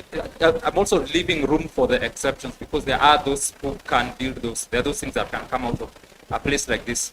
But the thing is, we have to be realistic. They're probably not going to be the majority. And then finally, as far as Tibet, I think the thing is, and it's just an anecdote, one of the programs we're running for Rise, we were at Karatina University the other week, and we walked in with my colleague, and we looked around, and it was a flood of people, like students, like thousands of students, and this is one institution. I turned to my colleague and I said, entrepreneurship is important, because if it's not entrepreneurship, I don't know where all those people are going in the next few years. And that was just one institution. So I think that really, it struck me. Entrepreneurship is important, if at all for nothing else. Yeah. All right, thank you so much. I mean, that was an amazing conversation. Let's clap for this panelist. All right, so that's it for today. I'm hoping that the next, as we continue to build within the sports space and the sports innovation space, that funding follows the talent and the value, right? So I'm going to invite my panelists to take a photo and have something for them. Thank you, Wakigeshi. Asante sana. Let me have the gift hampers as we do a few announcements. Thank you. All right, okay. Great. All right, so we will not continue with the next panel session. I know this is that time, if you remember when we were in school, when a teacher could ask any question and you see somebody trying to raise a hand, aungefurahia, si ndio? If he's given chance to ask that question, what you want, si ungeniuliza tu hata tukiwa lunch break, So at this particular point, we want to break for a few minutes just to grab some snacks. And before then, our guests, tafadhali, Enos is here, Barnaba is somewhere in the ushers. So you lead our guests to the booths. We have different products. There's much there that is being showcased. So kindly pass through there. There is Murisik. I've seen a modern Uji Power kind of, and there is some nice Ati Uji Power. Wachana nayo. And then we have something on EcoBiz. You can walk around AAR, Kingdom Bank, Red Bull wametupatia a few drinks. So you can pass around. So Enos, tafadhali, utanisaidia kutoka na the guests. Take them through the booths, then eventually bring them to my right side. There is a tent, specific tent there. And the rest of us will sit down just for a minute and then we'll get clear guidance. I know the ushers are around. And then after lunch, we'll only have one panel discussion. And I've had a question on that, particularly on AI and technology in sports. And after that, you're hearing already the band outside there. We have some guys who are graduating. So don't leave. But unaishiaje vi basic nika kesho iko promise na kuna rasitesi napenda album ya Chronics nyuma yangu na jeshi naomba niende mbali wanakungojea udeni wende wagawe mali. I'm currently not in a position to kill poverty. Sina kitu kwa mpesa usini hali na gari kubwa, let me show my kids. Nazieka juu ya meza uone emblem tadinya shiski ndio stima wacha kenje nani. Keep chugging, keep chugging. Keep chugging, keep chugging. Yeah, keep chugging, keep chugging. Keep chugging, keep chugging. Yeah, keep chugging. The way I live my life. Can't let nobody live my life with me. Can't let nobody run me. Can't let nobody run me. Don't have to be basic, nata siwa unalipa. Kuna era sitesi, napenda album ya Isa. Kama patike kwanza, nani atatupe mkwanja tule. Hakuna kitu ya frija ikatae kanya buni. Style imeenda shule, tuko high kama shule. Najua hapo ulikosha hapa tu ni fry kabla kule. Kila dogiko na siku yake.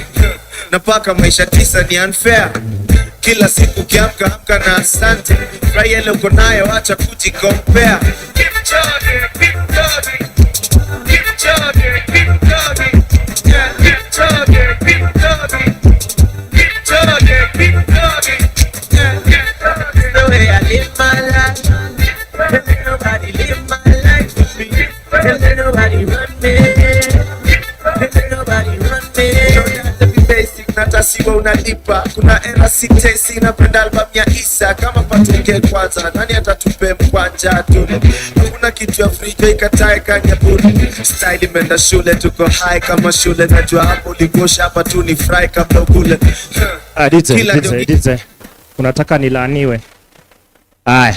So this is what we're going to do.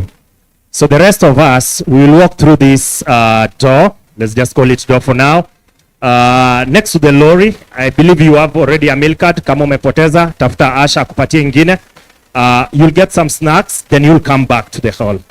Sawa sawa. So let's just stand, go outside, stretch a bit, pick snacks, then come back.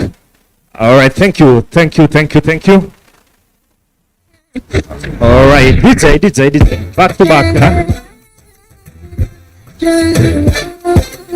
All right, take care of your property tafadhali, usiwache hapa, beba kitu ulicho.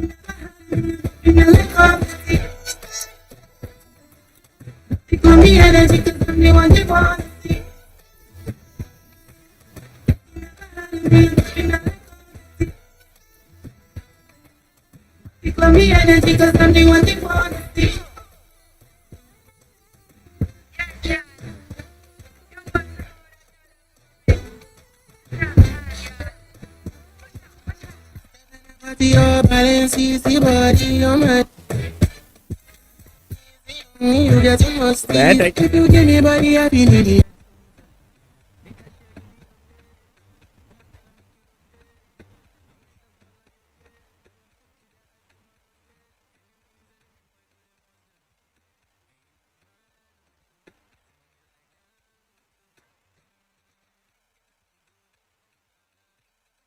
Ashas, I need a few Ashas tafadhali.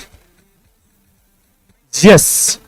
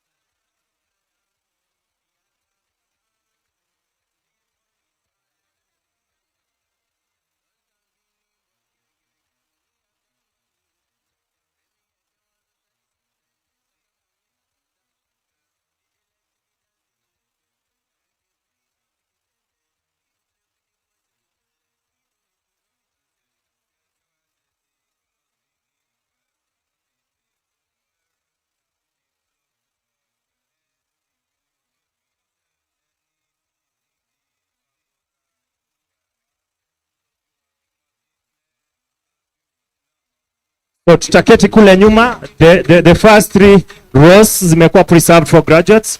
So the rest of us tutaketi nyuma. Thank you.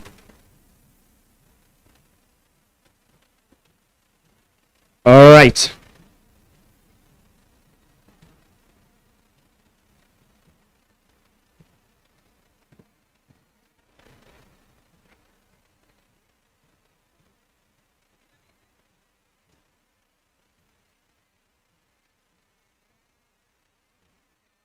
Ukishapewa soda tafadhali rudi ndani.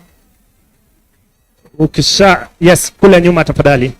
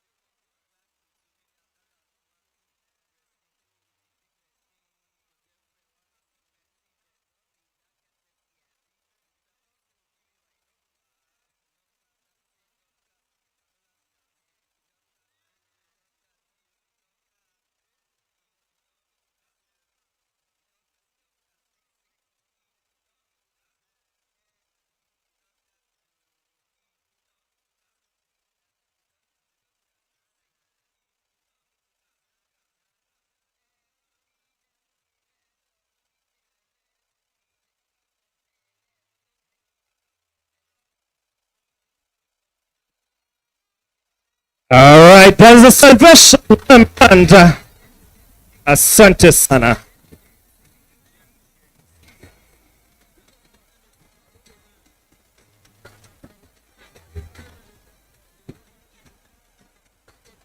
All right, Salvation Army Band, tuingie na graduates, tunaweza ingia ndani.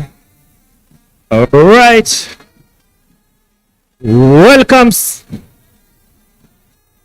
Karibuni sana graduates wetu wakiongozwa na bandi yetu, bandi hatari sana kutoka Salvation Band. All right. Yes.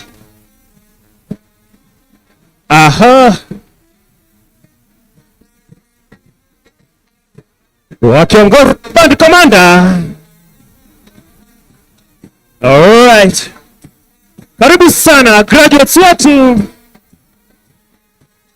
Karibu sana graduates wetu kwa sherehe yenu ya leo. Check. Alright, karibu sana graduates wetu ambao watakuwa wanafunzi siku ya leo kutoka EldoHub Academy. Asante sana. Yes. Karibu sana graduates wetu kutoka EldoHub Academy. Alright.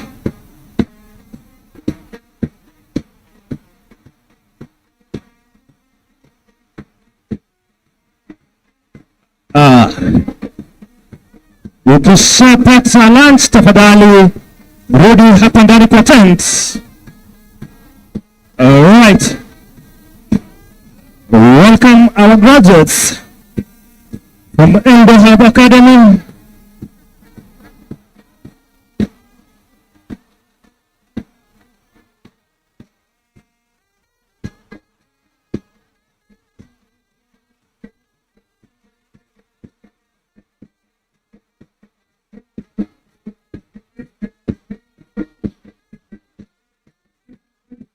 Asante sana Salvation Army Band. Kazi nzuri sana.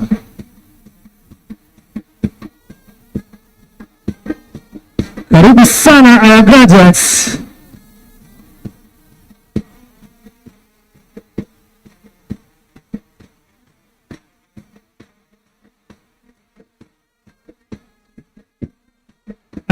Graduates, leo nisikieni, graduates tusimame, graduates tusimame kidogo, graduates tusimame, alright, graduates, hii ni graduates peke yao, hii ni graduates peke yao. Oh. Aha. Yes.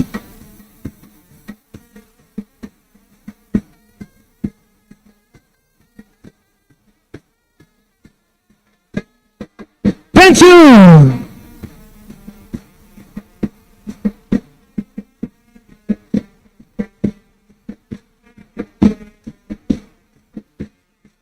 Ati nini?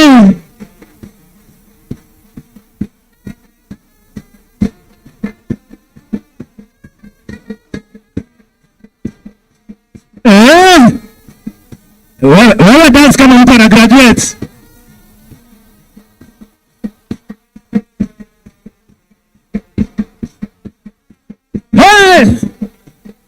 At all my enemies walisema uta graduate lakini umegraduate.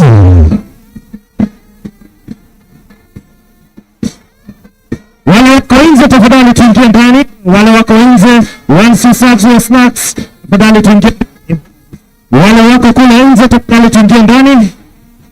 Wale wako nje tafadhali ushers waambie waingie ndani kwa sababu ya masaa. Those who are outside, so we're requesting that you get in. Yes. Wale wako nje tafadhali. Asante sana. Karibu sana graduates kutoka EldoHub Academy. Mbele yenu ni Salvation Army Band.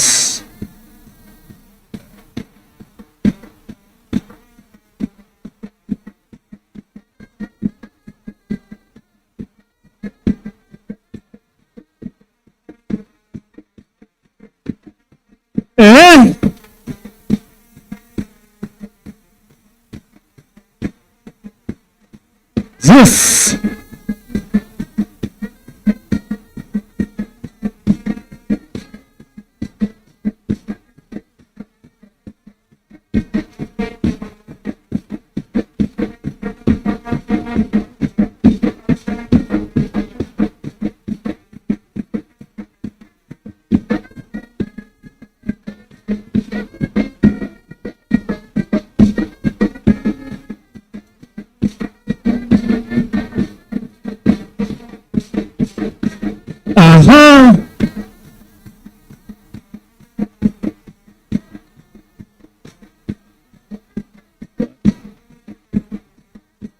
Yes. Aya, mnaweza keti. Twende bandi yetu. Tuendelee bendi yetu.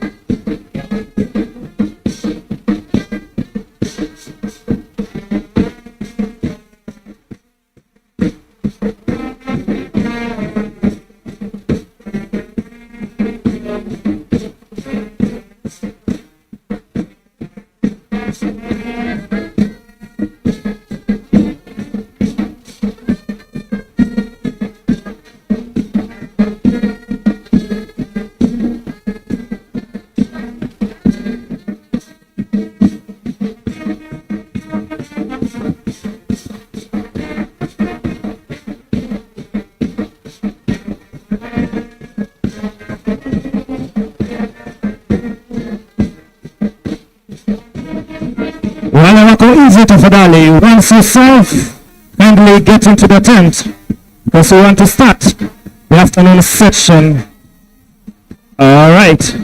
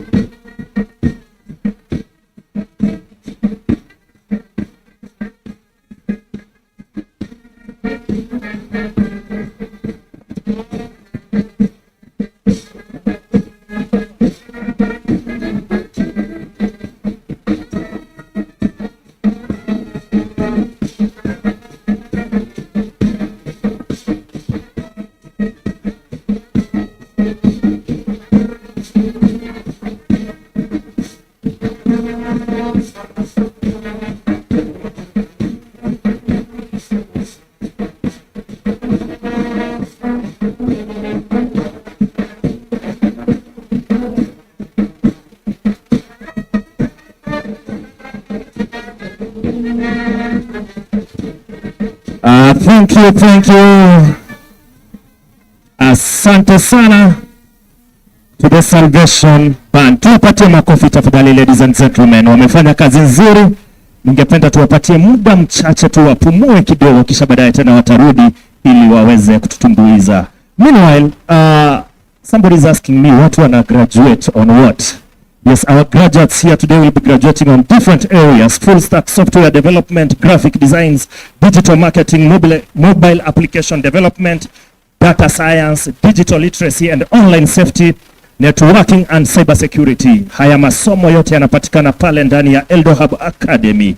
Tumesema kuna full stack software development, graphic designs, digital marketing, mobile application development, data science, digital literacy and online safety, networking and cyber security. Na pia nilisikia asubuhi walimention mambo ya soft skills. Tutaweza kuelewa baadaye tutapokuwa tukiwaita. Meanwhile, tunapo ngoja wale walio nje, tafadhali, if you've served, kindly just come in. If you've already grabbed some, can see a bottle of soda. Yes, asante. Tunaweza kuja ndani sasa ili tuweze kuendelea na session ya afternoon. Meanwhile, as we get ready, we have just one session that will ensure it's as brief as possible on AI and technology in sports.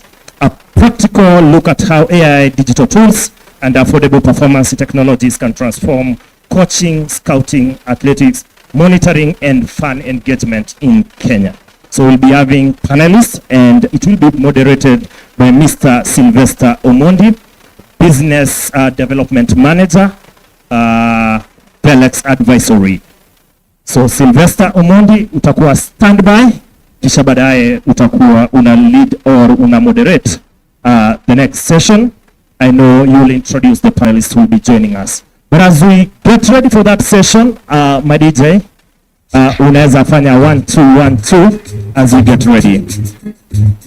Graduates wanataka kushake tu pole pole mahali wameketi. Wana shake tu kichwa mahali wameketi. Just nod your head, just nod your head. Just nod your head. Just nod your head, graduates. Yes. Nimetoka misina do, mara niko wash wash na washa do. Wacha kuspread hizo rumors. Ati gari yangu ni alone, mara nimewekwa na ponyo. Wacha kuspread hizo rumors. Don't spread.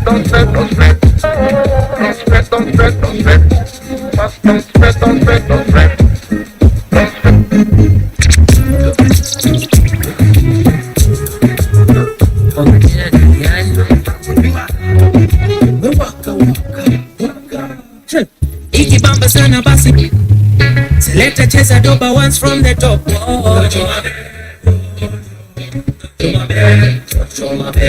Tunisha speaker mashito bila chito.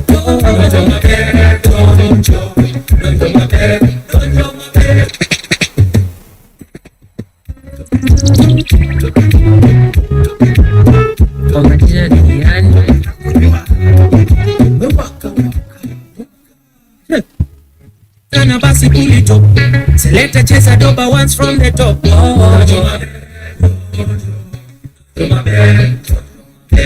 Tunisha speaker mashito bila chito.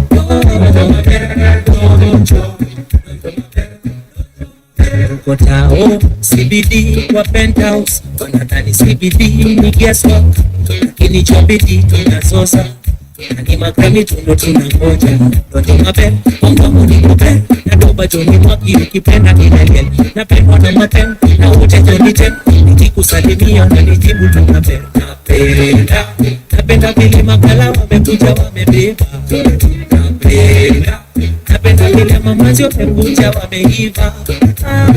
Ikibamba sana basi kulito select cheza doba once from the top.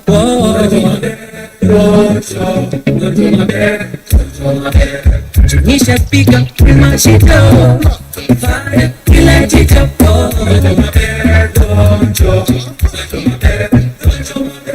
Wila kama chaji kwa nazituka stare ubamba sana pata ya mboka.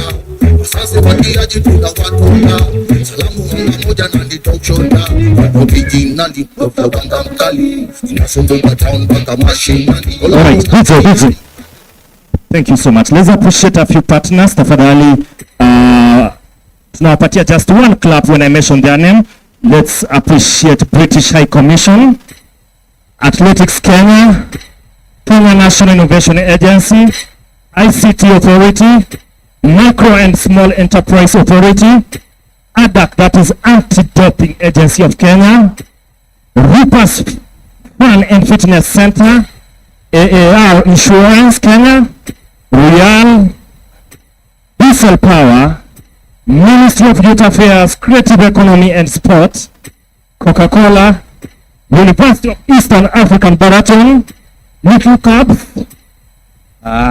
Soko Brand, Kingdom Bank, Cooperative Bank. Tuache wivu. Let's appreciate our partners. Haya, tuendelee. Tulikuwa tumefika kwa Kingdom Bank. DJ, fanya venye unafanyanga. Kingdom Bank. Good. Cooperative Bank. Red Bull. Kama ile yangu ilikuwa hapa imeevaporate. Okay. Red Bull. Then we have Anza Village. We have Safaricom, Complete Sports, Athletics Kenya, OK's Coffee House, African Arena, Asha House Foundation, Customized Aviation Solutions Limited, Romani Outdoor Events Limited, Eldoret Hospital, Rafa Hospitals and Clinics, Startup Schools Kenya, B-Square Official Wear. Huyu mwenye alitype wiki tu hapa amenicheza, amesema something computers. Hiyo ni gani? Inaitwa hivyo? Wacha jokes, ati somethings. Hatari sana DJ, nataka tupatie hawa something, si ndio? Somethings Computers and Technology Limited, Enactus Moi University Annex Campus, Adent Dental Clinic, Winster Hotel, Washingishu County Juakali Association. All right, na sisi wenyewe tujipatie makofi kwa kuwa hapa kwa siku ya leo. Are you happy? Are you happy that you're graduating? How was the journey? Yeah, finally you're graduating. The other day nili attend graduation ya PP. Yes. Ukaona vile watoto walikuwa wanafurahia. Nikataka tu kuambia ukweli. Nikasema wacha tu. So meanwhile DJ, courtesy of EldoHub, we're celebrating the EldoHub graduates. And in this second edition of AI Digital Sports Forum, it's been an interesting session since yesterday. It started with, we had 2 categories of elite marathons, and then we had the fun marathon. I wish I could have participated in that one. Unfortunately, in Rift Valley, watu hawajui jokes. We titled it as a fun marathon, but the moment they said, on your mark, set, go, watu walikuwa shamaliza. Like there was no fun, ilikuwa ni kuwin. It's all about being a champion. So thank you so much. I hope our guests are getting ready because of time. Asha, tafadhali, we're waiting for the guests so that we can go straight to the graduation ceremony. Nimeambiwa watu sasa wanataka tusonge na wakati. And now because of that, we may not have another panel kind of discussion, but then we'll have the founder and the CEO EldoHub Academy who will give us an opening remarks, and then later we'll have Mr. Cole who will also speak to us. Then again, we'll have some nice moment for a fire chat. So meanwhile, as we wait for them, the band, we agreed, you're giving us something, Sindio. So meanwhile, grab some water. And DJ? Nipeni shande, nichape Sambo, ukicheza lingo tena kwa maringo, na kutaka siku sambo, ukicheza lingo tena kwa maringo.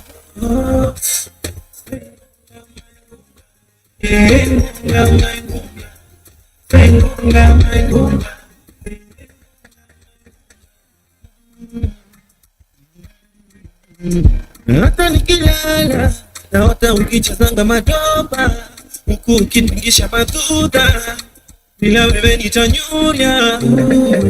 Ni malaba nasinzia kwa riba zako, my painting kudiki unanidiki lo, sipati sikino, wewe ni my painting, bila wewe mimi ni nothing. Nyumbani kwangu nimejaza you are painting, sipokona I'm fainting. Over 18, you're under 18. Nipeni shande, nichape Monday to Sunday, nakutaka siku sambo, kicheza lingo tena kwa maringo, nakutaka siku sambo, kicheza lingo tena kwa maringo. Bringing up me, I don't know, you ain't a no. You ain't a no. Bringing up me, I don't know, you ain't a no. You ain't a no. Sing down my gunga, down my gunga, sing down my gunga, down my gunga. Painting, come and pick it.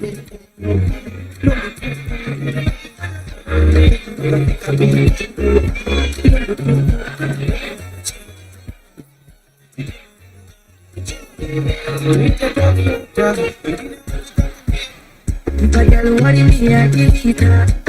Put her inside the bin bag. So why would she be beater? She ordered a good man, but she got a bad man. She not feel live without social media. Stalking me with a Insta, yeah. She the time make me a mister. Nobody got time with that camera. She can see, you can be.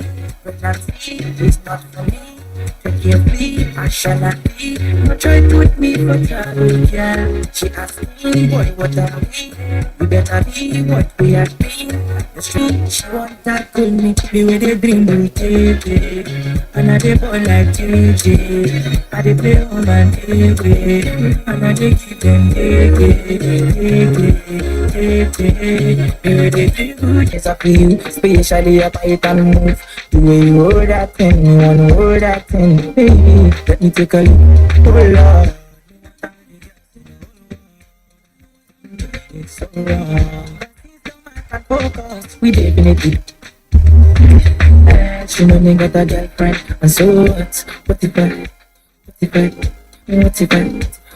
I do? She said she know me got a woman on the bed. What if I? Oh Lord, what if I do? Listen to me quick, so me girlfriend says she wants me back home right so what will I do? So me tell her say my car broke down, not my RFT, networking and cyber security among other courses. Albert, najua umenyamaza hapo. Albert, chukua hii mic. Unijibu maswali fulani 1 2. So, yeah, I know atatuambia ni nani. Kindly introduce yourself, sir, as the Salvation Band is getting ready. Good afternoon. Good afternoon. The people at the back, let's speak as if we just had a bottle of soda. Good afternoon. Hapo mali umeguza soda. Ni kama kuguza mlima. Okay. My name is Albert Kipchirchir. I am the academy lead. You've heard of EldoHub Tech Academy.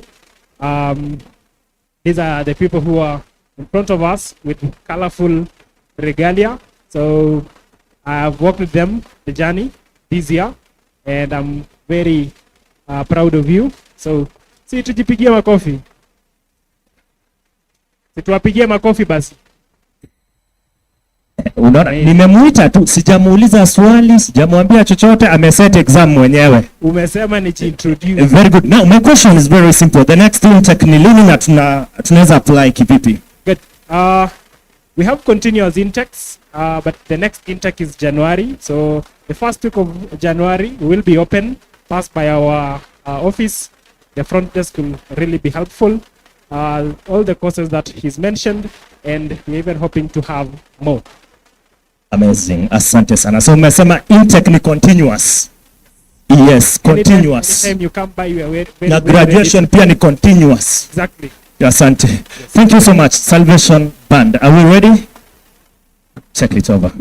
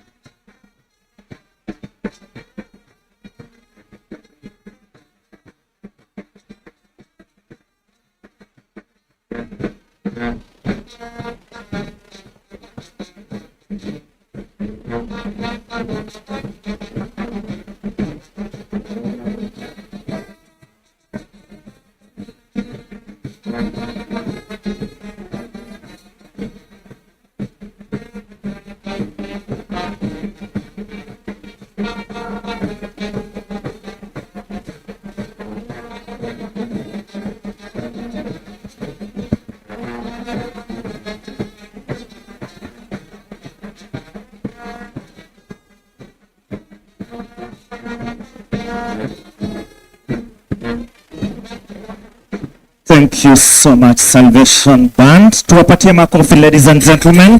Let's appreciate the team from Salvation Army. Wamefanya kazi nzuri. Let's appreciate them a round of applause one more time. And thank you so much. I'll once more go through the list of partners who've made this a success. EldoHub, of course. We have the British High Commission, Athletics Kenya, Kenya National Innovation Agency, ICT Authority, Micro and Small Enterprise Authority, Anti-Doping Agency of Kenya, Roopers Fun and Fitness Center, AAR Insurance, Real, Diesel Power, Ministry of Youth Affairs, Creative Economy and Sports, Coca-Cola, University of East Africa, Baraton, Little Cubs, we have soccer brands, Kingdom Band, Red Bull, Anza Village, of course, Safaricom, Complete Sports, Athletics Kenya, OK's Coffee House, Asha House Foundation, Customized Aviation Solutions Limited, Romani Outdoor Events Limited, Eldoret Hospital, Rafa Hospitals and Clinics, Startup Schools of Kenya, D-Square Official Wear, Something Computers and Technology Limited, Enactus Mo University Annex Campus, Adent Dentical Clinic, Windstar Hotel, Uasin Gishu County Jua Kali Association, na nisisahau Britam Insurance, and my very friends Team Murisik, unajua ukiwa Rift Valley, hiyo energizer very important. Pitia huko upate maziwa fresh straight from heaven, wanajiita Murisik, wako kule nje. Alafu pia kuna asali, ukipita tu hapo kando utakutana na asali. Imagine it's just 10 shilling. Asali yenye just go and see what is there. Interesting. So, welcome back. This particular session, we're going straight to the graduation ceremony. We may not have the panel session, sorry, and we just seek your indulgence on that. Mtatusamea kwa sababu ya masaa. And at this particular point, you'll allow me in a special way to invite. You'll allow me in a special way to invite the founder and executive director, EldoHub. Tumpatie makofi anapokuja Magdalene. Yes, can I hear some celebration? Nipatie DJ mpaka afike hapa. Aha. Yes. Indeed, it's a great day. Tumpatie makofi tafadhali. Tumpatie makofi. Encourage. Yes. Tumpatie. Nimekuja kusema. Thank you. Tumekuja kusema asante. Karibu sana Magdalene. Asante sana. Bwana asifiwe. Bwana asifiwe tena. Bwana asifiwe graduate. Hiyo iko chini sana. Bwana asifiwe tena. Yes, in all things we have to give God praise, and we need also to appreciate God each and every day. So again, we are into another session, and the session is on the graduation of the Tech Academy, the NikoBiz project, and the Young Innovators and AIoT team. AIoT wako wapi? Watu wa AIoT Accelerator? Tech Academy? Hey, and the NikoBiz team? Congratulations. So, good afternoon, everyone. It's really a joy to welcome you to this year's graduation ceremony, the EldoHub Tech Academy class of 2025 and the NikoBiz project, where today we are celebrating more than 150 outstanding learners who have completed their digital upskilling journey with EldoHub.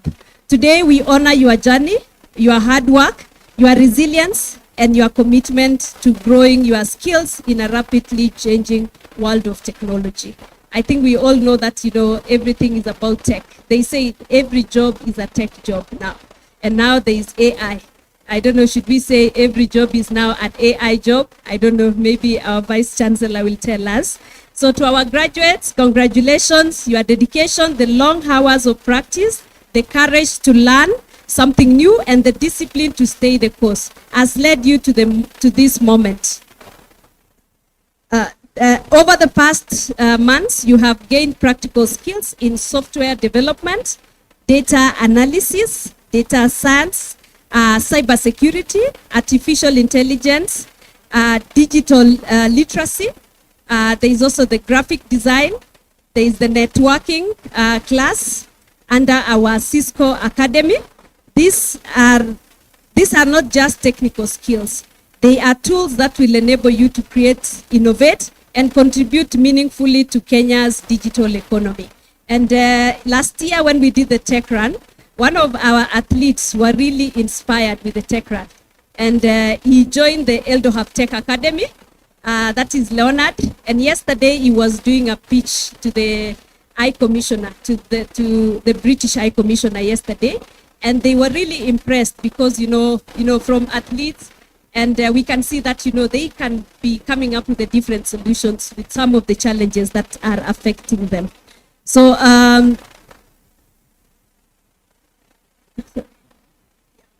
So I also want to take a moment to celebrate another important milestone through our NikoBiz project, through the UK Kenya Tech Hub, partnering with the UK Kenya Tech Hub and the British High Commission. We have trained and empowered more than 800 entrepreneurs across the country, including Mandera, Busia County, Uasin Gishu County, Mombasa, Kakamega, I guess, and then also we are now scaling it to Nandi County and other counties just to make sure that they are able to grow. Thank you so much. So when the NikoBiz project is really a very important model. It is a model that is working. And I think the NikoBiz team, and I think we've seen all the success stories that have come out of the NikoBiz project. NikoBiz project leverages on young people's skills and talent to grow businesses, to start and grow businesses. But also at the same time, they can use their skills and talent to support other businesses. Maybe they can support them to digitize their business processes, or they can support them in any other way by providing and selling the services that they have. And we've seen this is a model that can work. It is replicable. It can work. If it has worked in Uasin Gishu and all the counties that we've talked about, it can work. I know that, according to the statistics that we have, only 2.9 million Kenyans are employed both in government and the private sector. So where do you think you're going to get the other jobs? So NikoBiz is one of the projects that can really, it's very practical and can really create these job opportunities. So these founders and small business owners have gained essential skills in business management, digital tools, financial literacy, and growth strategies. And it was not that. Yesterday, I saw someone showing Enos as a that, I have formalized my business. You see, I am going to take this innovation to this idea of mine to the next level. And that is what we want. That is what we want of all over 800 entrepreneurs that we've supported across the country. People being able to employ 2 to 3 people, 5 people, and all that. I'm very passionate about this. That's why I've taken time to just explain about that. So their success shows that when we strengthen both technology and entrepreneurship, we create sustainable livelihoods and stronger communities. The focus for the NikoBiz project was on the gig economy, the creative, and the agri-tech as well. And we've seen one of the ladies here today was able to look at, I am a photographer, I am a videographer. What is the niche? Through the training and and participating in the program, she said that, what is it that I can do differently? And she started focusing only on taking photos of pregnant women and the newborn babies from 0 months. Yes, and he is making something out of it. And that is some of the things that we want to see from our young people. Not just sitting down, waiting for 3 to 4 years, waiting for a job that you don't know what will happen, but we can create opportunities for us. And that is the main thing that we want to do. So I want to really congratulate the 800 entrepreneurs across the country that have participated in the NikoBiz projects. And to our partners, the UK Kenya TechHub, the universities, I'll mention Baraton University. I'll also mention University of Eldoret. We have Dr. Nganga. I don't know if Dr. Nganga is here. Yes. And Innovation Hubs, Development Organization, County Leadership, and of course mentioning the governor of Uasin Gishu County as well, together with the leadership of the county. The trainers, the mentors, thank you for your support and collaboration. Continue to make it possible for young people and entrepreneurs across Kenya to access opportunities that truly transform their lives. Graduation is not the end of your journey. It is actually the beginning of your journey. To our graduates, whether you move on to advanced training, enter the job market, build your own startups, or take your skills back into your community, remember that you carry with you the knowledge, the discipline, confidence to take on the future. And that also speaks to why we are here, the TechRun. When we talk about the TechRun, it is enabling all these young people, enabling them to leverage on these values that athletics, endurance, resilience. It is not an overnight success. It's something that you need to keep building. You need to keep building. You need to leverage on the platforms that we provided, like Sasakazi, the NikoBiz project, to make sure that all the skills, all the months that you've been here at EldoHub, you are able to take it to the next stage. We don't want it to go wasted. We know that, you know, you are able, you build your capstone projects, and we've seen the amazing projects that you build that could be taken to the next level. And now we are looking into some of the partners. The Kenya Innovation Agency, the CEO is here and is very keen on supporting research and supporting some of the projects that are coming out of different learning institutions to ensure that, you know, how do we commercialize them? How do we take these ideas to the market? It is not just going through a program for going through it. It is also about leveraging on that skill to make something meaningful in your life. So it is the beginning, like I said, of a new chapter. Whether you move on, like I said, to the different places or take your skills back into your communities. As EldoHub, we remain committed to working with you beyond today. We have alumni programs. We have follow-up programs. I know the NikoBiz team, we have been following up a lot. Just getting to know what you are doing. We do a lot of emails. We do a lot of sharing with you, the opportunities that are available. We've invited you to even other opportunities, including even some of them being able to pitch in other different platforms and being able to showcase themselves. And I know today we have different banking institutions. I think also investment readiness is one of the key things that needs also to come out very well. And we need to bring together. Last year, we focused on investments, and investment could mean that, you know, how do we bring all these key stakeholders to come together so that, you know, we are ready, we are able to secure some of the investments, some of the funding opportunities to take our ideas to the next level. So through mentorship, we have job linkages, incubation, and innovation support. You are now part of our community that believe in possibility, in innovation, and in the power of young people to shape the future. To our graduates, once again, well done. We are proud of you. We believe in you, and we cannot wait to see you build what is next. Because, you know, it's sometimes, you know, I'm an engineer, and one of the things, my goal when I was graduating is to build something that someone is using. You know, someone that, you know, wakes up in the morning, it's being used. You know.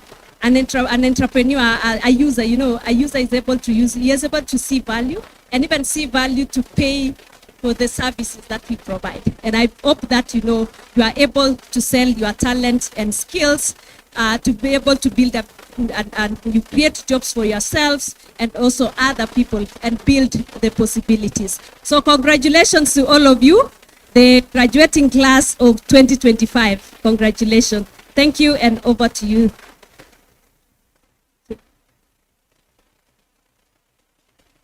Thank you. Let's appreciate Magdalene. Tafadhali, let's appreciate Magdalene for the remarks. Asante sana, Magdalene, and thank you for the good job you're doing. This particular point, I'll take you a bit fast. So this particular point, I'll call the next guest who will speak to us. But before he comes, I want us to welcome in a different way. So when I say snap, you snap once. Let's try this. Snap. Snap. Snap. Snap. And then when I say clap, you clap once. Right, let's try. Clap. Clap. Snap. Imekata kutoa sauti kabisa. All right, let's try one more time. Clap. Snap. Clap. Snap. Clap. Now, when I say snap, you clap. And when I say clap, you snap. Nishaona.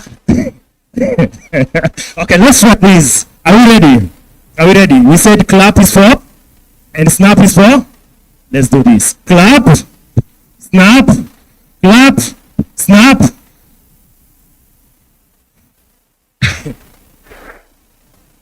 I hope now it's clear. So DJ, the person who don't get it right now will come and dance. Sawa sawa? Yeah, so tuko ready. Yeah, so we said clap is for, and snap is for. Just do like this, some flowers, do like this, do like this, do. I need some flowers, like this, like this. Are we ready? Some flowers, clap! DJ. Asante sana. Now at this point, allow me to welcome Mr. Collins Science, Innovation, Tech and Digital Counselor, British High Commission, Nairobi. Tupatie makofi anapokuja. Tupatie makofi. We can do better than that. Thank you very much.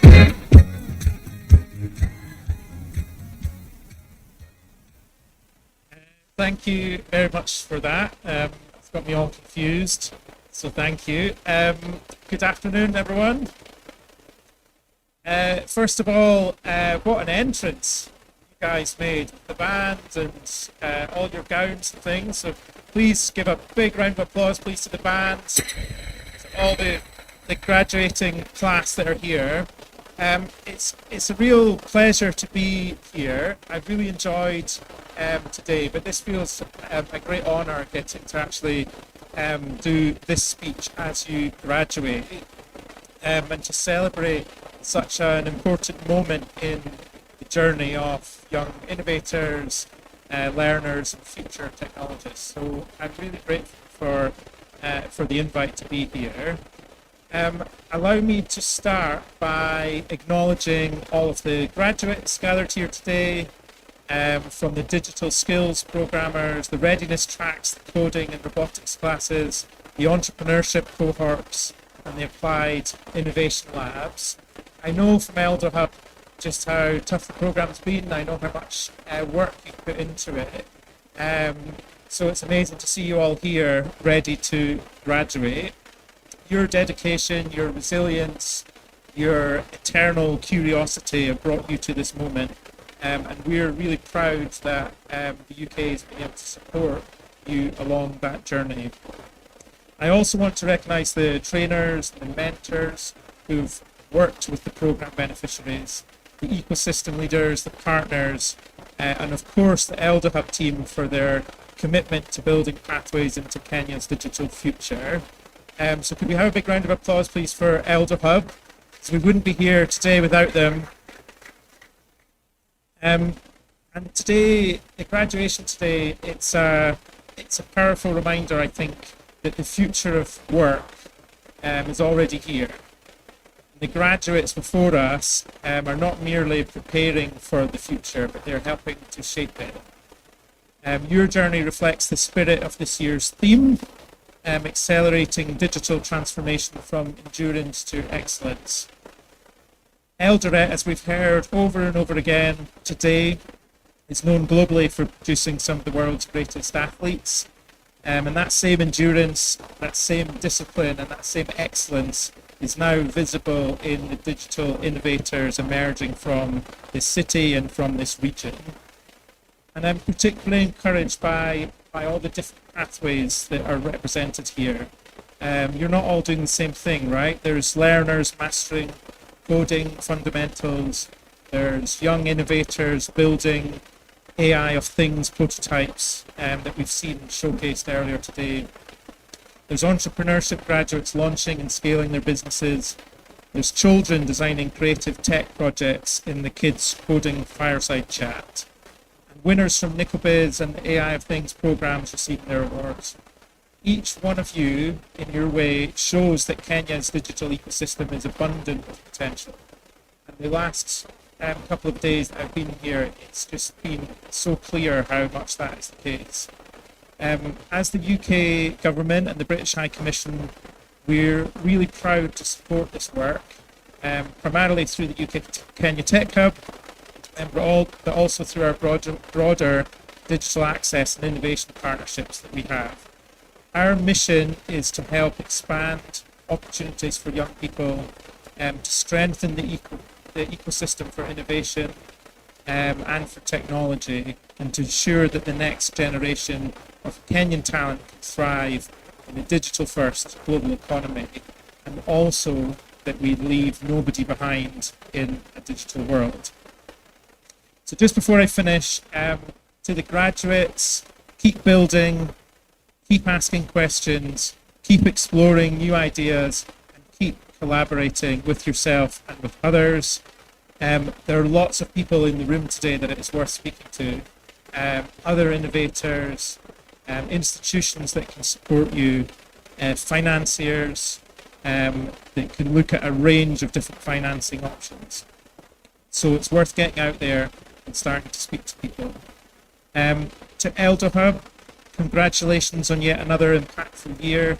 You can see the impact by the number of graduates that you have in the room, and it's just great. You've brought together athletics, AI, innovation, and entrepreneurship in a forum as dynamic as the TechRun. It's no small feat, and we've been really proud to support you. You're helping to rewrite the story of what's possible in Eldoret and beyond. So congratulations to all of you. Thank you for allowing me to be part of it, and I wish you every success in the journey ahead. Well done. Thank you so much. Let's appreciate Mr. Colin Tafadhali. Let's appreciate him. A round of applause. Thank you. Let's keep doing it. Let's keep doing it. We can do better.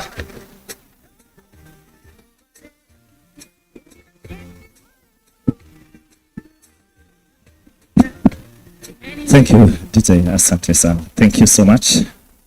At this point, you'll allow me to welcome Mr. Felix Kimaru, Chief Officer for Trade, Investment and Industrialization and Tourism, Uasin Gishu County. I hope he's around. Mr. Felix, makofi kwa Mr. Felix. DJ, nilete Mr. Felix. Mr. Felix, Chief Officer for Trade and Investment, Uasin Gishu County.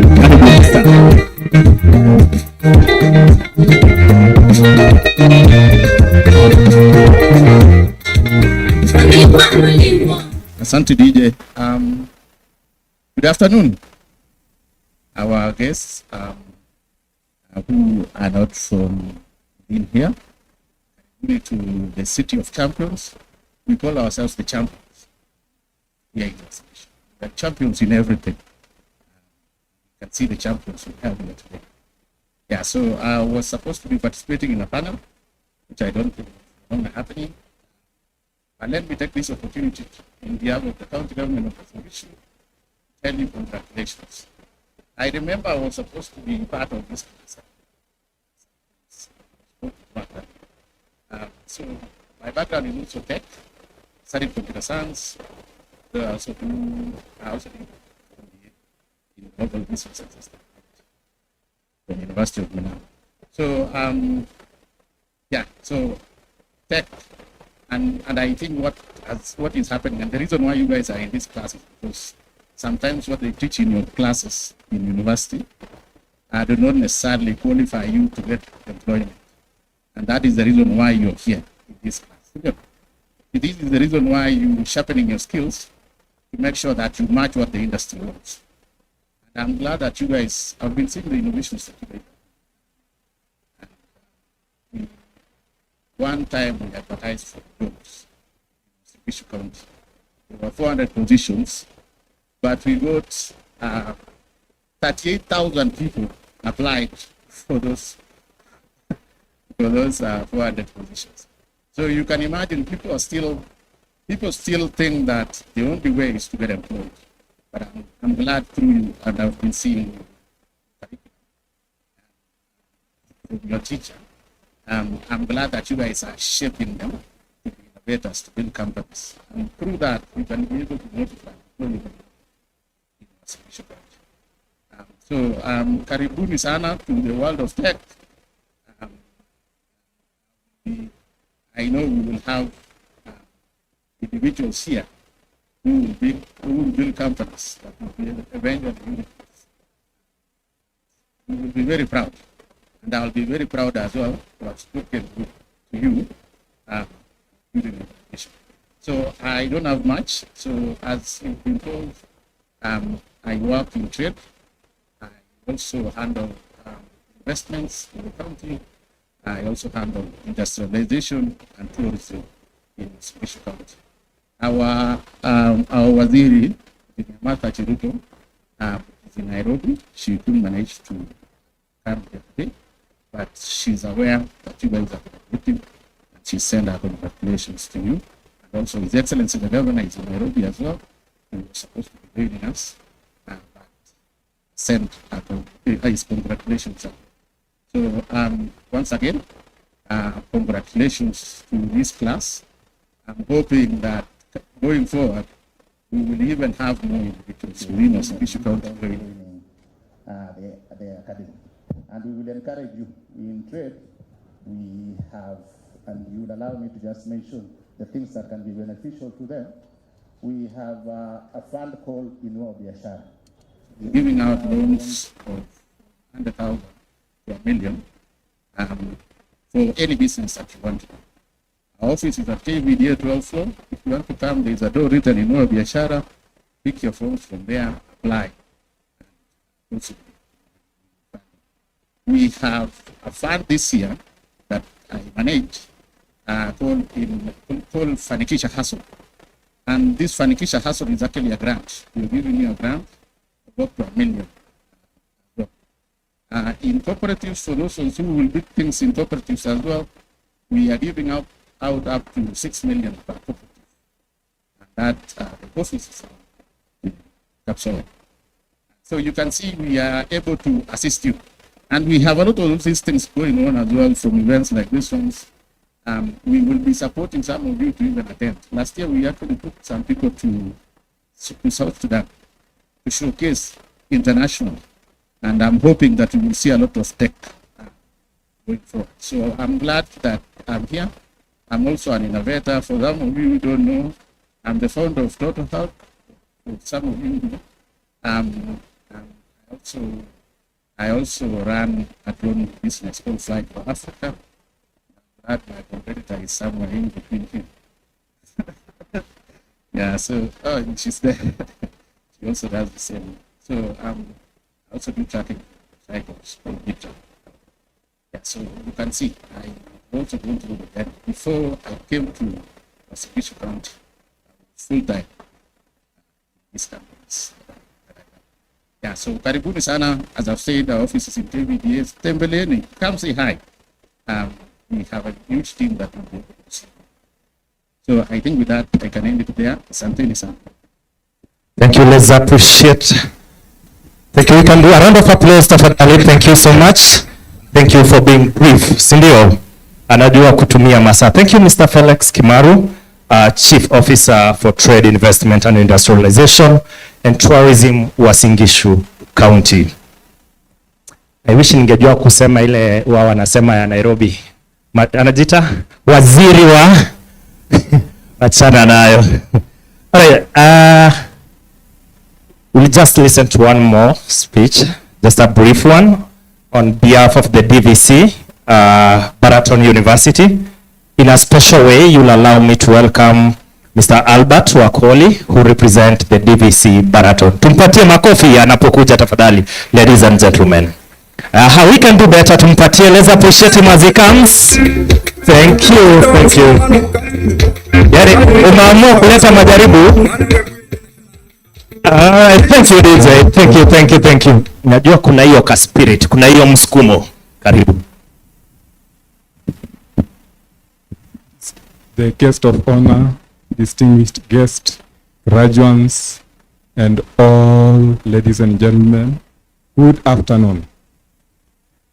Allow me to bring greetings from the University Administration, that is the Vice Chancellor, and the Deputy Vice Chancellor who have just left a few minutes ago, and the entire university fraternity. So, matters this occasion, allow me to say three things. Number one is that currently we in the academia, we are encouraging skill-based. We are now discouraging a lot of theory so that now we have a lot of skills. And when we see this program is a demonstration that we are on the right track. So the EldoHub Academy, you are doing a great job to the young people.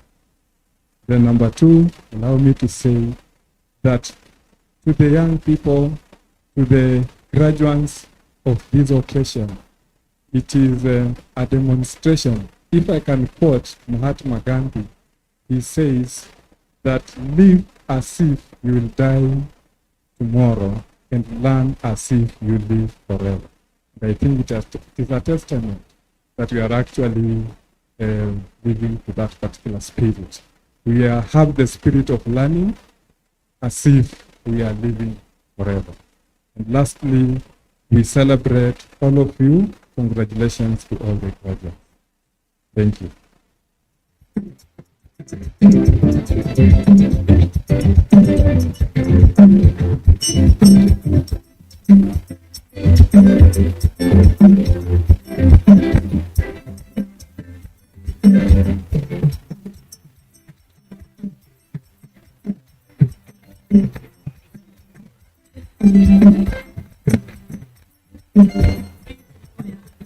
Thank you, DJ. Thank you. All right. So before we end this session, I want us to try something very basic, very basic. So repeat this after me. Her shoe shall shine. Iko shida mahali. Her shoe shall shine. Her shoe shall shine.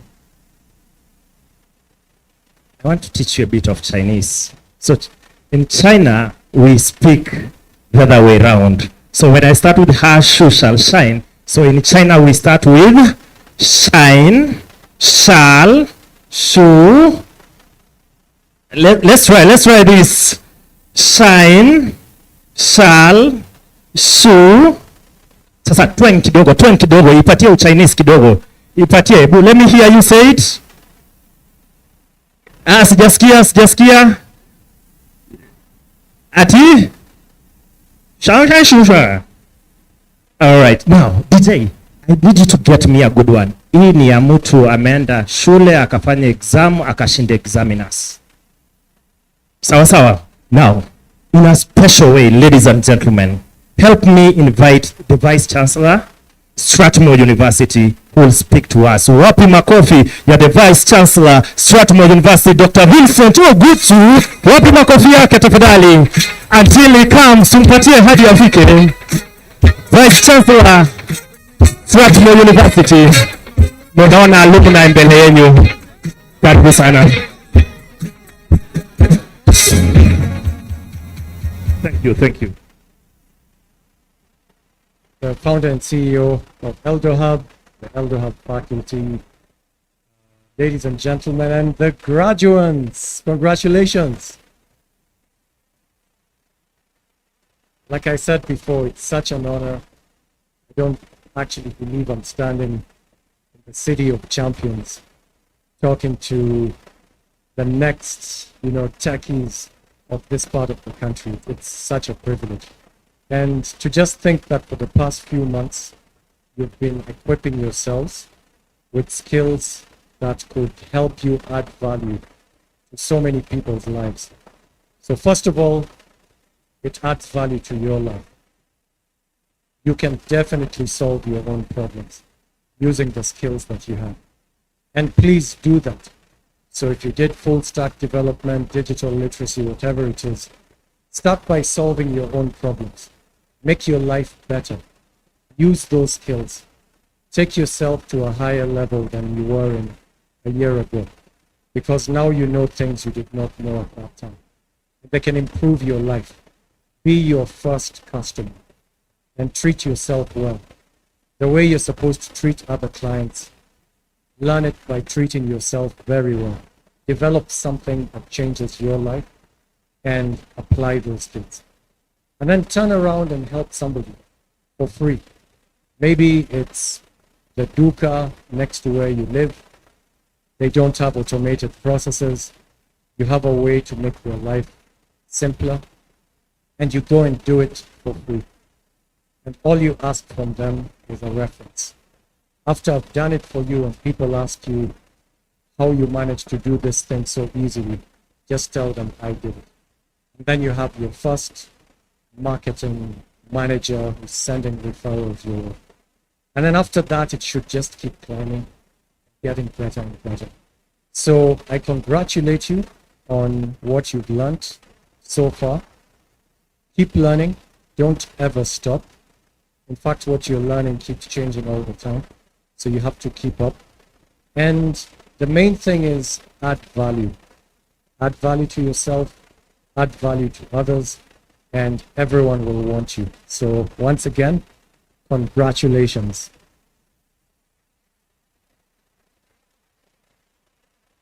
Thank you, Daktari. Let's appreciate Dr. Vincent Oguti. This is Strathmore. Thank you. Thank you so much. Hey, Daktari, you said for free. For free.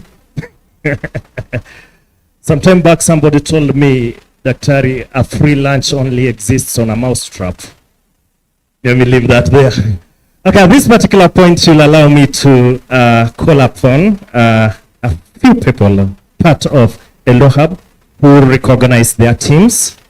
And I will start with Jonas Bosire. Jonas Bosire, AIoT, Route to Markets Program Presentation. Karibu, Jonas Bosire. Let's encourage him as he comes, tafadhali. Zana good job.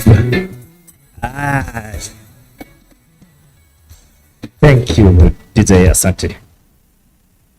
Thank you so much, Yakundi. Hi, everyone. Nasikiaje graduates. Nice. So, my name is Jones. I work at EldoHub as a program manager, specifically running the Artificial Intelligence of Things Route to Market program. So this is a program that supported young innovators who are building solutions in the artificial intelligence of things, combining artificial intelligence and Internet of Things to build solutions, which included solutions around agri-tech, solutions in smart homes, and auto tech. So today, I'm going to introduce the 5 teams who went through this program, which started late last year and lasted for 8 months, beginning in January till August. And these 10 individuals managed to build groundbreaking solutions. The main goal of the program was to help them turn their ideas into prototypes that they could take to the market. So the structure of the program started with a digital youth training program, which lasted for 3 weeks. In this phase, they were taken through technical mentorship in our lab at EldoHub, which we call the Miliki for IR lab, helping them build their prototypes through a solution box, which we provided in partnership with WhatsApp EV. So without further ado, I'd want to introduce the 5 solutions and my 10 innovators wherever you are. Nikiita jina yako, please rush for a group photo. I'll start in no particular order. I'm going to call you to come in front. So the first solution, Smart Garden. Smart Garden empowers urban dwellers to turn home spaces into productive vegetable gardens for both personal consumption and commercial use. The solution leverages IoT technology to monitor and maintain optimal conditions automatically. With over 90% of the gardening tasks automated, users can grow fresh produce with minimal manual effort. So the 2 innovators building Smart Garden are Stanley Gashara, please come in front, and Michael Samuel. Clap for them. Yeah. On to the next team, Maycraft Innovations.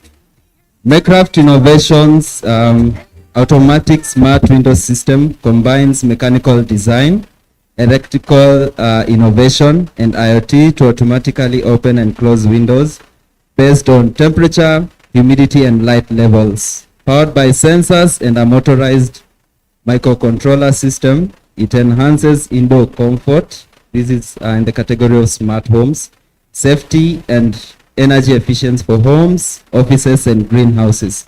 So the 2 innovators building Maycraft Innovation are Godfrey Njoroge and Lawrence Kairegi.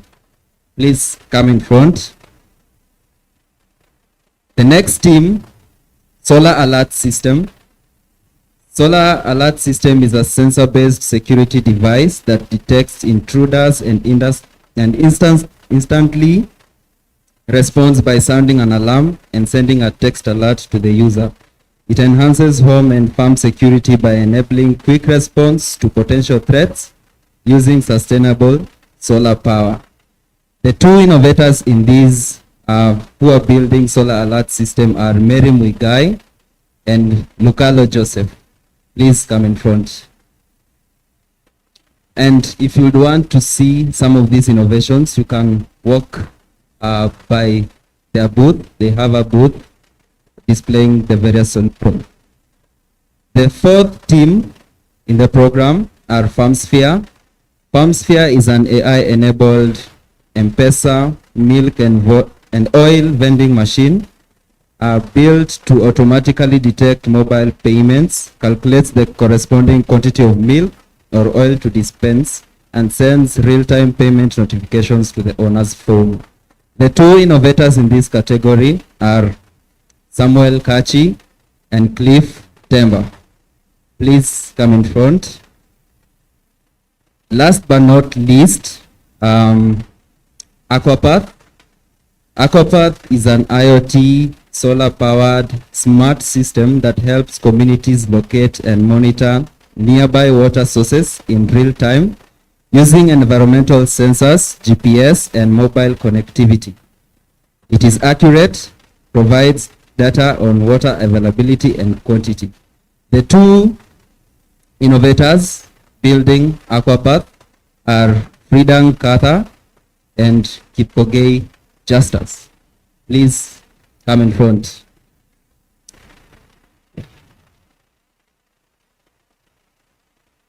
Thank you. So we're just going to do a good photo, then you're going to go back to our seats. Frida. Let's appreciate them, tafadhali. Let's appreciate our innovators. Let's appreciate them. Thank you so much. Thank you so much. And you can pass through the booth and see what they have done. They're amazing innovators. Kindly pass through their booth. Let's support them. Let's make this a reality. Na msisahau kufanya moja for free. Sawa. Thank you so much. We appreciate you and thank you for being at EldoHub Building Solutions. Thank you. You can go back. Thank you so much. Let's appreciate Jonas. Tafadhali, let's appreciate Jonas Bosire. And thank you so much for leading the team. Thank you for the good job, Jonas. Asante sana. Next, you'll allow me to call NikoBiz project. NikoBiz project. Allow me to call Mr. Charles Sakari. Tafadhali. Wapi makofi ya Mr. Charles. Tafadhali. NikoBiz project. Yes. NikoBiz project. Thank you, DJ. Chief guest, Shai Commission, county government officials who are here today, chief guests, graduates. Good afternoon. So it's my pleasure standing here today just to come and present this grant. First, second thoughts of the NikoBiz graduates. Yeah, I'm sure most of you are wondering what's NikoBiz. Yeah, so NikoBiz is basically one of the chief, I can call it like one of the child, yeah? Child of the TechRun, because it was basically launched last year in the first TechRun competition. We felt that, okay, apart from just spreading awareness about this idea of building resilience when it comes to innovation, what can we do to our young people?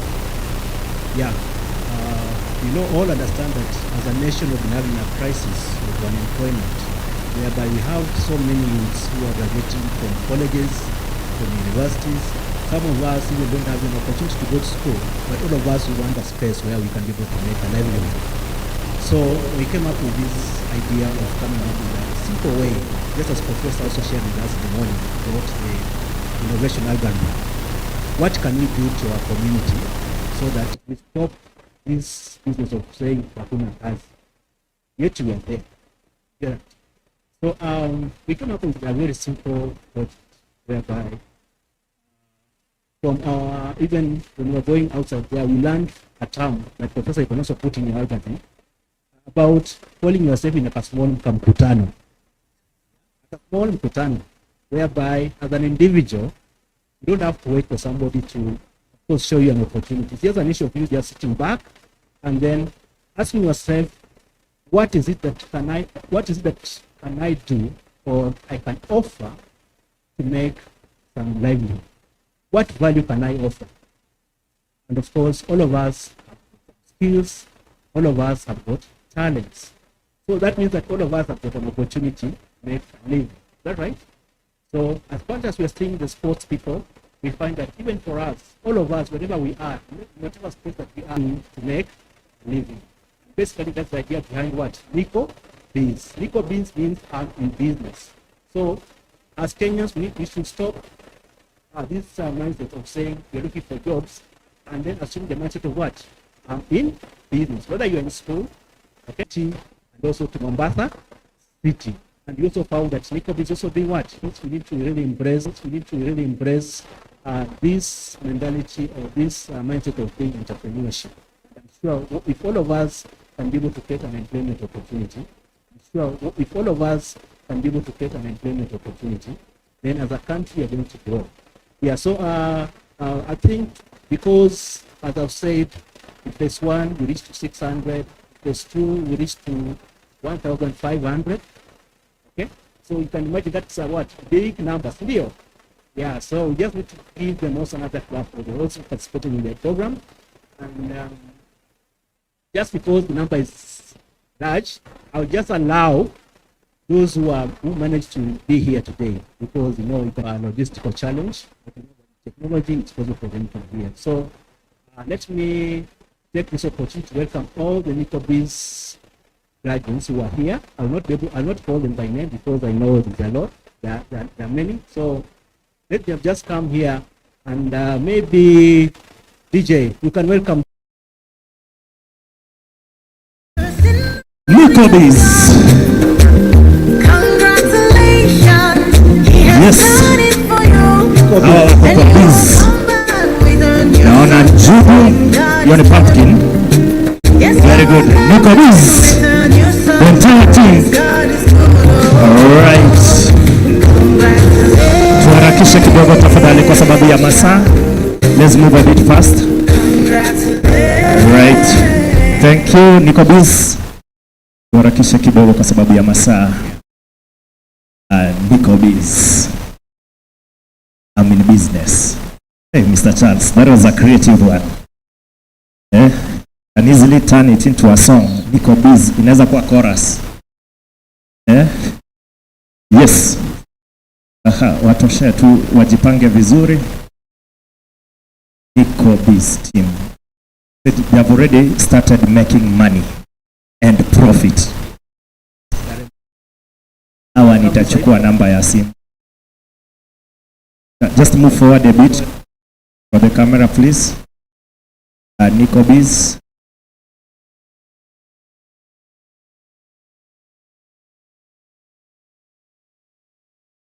Karibu daktari. Let's do 2 lines. Hii inakaa kidogo ya baraza.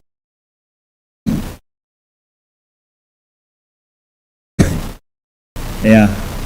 Yes. Yeah, also want to welcome waziri wa biashara. Magda ndo huyo. Hawa ni watu wa biashara. NikoBiz. Yeah, waziri wa biashara. Karibu. Very important. DJ, wapatie hata ka music ndo wa smile. Sometimes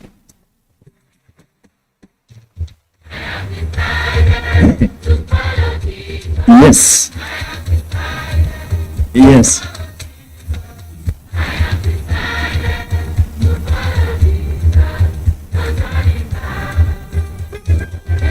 Let's appreciate the NikoBiz project. Tafadhali, let's appreciate the NikoBiz project.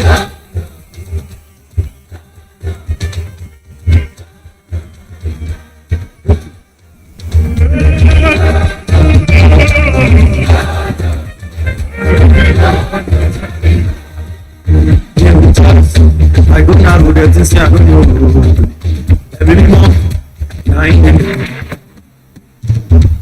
DJ from the top. DJ, nataka tu mahali wameketi tu hapo. Nipatie hiyo wimbo tena. Hapo mahali upo, sawa sawa. Where's your voice and shout? Come on. Pole tu nataka mpera pole.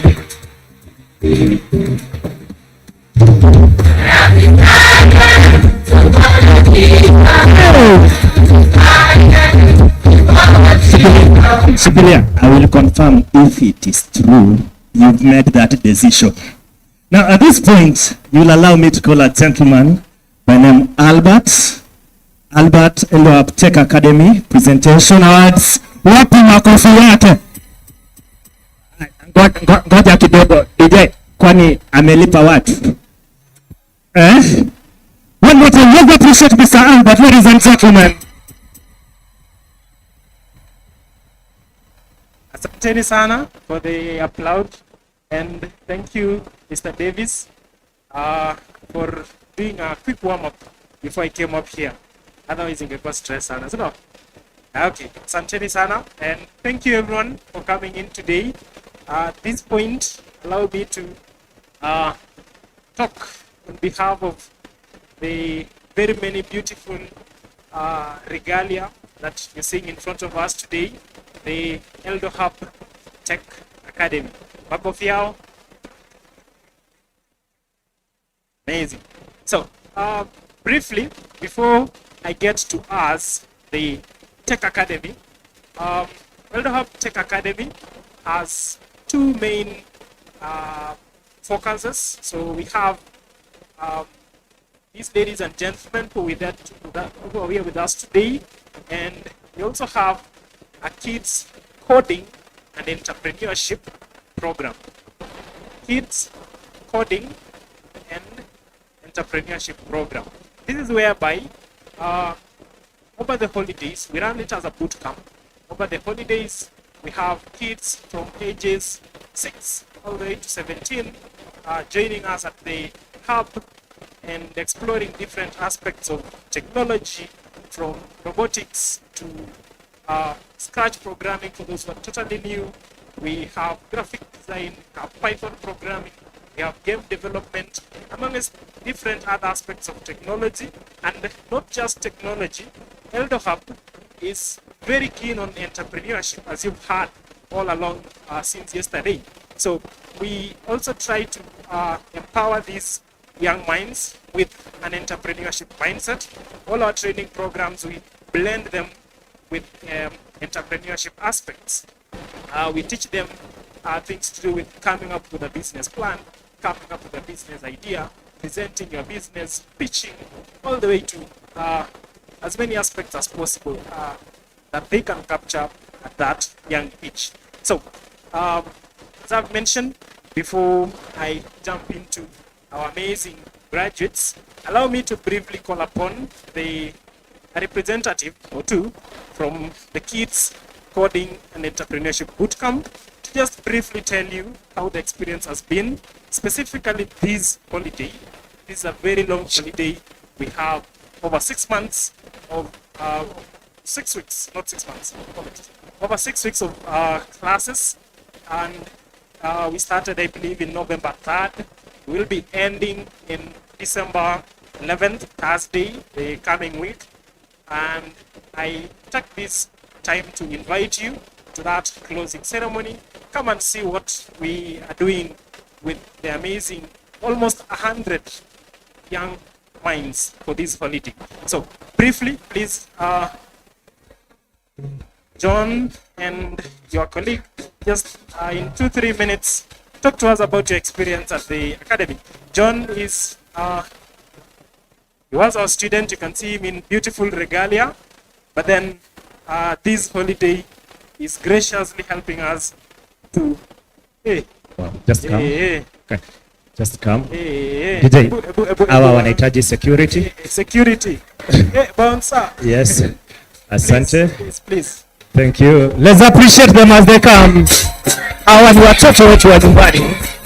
Karibu sana. Yes. And beautiful.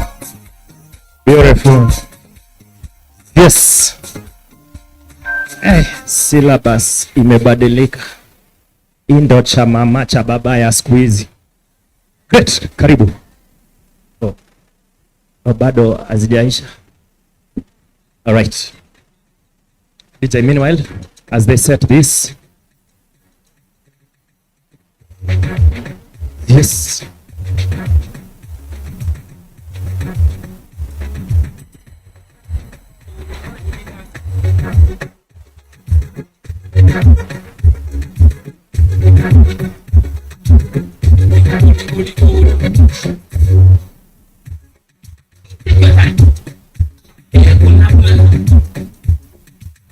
In 254.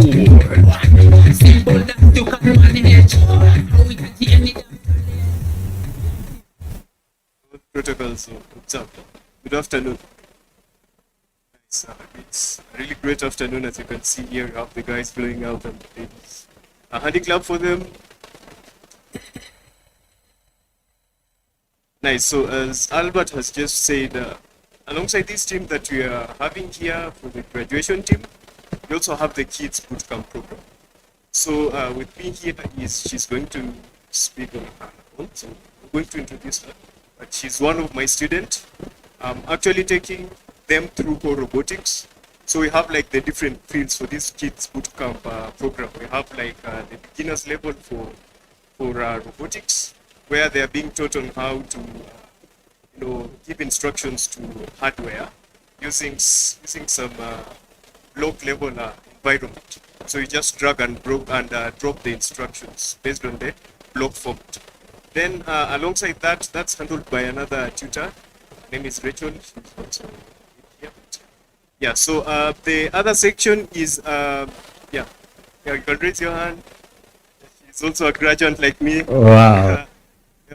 And alongside that, get to my part where we teach them core robotics. So with core robotics, they not only get to learn how to give instructions to hardware, but they give instructions to hardware using language, programming language.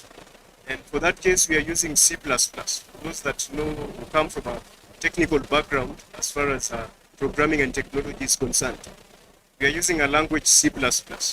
And with us here, we have a presentation. So maybe before we shift into the presentation, I can give my great student here to introduce herself, and then you can progress to explaining what we have here.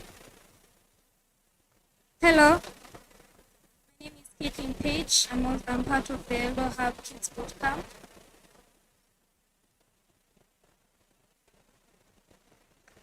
Let's appreciate John, rudia hiyo jina polepole amesema. Caitlin.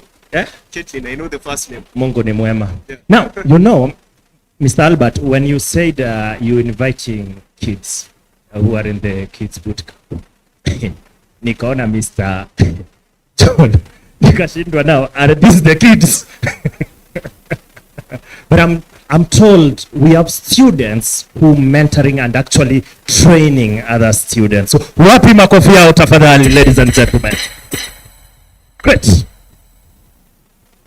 Yeah, so this is a robo arm, and we're just gonna work along with my assistant here so that we can make this work, right? So maybe Caitlin, I can involve you. What does this system comprise of? What are the components you are using? We have various components that make up this robotic servo arm, such as here we have 4 motors that control everything. We have a base underneath here, you can see it. We have our shoulder, elbow, and this controls the knee. It's meant to simulate a real human arm. Now everything here is connected to a breadboard, which connects it to a power supply and the Arduino Uno board, which we use to program it. It's connected here to a laptop.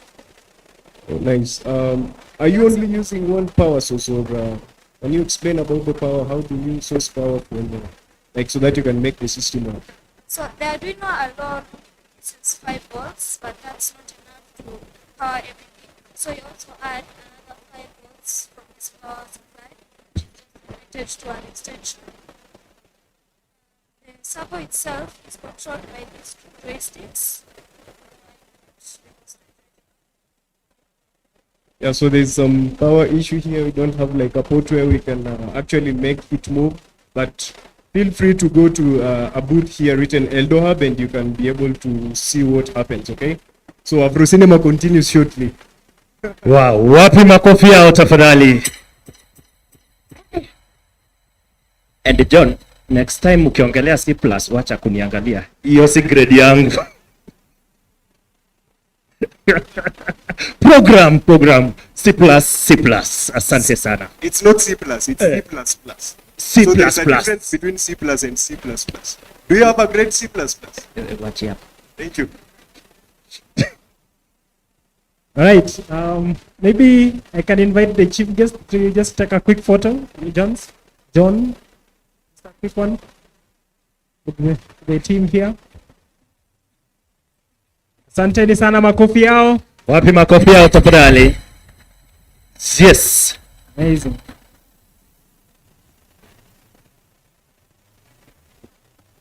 Thank you.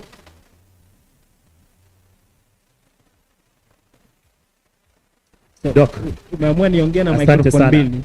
That can solve X. Yes, thank you so much.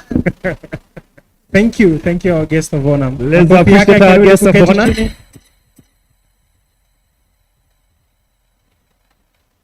Amazing. Allow me to now get to the Tech Academy graduates of the day. So briefly, I'll just go through a small script here, and basically I'm trying to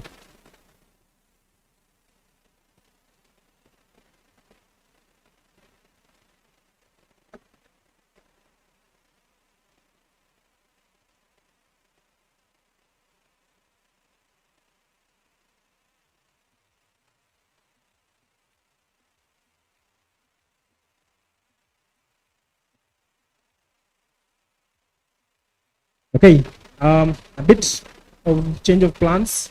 So before I get into celebrating these brilliant tech minds here, allow me to invite Mr. Ian Sorio, the head of country operations at the Crown Interactive, to give us a brief motivation specifically for these young learners. Ladies and gentlemen, a round of applause for Mr. Ian Sorio.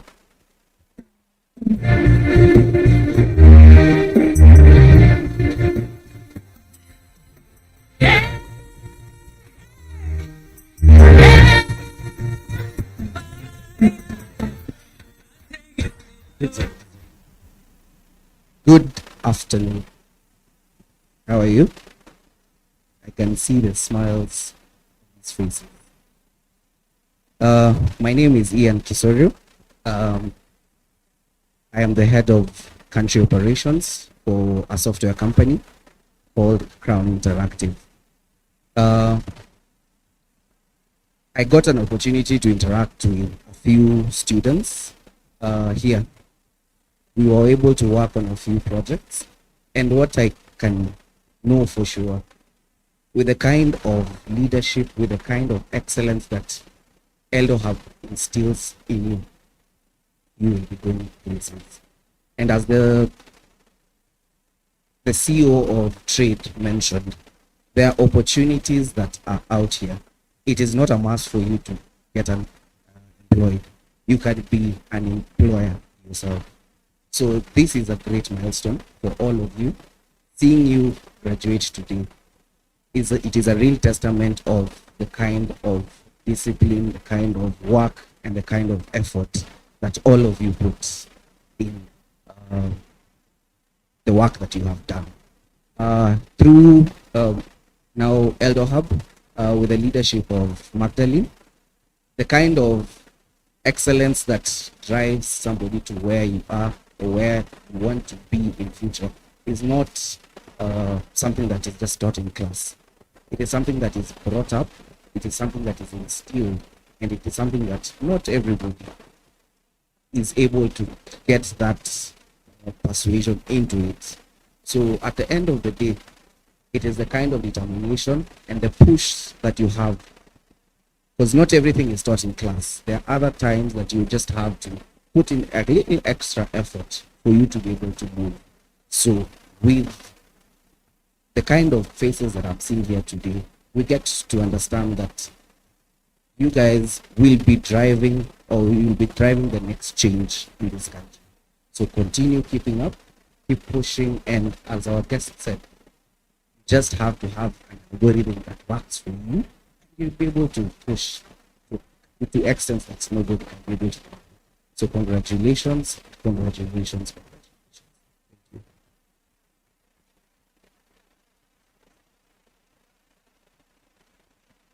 So briefly, also allow me to call upon Mr. Collins Miheso Bulika, the Chief Executive Officer, Age 360 Limited, to give a brief remarks.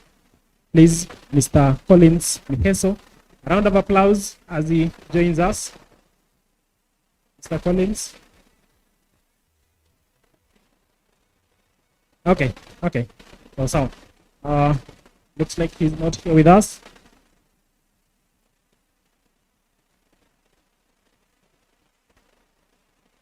So, before again I go, I want to bring in one learner from the Tech Academy to quickly show us what we've been doing. We've seen a good number of us from the rest of the programs just showcasing what they've done, a good number of solutions.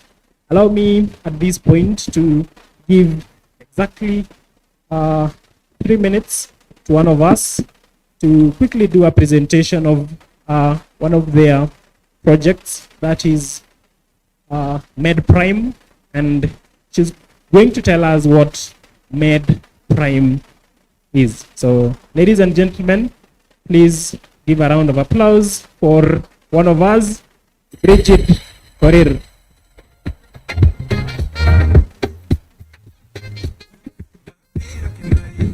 Let's appreciate her. She comes.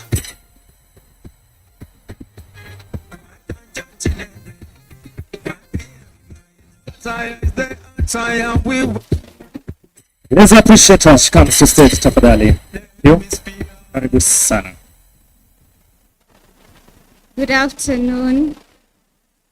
I am Bridget Korir, a graduate from the full stack software development at EldoHub Academy. I have undergone training for the past 3 months with Albert as my instructor. So MediPrime is a solution to a problem we have been facing. I have experienced it myself. When you go to the hospital, you are given a prescription, a certain medicine you have to look for, or you have to get from a pharmacy. But you get to that pharmacy, you're told the medicine is not available, or the medicine is out of stock, sometimes not in the country, and it can be a hectic thing for people who are in need of that medicine, and sometimes it really causes a medical issue because you cannot live without something that you have been prescribed. So MediPrime helps you to locate medicine easily. You search for the medicine in the app. You are directed to a pharmacy that is near you. You add the location, your own location, so that you can be located, and also check the price of the same medicine. So the challenges that I have experienced with building the app is that now getting to the pharmacies around, their inventories are mostly localized to their PCs, they're not in online, so I cannot get the data or the medicines to use in my app. So, but we have been working with a few friends of mine. We are creating a digitalized inventory that will help the pharmacies put their inventories online.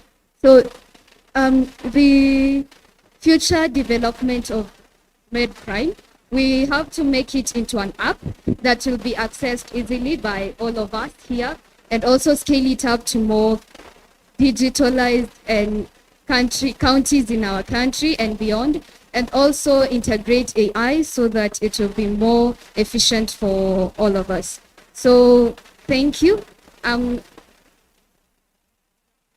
Yeah, let's appreciate Bridget Correll, MedPrime. Thank you. A better round of applause for her. Amazing. So I will go ahead and recognize all the graduates in attendance. And before I do that, allow me to again quickly go through this script I have. Just a word for myself to you, dear graduates. So today is not in any way the end of a chapter. It's just a moment for you to step forward. I want to start with a simple congratulations. If you look around yourself, you're going to see familiar faces of dedication, long hours of practice, difficult problem-solving sessions, and true innovation. This year, your class has set remarkable standards. We do not just have graduates here with us today. We have innovators, we have entrepreneurs, we have creators and builders. You arrived at EldoHub with raw potential, and today you're living as industry experts. The 146 of you are ready to transform the technology landscape in North Rift and beyond. Now, let's talk about briefly the work that you've done. We've supported you in taking your abstract ideas and turning them into market-ready solutions. Speaking directly to those projects that you presented during the project presentation sessions that we've had, the designs that you've built, the prototypes and the business models you've built during the sessions. That work does not just belong to GitHub or localhost, neither do they belong to just LinkedIn or your portfolio. Your project's value will be realized the moment it hits the market. Your assignment right now is to move with speed and conviction. Your projects need to move from just your presentation to the production stage as soon as possible. Do not wait for a perfect moment. There will never be a perfect moment. Go out there, meet the clients, talk to them, get their feedback, validate your assumptions, and pivot when necessary. The journey from an innovator to an entrepreneur is very short, and you've already taken the hardest steps. Whether you're starting your own venture or joining a visionary organization, the same principles will apply. You must earn from the skills you've acquired. Every single one of you possesses an invaluable market-demanded skill set, and in whatever position you will find yourself, maybe as a software engineer, as a data analyst, as a digital marketing consultant, or as a networking or cybersecurity consultant, bring that initiative, bring the problem-solving mindset, and the technical expertise you've developed with EldoHub Tech Academy. Use your knowledge not to just complete tasks, but to also generate measurable value. Solve critical challenges and build wealth for yourself, your families, and the community. The world does not wait, so it needs your talent, your energy, and your expertise. Class of 2025, you're not just graduates, again, you are generation of African digital leaders. Go forth, go bold, be relentless, and make your mark. We at EldoHub Tech Academy are proud of you. Congratulations once more. Now, quickly, allow me to recognize all the graduates. I'll be reading just by the first name basis. When you hear your name, please quickly stand up. I hope the photo people will get a chance to capture you. So for those graduating with a certificate in full stack software development, we have Alvin, Aubrey, Bildad, Benita, Lorna, Boniface, Brian Kipkorir, Brian Kipngetich, Bridget, we have Tony, Cynthia, Daisy, Dennis, Derek Kipchumba, Dionysius, Doreen, Dylan, Eliakim, Elsie, Elvis, Frida, Gerald, Ian, Isabella, Isaiah, Jacqueline, Japheth, John, Kelvin, Pennyline, Kevin, Leonard, Lillian, Lucky, Martin, Mercy, Meshach,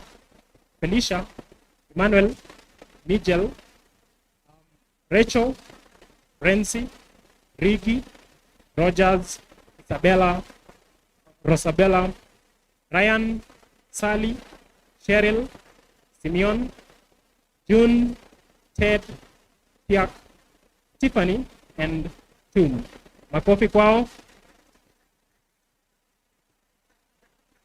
Those graduating with a certificate in graphic design, we have Benita, Phoebe, Felix, Josh, Linda, Michelle, Ruth, and Yvonne. We have Michelle Ntabo, and we also have Michelle Charot. Makofi kwao. Those graduating with a certificate in digital marketing and social media management, we have Antoinette, Damaris, and Mas. Makofi kwao. The gentleman graduating in mobile applications development, we have To Alan Kiprop. Yes, there's a representative. Asante sana for coming through.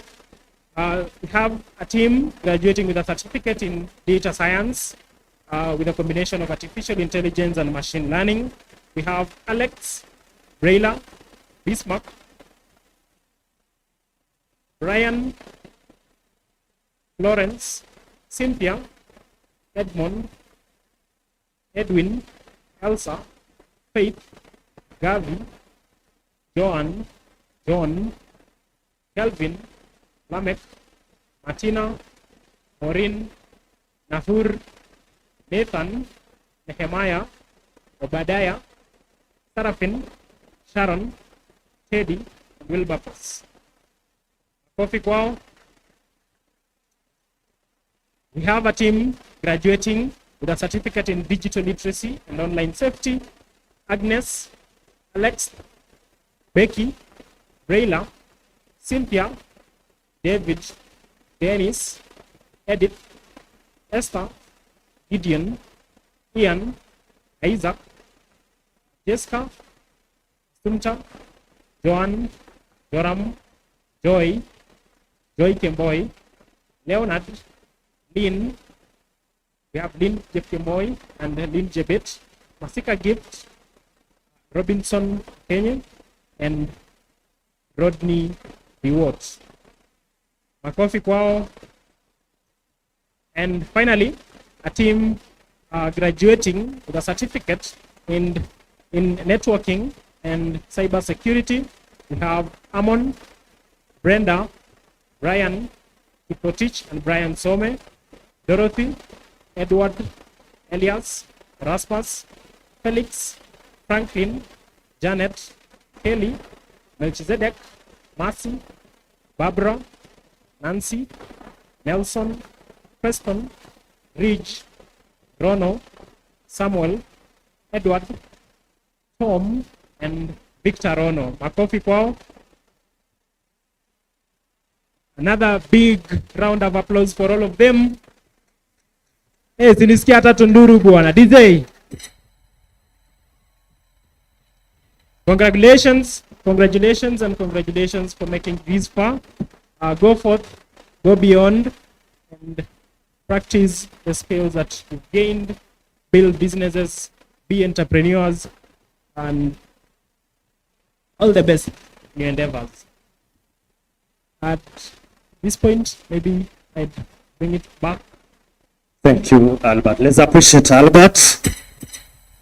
And I was just looking at that list nikasema Mungu wangu, if he's going to read the 3 names, tutatoka hapa kesho asubuhi.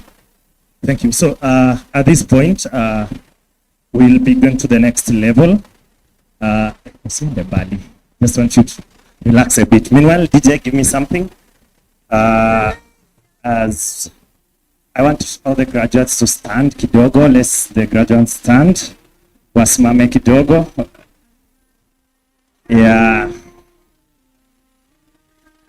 Let's appreciate them, ladies and gentlemen. Let's appreciate them. Let's appreciate them. Let's appreciate them in a better way.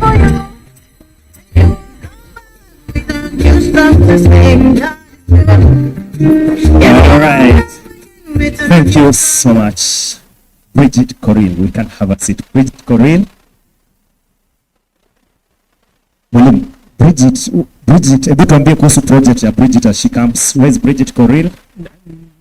She's already here. She's already here. She was already here. So, who's giving us the presentation? The next presentation, this is coming from team, 2 gentlemen from the networking and cybersecurity class. A very technical class. So, apologies, potea, sijali, sawa. Okay, but in 3 to 5 minutes, please reach and Erasmus, check us through what you've done during the session. Makofi kwa wakikuja.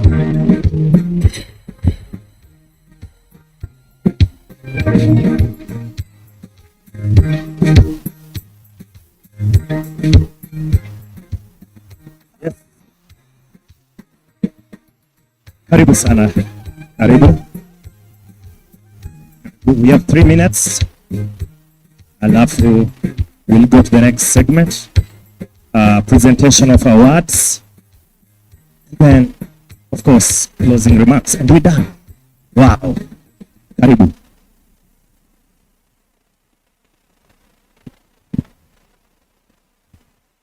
All protocols observed. Dear graduates from Eldoret Academy.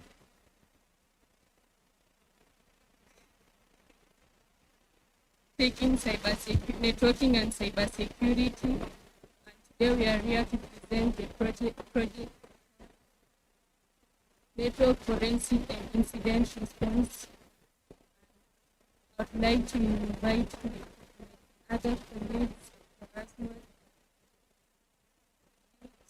to come and present. Right, thank you. So, all of us here, we are innovators, right? And each and every day we innovate. And in our businesses, we bring ideas that are able to automate the things that we do in our business. But cybersecurity is such an important thing that we need to look into. So cybersecurity is now an executive, national, and a business continuity priority. Modern organizations operate in hyper-connected digital environments. Each and every organization is connected to 1 or 2 things. Maybe they have their systems connected to the cloud. These systems, they need to make them secure, because one simple mistake can bring down your whole system and you're going to incur a lot of financial loss. Take a simple scenario of the case of the Kenyan government website that happened recently. You realize that most of the Kenyan government websites were down and most of the ministries were down, and you find that there was nothing that could happen for the next few hours. I think it was about around 7 hours. You can calculate the amount of money that was wasted, the amount of money that was lost within those 7 hours, and I'm sure it's a lot of money. Now, Kenya's cyber threat landscape, as per the Communications Authority of Kenya, in the first quarter of 2025, you realize that system attacks are more than 2.5 million. And we also have brute force attacks. We also have malware attacks. Now, the Kenyan attack, the one that I've talked about, was a coordinated domain redirect attack impacting multiple government ministries. Next slide. Now, we want to do something simple. We want to do a network forensic analysis and see how someone can be able to infiltrate your organization or the system that you're using. Now, the first thing is that we are going to transform raw packet data into executive level intelligence. Then we are going to do an attack attribution and timeline reconstruction. And then we are also going to be able to extract that malware that was able to penetrate into your organization and do a sandbox analysis. So the bottom line here is that cyber incidents are business risks, not that just IT issues. One small breach into your system, just by a small click of an email link, can be able to bring a catastrophe in the whole entire organization. Now, let's move on to the practical part. So we have a simple, we want to do a simple forensic analysis and determine how that one simple click you can make in an email can be able to infiltrate the whole organization. So we have a simple demonstration here. So you can be able to see we have a source IP. Now imagine this scenario. You are the user in that organization. You are working in a supplier department. An email has come that a supplier wants you to supply them with something. You see that this email is a very legit email because they always do this often. But in the real sense, this email is not the real email. You go ahead and you click the link. How many people have always clicked some links and then sometimes it tells you that if this doesn't happen in the next 3 seconds, you'll be redirected to another page. That one happens, right? So this is what really happens. So the moment you click on that link, it sends a DNS query to this domain. You can see the domain that it sends a query to a domain called highgreens.co.in. Now this domain is not really a legit domain. It is masquerading as a legit domain, but in the real sense is not a legit domain. Now, after that, that query is translated to a URL, which is www.dulmianaturalpark. Now, even the simplest details, you can be able to click a link, like even these Microsoft emails that you get, even a simple, even through the how do you call it, through these things that are in Word, like Times New Roman. Even with that, you can find that a Microsoft account, someone is sending to you a Microsoft account, but there is one letter that is in another font. The other letters can be in Times New Roman, and then the other letter has been masqueraded into a different font. Now you can be able to see that that one is a legit email, but in the real sense is not, because there is a difference between, if you look keenly, you will be able to realize that there is a difference between the first letter maybe and the second letter. Now this one in this case is at www.natural.park. So the natural part is not written as natural. But with your eyes, the first site that you're going to see, you're going to click it because that is what is going to come to you on the first site, that it is natural. But when you look at it in depth, you'll realize that that is not natural. It's written as natural. So we are going to see this and we are going to have a look and determine whether this URL has been flagged as a malicious URL. All right. So let's go on.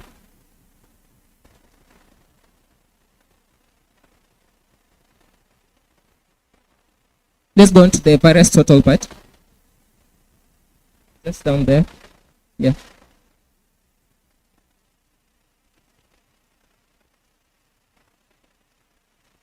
So when you are able to put that link, when you're able to put that link inside that virus total, it has been flagged by 11 out of 96 vendors, which means that it is a malicious URL. Okay. Let's move on. Let's just move on back to the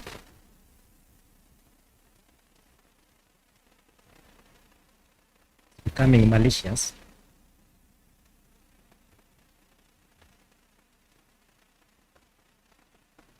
I hope it's not the malicious.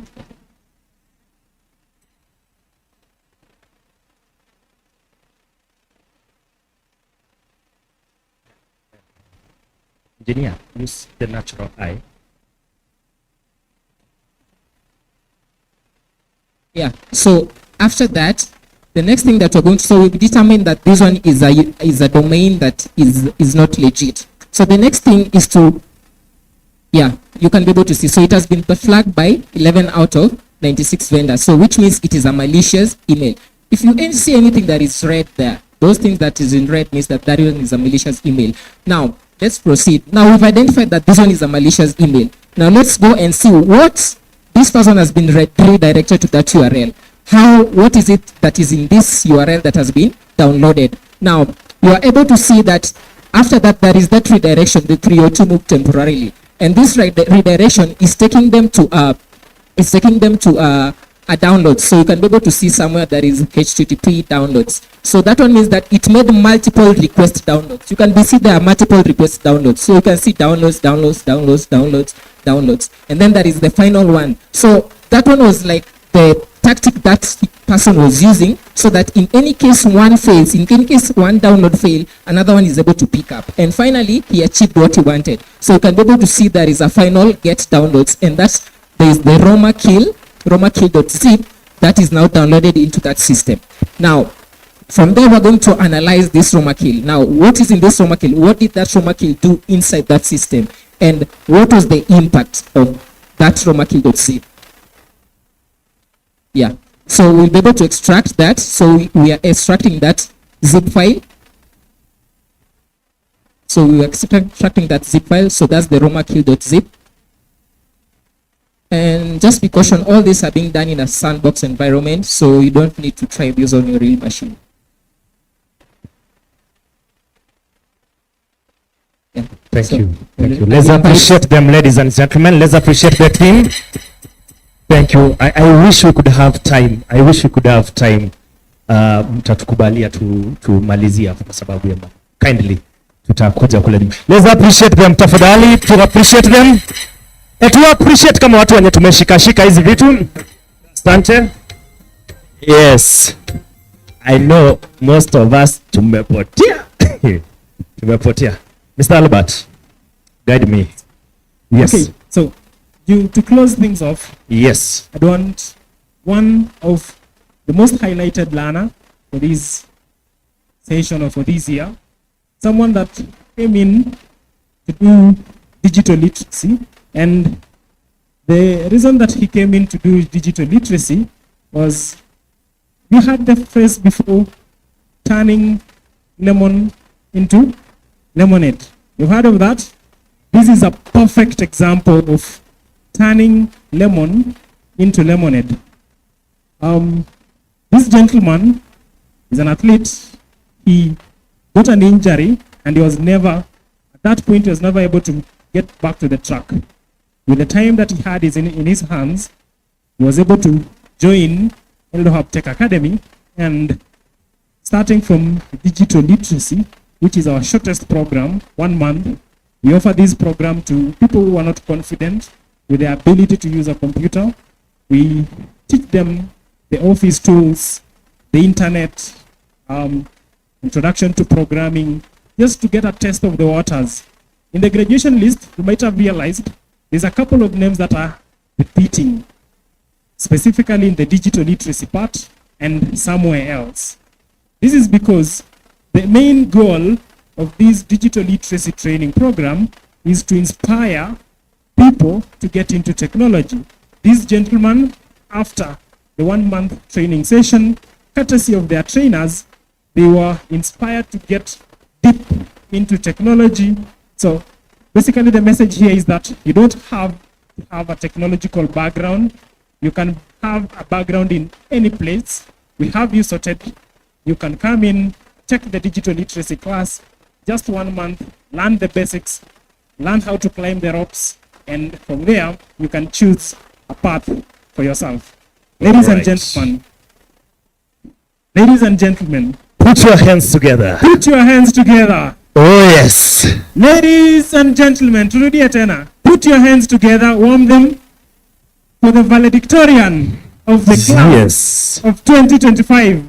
Ladies and gentlemen, put your hands together for Leonard Kipkemoi Bent. Wapi makofi ya Leonard? Potek. Aha. Spotek. Ah.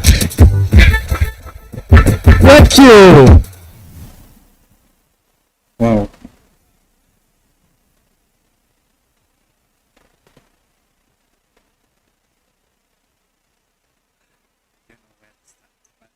Distinguished guests, EldoHub, my fellow graduates, and ladies and gentlemen, good evening. Good evening. My name is Leonard Bet, a professional athlete specializing in steeplechases, and I joined EldoHub in April as a digital literacy student after getting an injury, a stress fracture injury, early March this year. And I was aiming to go to World Championships that was to be held in Tokyo, Japan. And I was aiming to stand in podium, but I found myself in EldoHub when I was looking for digital literacy knowledge, because I had to break to not to train again because of the injury. And joining past 1 month of digital literacy for a full month, I was learning different technological tools. And from there was an introduction after the end of that program about the website development. And through my mentors, past mentors, I was able to be introduced to HTML and CSS through Jessica and Sharon, and I'm proud of you.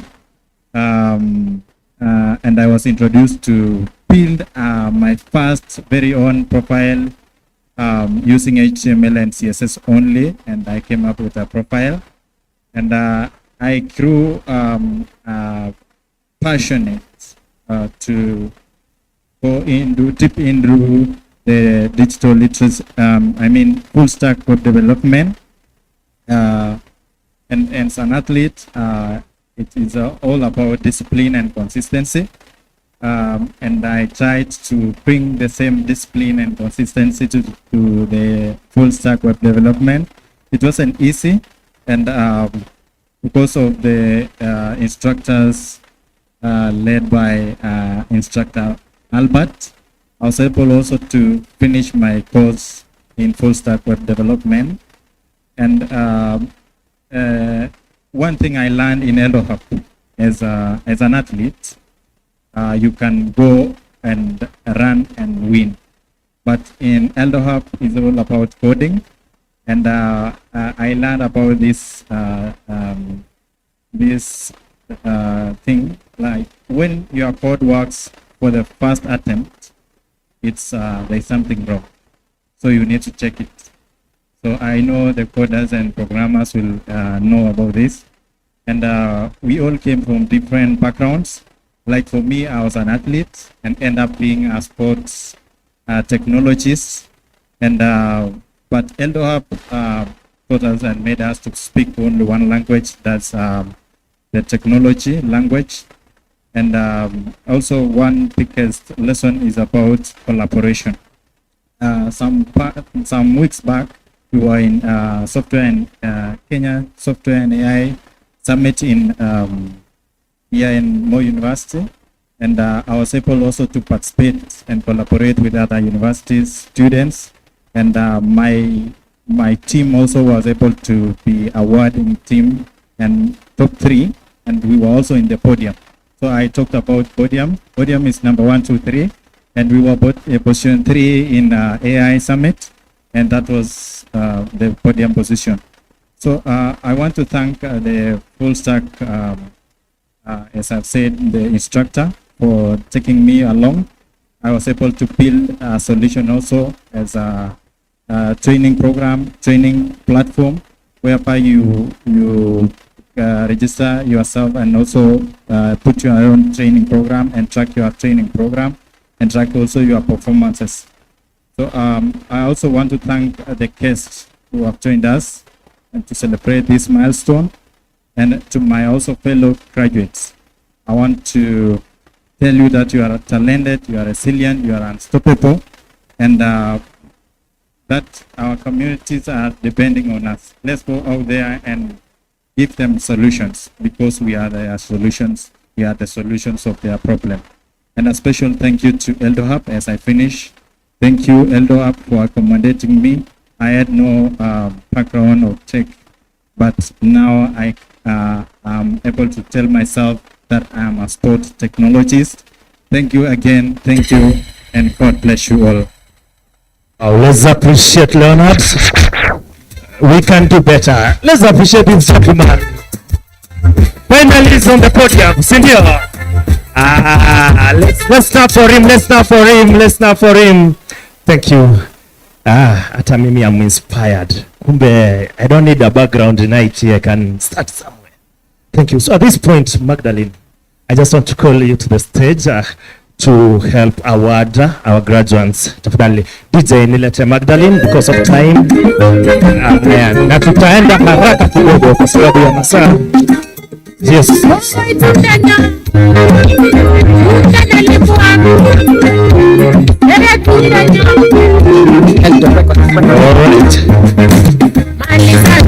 Thank you, DJ. Asante sana.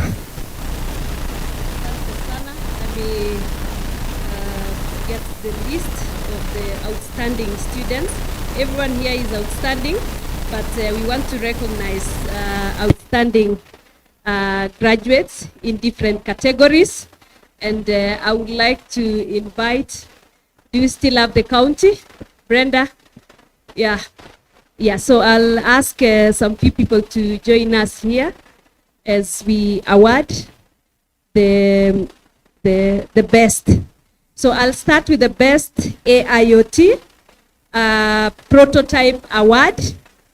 And this is awarded to, but I'm not going to mention first. I would like to invite our keynote speaker, our Vice Chancellor from Strathmore University, Dr. Vincent Ogutu, to come and award as the best AIoT prototype award. Yes, thank you.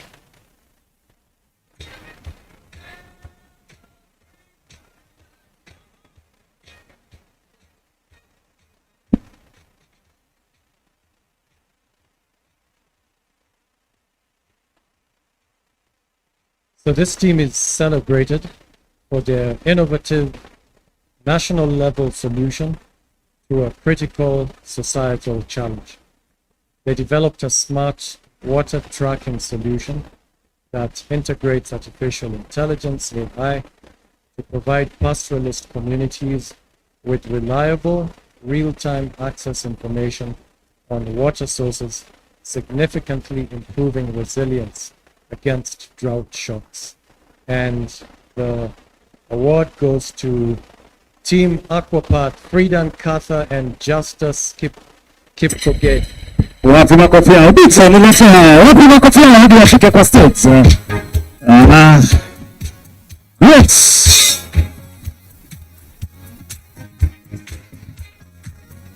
Yes.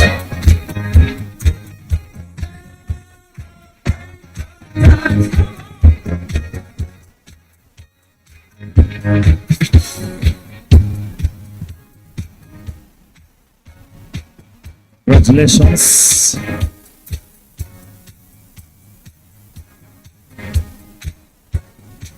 Congratulations. A round of applause, ladies and gentlemen. Wow. Congratulations to the team, Frida and Justus. Thank you so much. And congratulations, Team Aquapath. Yes, thank you so much. For the Asante sana, Team Yes. Aquapath. Yes, as all you've all seen, it is not just about training. It is more meaningful things, building, looking at the challenges, and they build real solution. And I think you've seen. And the best capstone project, this was supposed to be awarded by Colin Skies, but on behalf of Colin Skies, I'll invite Zone 01, Lekab, Colin. Your name is Caleb Nyoiro. It's not far from Colin, so you will represent Colin today. So please help us in awarding the best capstone project award. Thank you so much, Magdalene and EldoHub.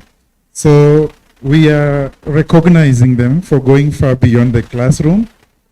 She showed exceptional initiative by actively engaging with clients and taking critical steps to advance her project. This award celebrates her vision and commitment to moving swiftly from concept toward a high impact, minimum viable product. Everybody, let's put our hands together for Bridget Corrine. Welcome for Bridget Corrine. Congratulations, Bridget Corrine.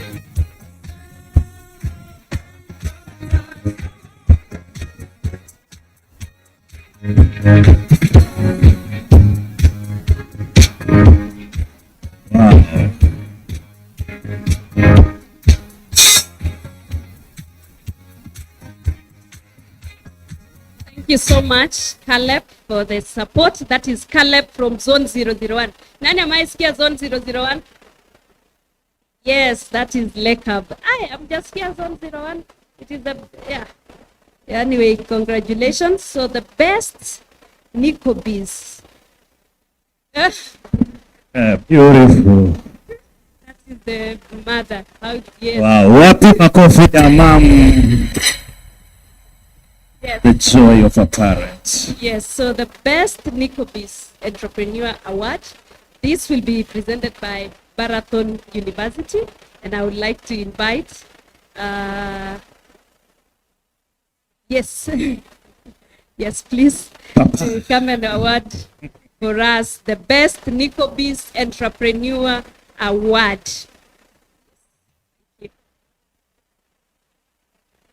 Best NikoBiz.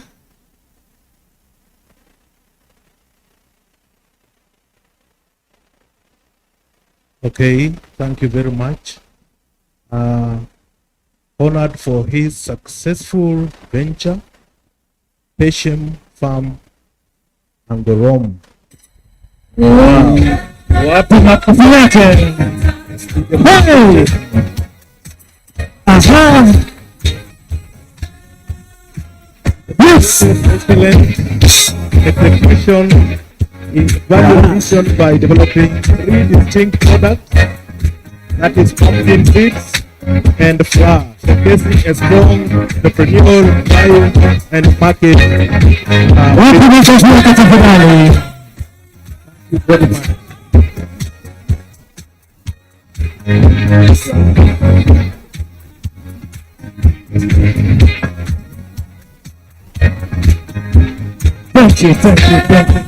Thank you. Wow, amazing. Let's appreciate him, tafadhali. Thank you so much. I don't know, he just started coming here the moment he started reading it. He knew it. So congratulations. That is Isaiah Odongo from Busia County. Yeah. All the way from Busia. From Busia County. So we've gone outside. So the next to be awarded, that will be the last award of recognition for the class of 2025, the Rising Tech Star Award.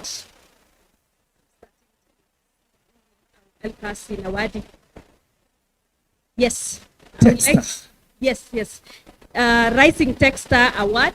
This will be awarded by, it was supposed to be awarded by Dr. Tony Omwansa, but I will invite the other Albert, Rob, to come and award on Makofi kwa bwana Albert Rob. Rising Tech Star Award for the class of 2025. This will be awarded by Albert.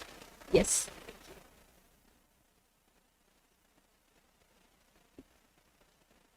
A true testament of versatility, and passion.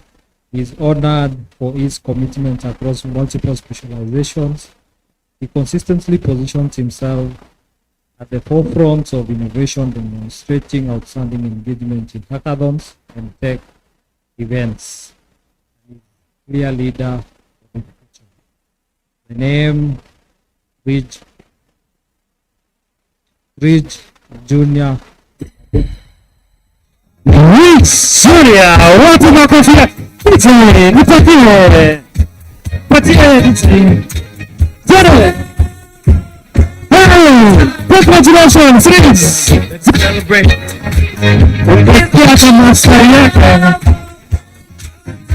Wow. Yes. Rich Surya. Rising star. Watu makofia. Yes. Congratulations, Rich Surya. Ay, mama amefika. Watu makofi ya mama tafadhali. Wow, amazing. Rich Surya. Thank you. Thank you, DJ. Thank you. Wow. Big picture sasa. Very good. Yes, thank you so much. We look forward with excitement and confidence, knowing that all our innovators and all the members of the class of 2025 are poised to lead the digital transformation and solve the continent's most pressing problems. Congratulations to our award winners. And I'm happy that, easy stories are jabas, You've all seen that, they have really done a very good job, Yes, so I don't know, I can just say 1, 2, 3. Yeah. Back to you, MC. Thank you. Asante sana. Asante. Appreciate Magdalene. Asante sana. Tumpatie makofi tena. I was expecting hata mimi nitapata moja hata ya kusmile. Bare ni sawa. Asante sana. So thank you so much. Expecting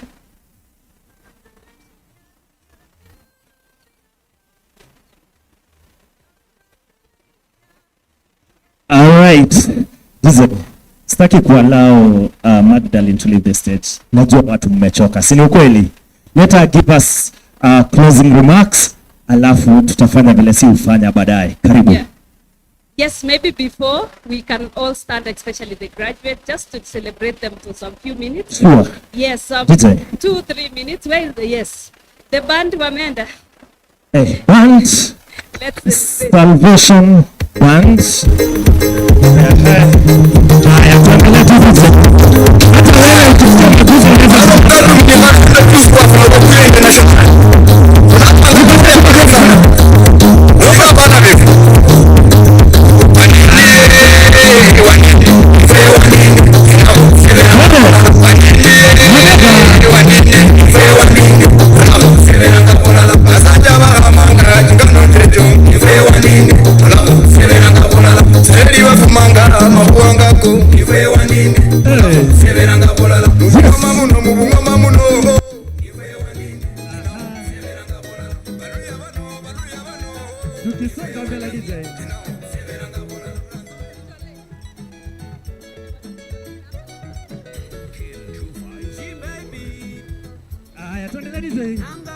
Nataka mtoke hapo kwa viti. Nataka mtoke.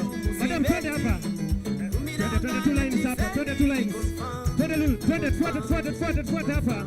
Twende tukipiga picha huko mbele. Fuate. Twende. Fuate.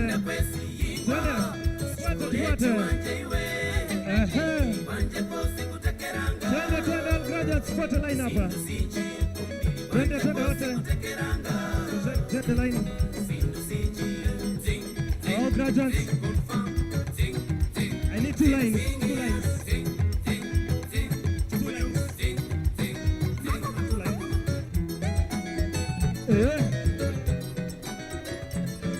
Tusonga mbele DJ.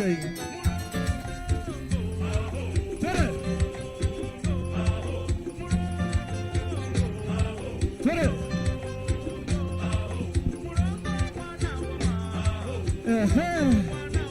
To our graduates.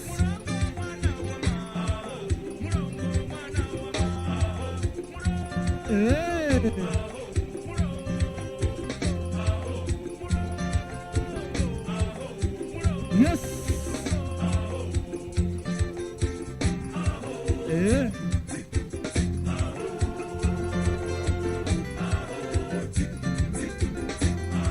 Tukisonga mbele DJ.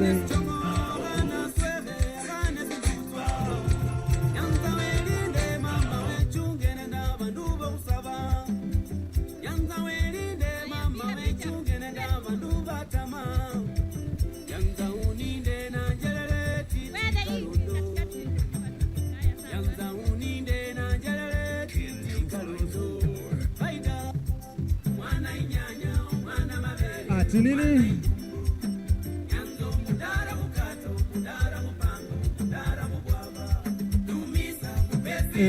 Nataka wakuje huku mbele.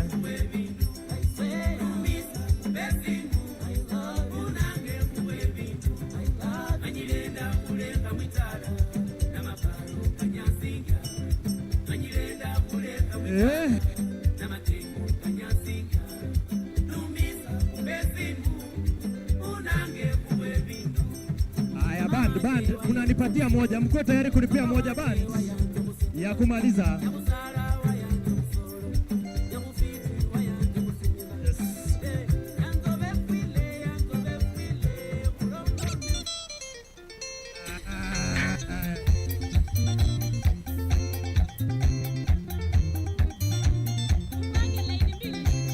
Yes.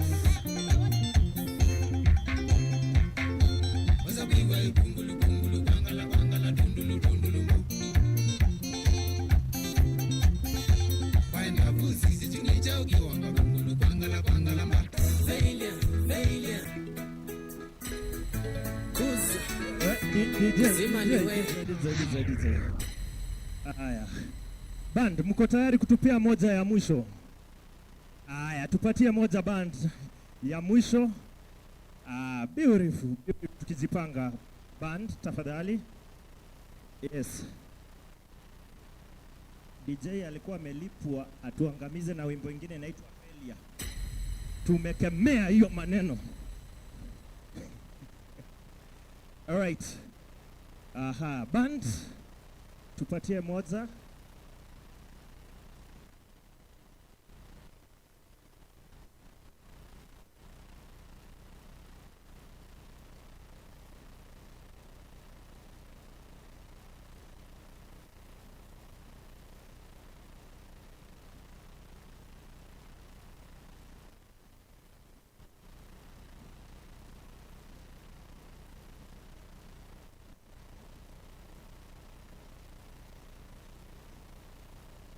Yes. Salvation Band. Congratulations to the graduates, EldoHub Academy. Congratulations to our graduates from EldoHub. Yes. Thank you. Yes, thank you. Aha, yes. All right. Aya. Photographer, pictographer, watupe one more crazy move, si ndio? Aya. Good.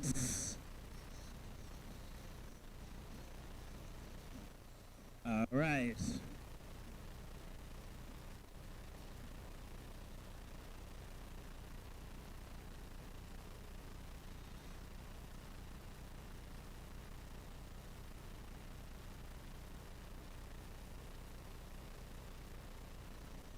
Yes. Mwalimu, join them, mwalimu. Join them, madam. Thank you. Good. Thank you. Aha. Asante.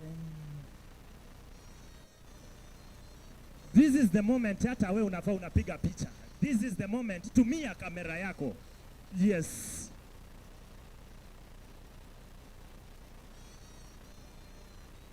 Aha. Congratulations to our graduates from EldoHub Academy. All right, asante sana. Thank you, band. Thank you. Thank you, band. Asante sana. Asante sana. Thank you, DJ. Thank you, band. Aya, wenyewe ndo wameitisha hiyo. Yes. Si Ruma wamegraduate.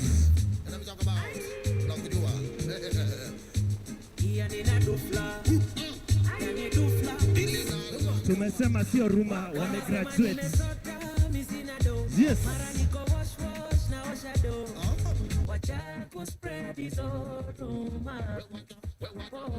Atigari yangu ni alone, mara nimewekwa na sponyo. Wacha kuspread hizo rumors. All right, DJ, kumbe tulikuwa na dancers wa kulipwa. Magdalene, tafadhali.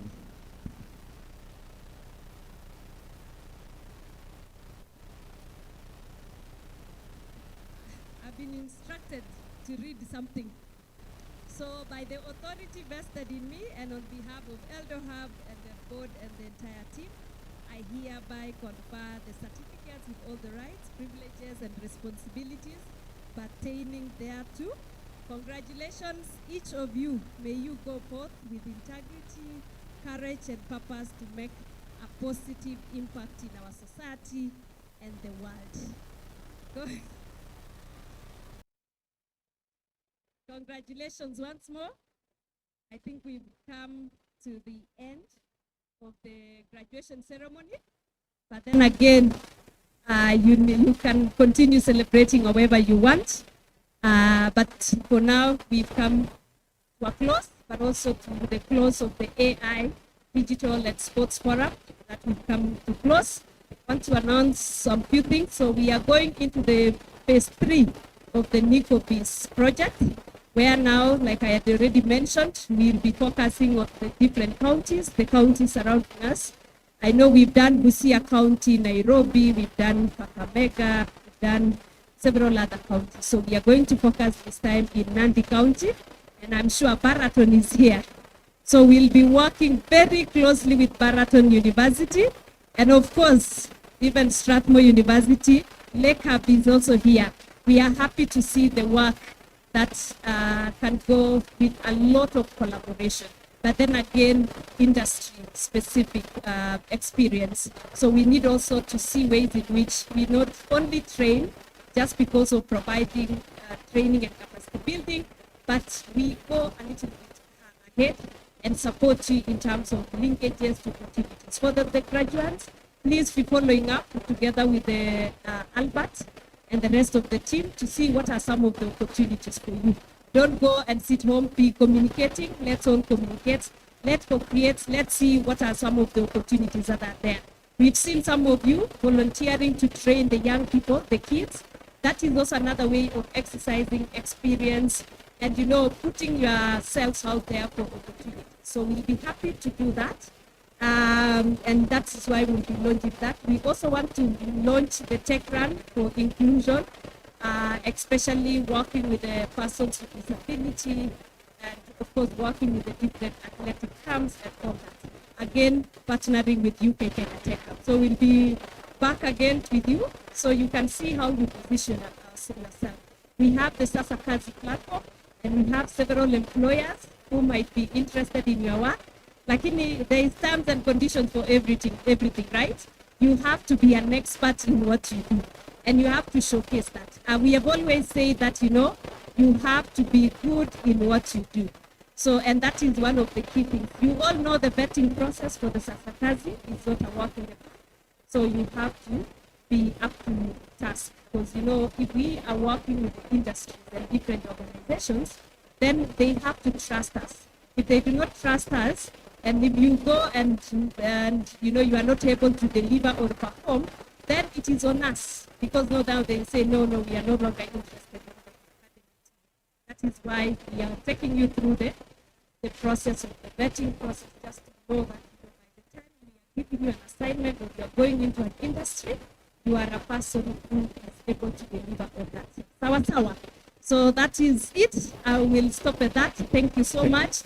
Thank you to our Vice Chancellor, Strathmore University, for the powerful keynote speech that you gave us today. We really appreciate coming all the way from Nairobi. Now I'm very happy, and you can see I'm a very proud alumni and all the work that you are doing. Thank you so much. Thank you, Baraton University. Please, let's clap for them. Thank you, Baraton University. Thank you, University of Eldoret, for the support. We've always worked together. More University. To our parents, hey, pigeni makofi our parents. Wapi makofi ya wazazi? So you have to parents, you've seen your school fees agenda. Hukutupa school fees, ndio? Let's appreciate our parents once again. Yes, I will also want to appreciate Caleb from Lake Hub. And let's appreciate Lake Hub and Zone 001 from Kisumu County. All the partners that we've worked together from UK, Kenya Tech Hub. I think Davis had already mentioned each and every one of you. We are so thankful for the support, starting with the TechRun yesterday to the morning session that we had, a very powerful session where we were discussing about AI, digital and sports. We had a sports cluster to now the graduation and showcasing some of the programs, so that this is work, easy stories ajaba, sindio? We are here and you can showcase the good work that you are doing. So I can say your EldoHub is your home. This is your community. Please engage us. For those who have not been to EldoHub, check the EldoHub Academy. See all the work. You've seen the cybersecurity team. They are doing amazing work in terms of making sure that, we are safe. And, we need these young people to come and support the government to digitize their business processes, but also at the same time to safeguard our different opportunities. And we need data, we need policies and all that. So thank you so much. We really appreciate, and congratulations the class of 2025 EldoHub Tech Academy and the NikoBiz project. Thank you. Thank you so much. Magdalene, just give us, tumemaliza hii story, give us a snapshot of tomorrow. Are we still coming here? Yes, I want to welcome each and every one of you. I know you'll be celebrating, but you also need to learn one or two things. We will start with the Founders Circle, a Founders Club, where the people will be successful. One day I was selected in a certain program called Mandela Washington Fellowship. So I was placed in a university in the US called Western University in Illinois. Yes. And while I was there, I was being trained by venture capitalists. Entrepreneurs, those who have really done the work, because sometimes they have failed, they can share the real journey of the project. And somehow it really changed my mind. And we want to do the same with the Founders Club tomorrow, which is happening tomorrow in the morning. I'm identifying the best from the best entrepreneurs who have been successful. They are doing an amazing job, and those people who you can see their brand out there.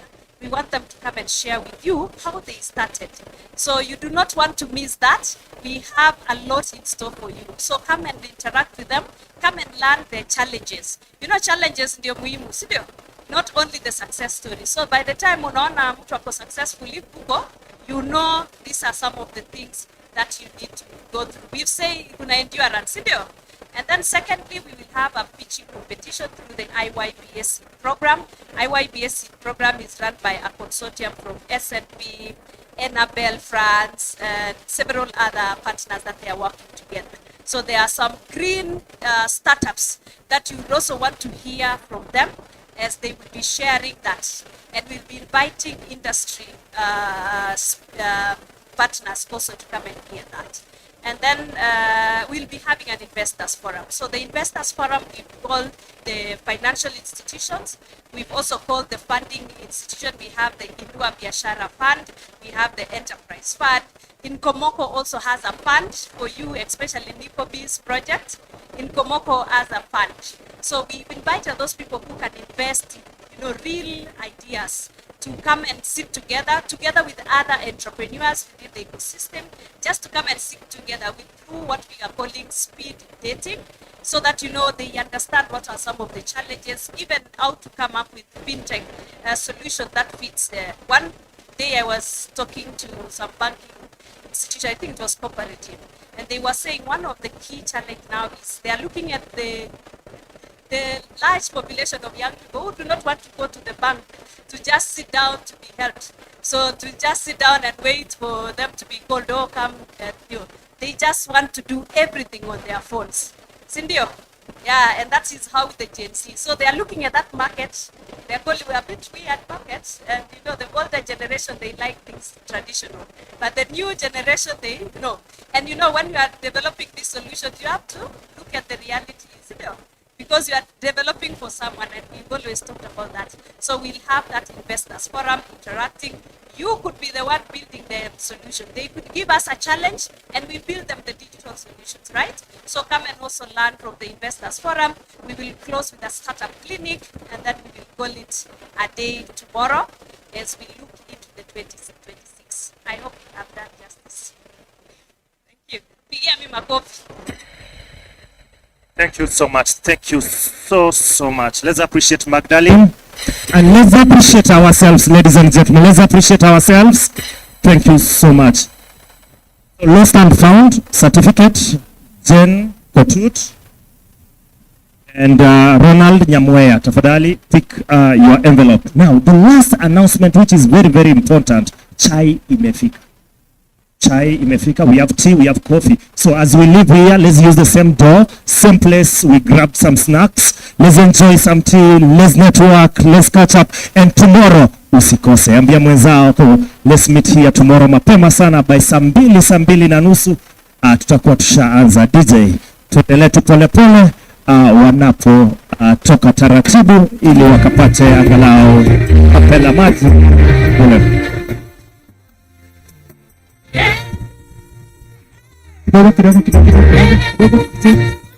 Kidogo. The graduates, for your certificates, niletewe down your certificate to itana hivyo, sio? Yes, easy. The AIoT team, come pick your certificates from John's here. Pale nimesimama. The AIoT team, the NikoBiz team, the same thing. Pick your certificates from nani? Jessica. Yes, pick your certificates from Jessica. For the Tech Academy team, tukutane pale patent. If you need the gowns as discussed, Kiingereza jamani. Wenye tulikuwa tumeelewana, if you need the gowns, just come pale pia tuongee sawa. You need to go away with them for a day or two. But for now, mimi naenda huko direct, nipate huko. Chonjo. Watu wa AIoT, come pick your certificates hapa. Jessica, wherever you are, please. Tiwa NikoBiz wako hapa.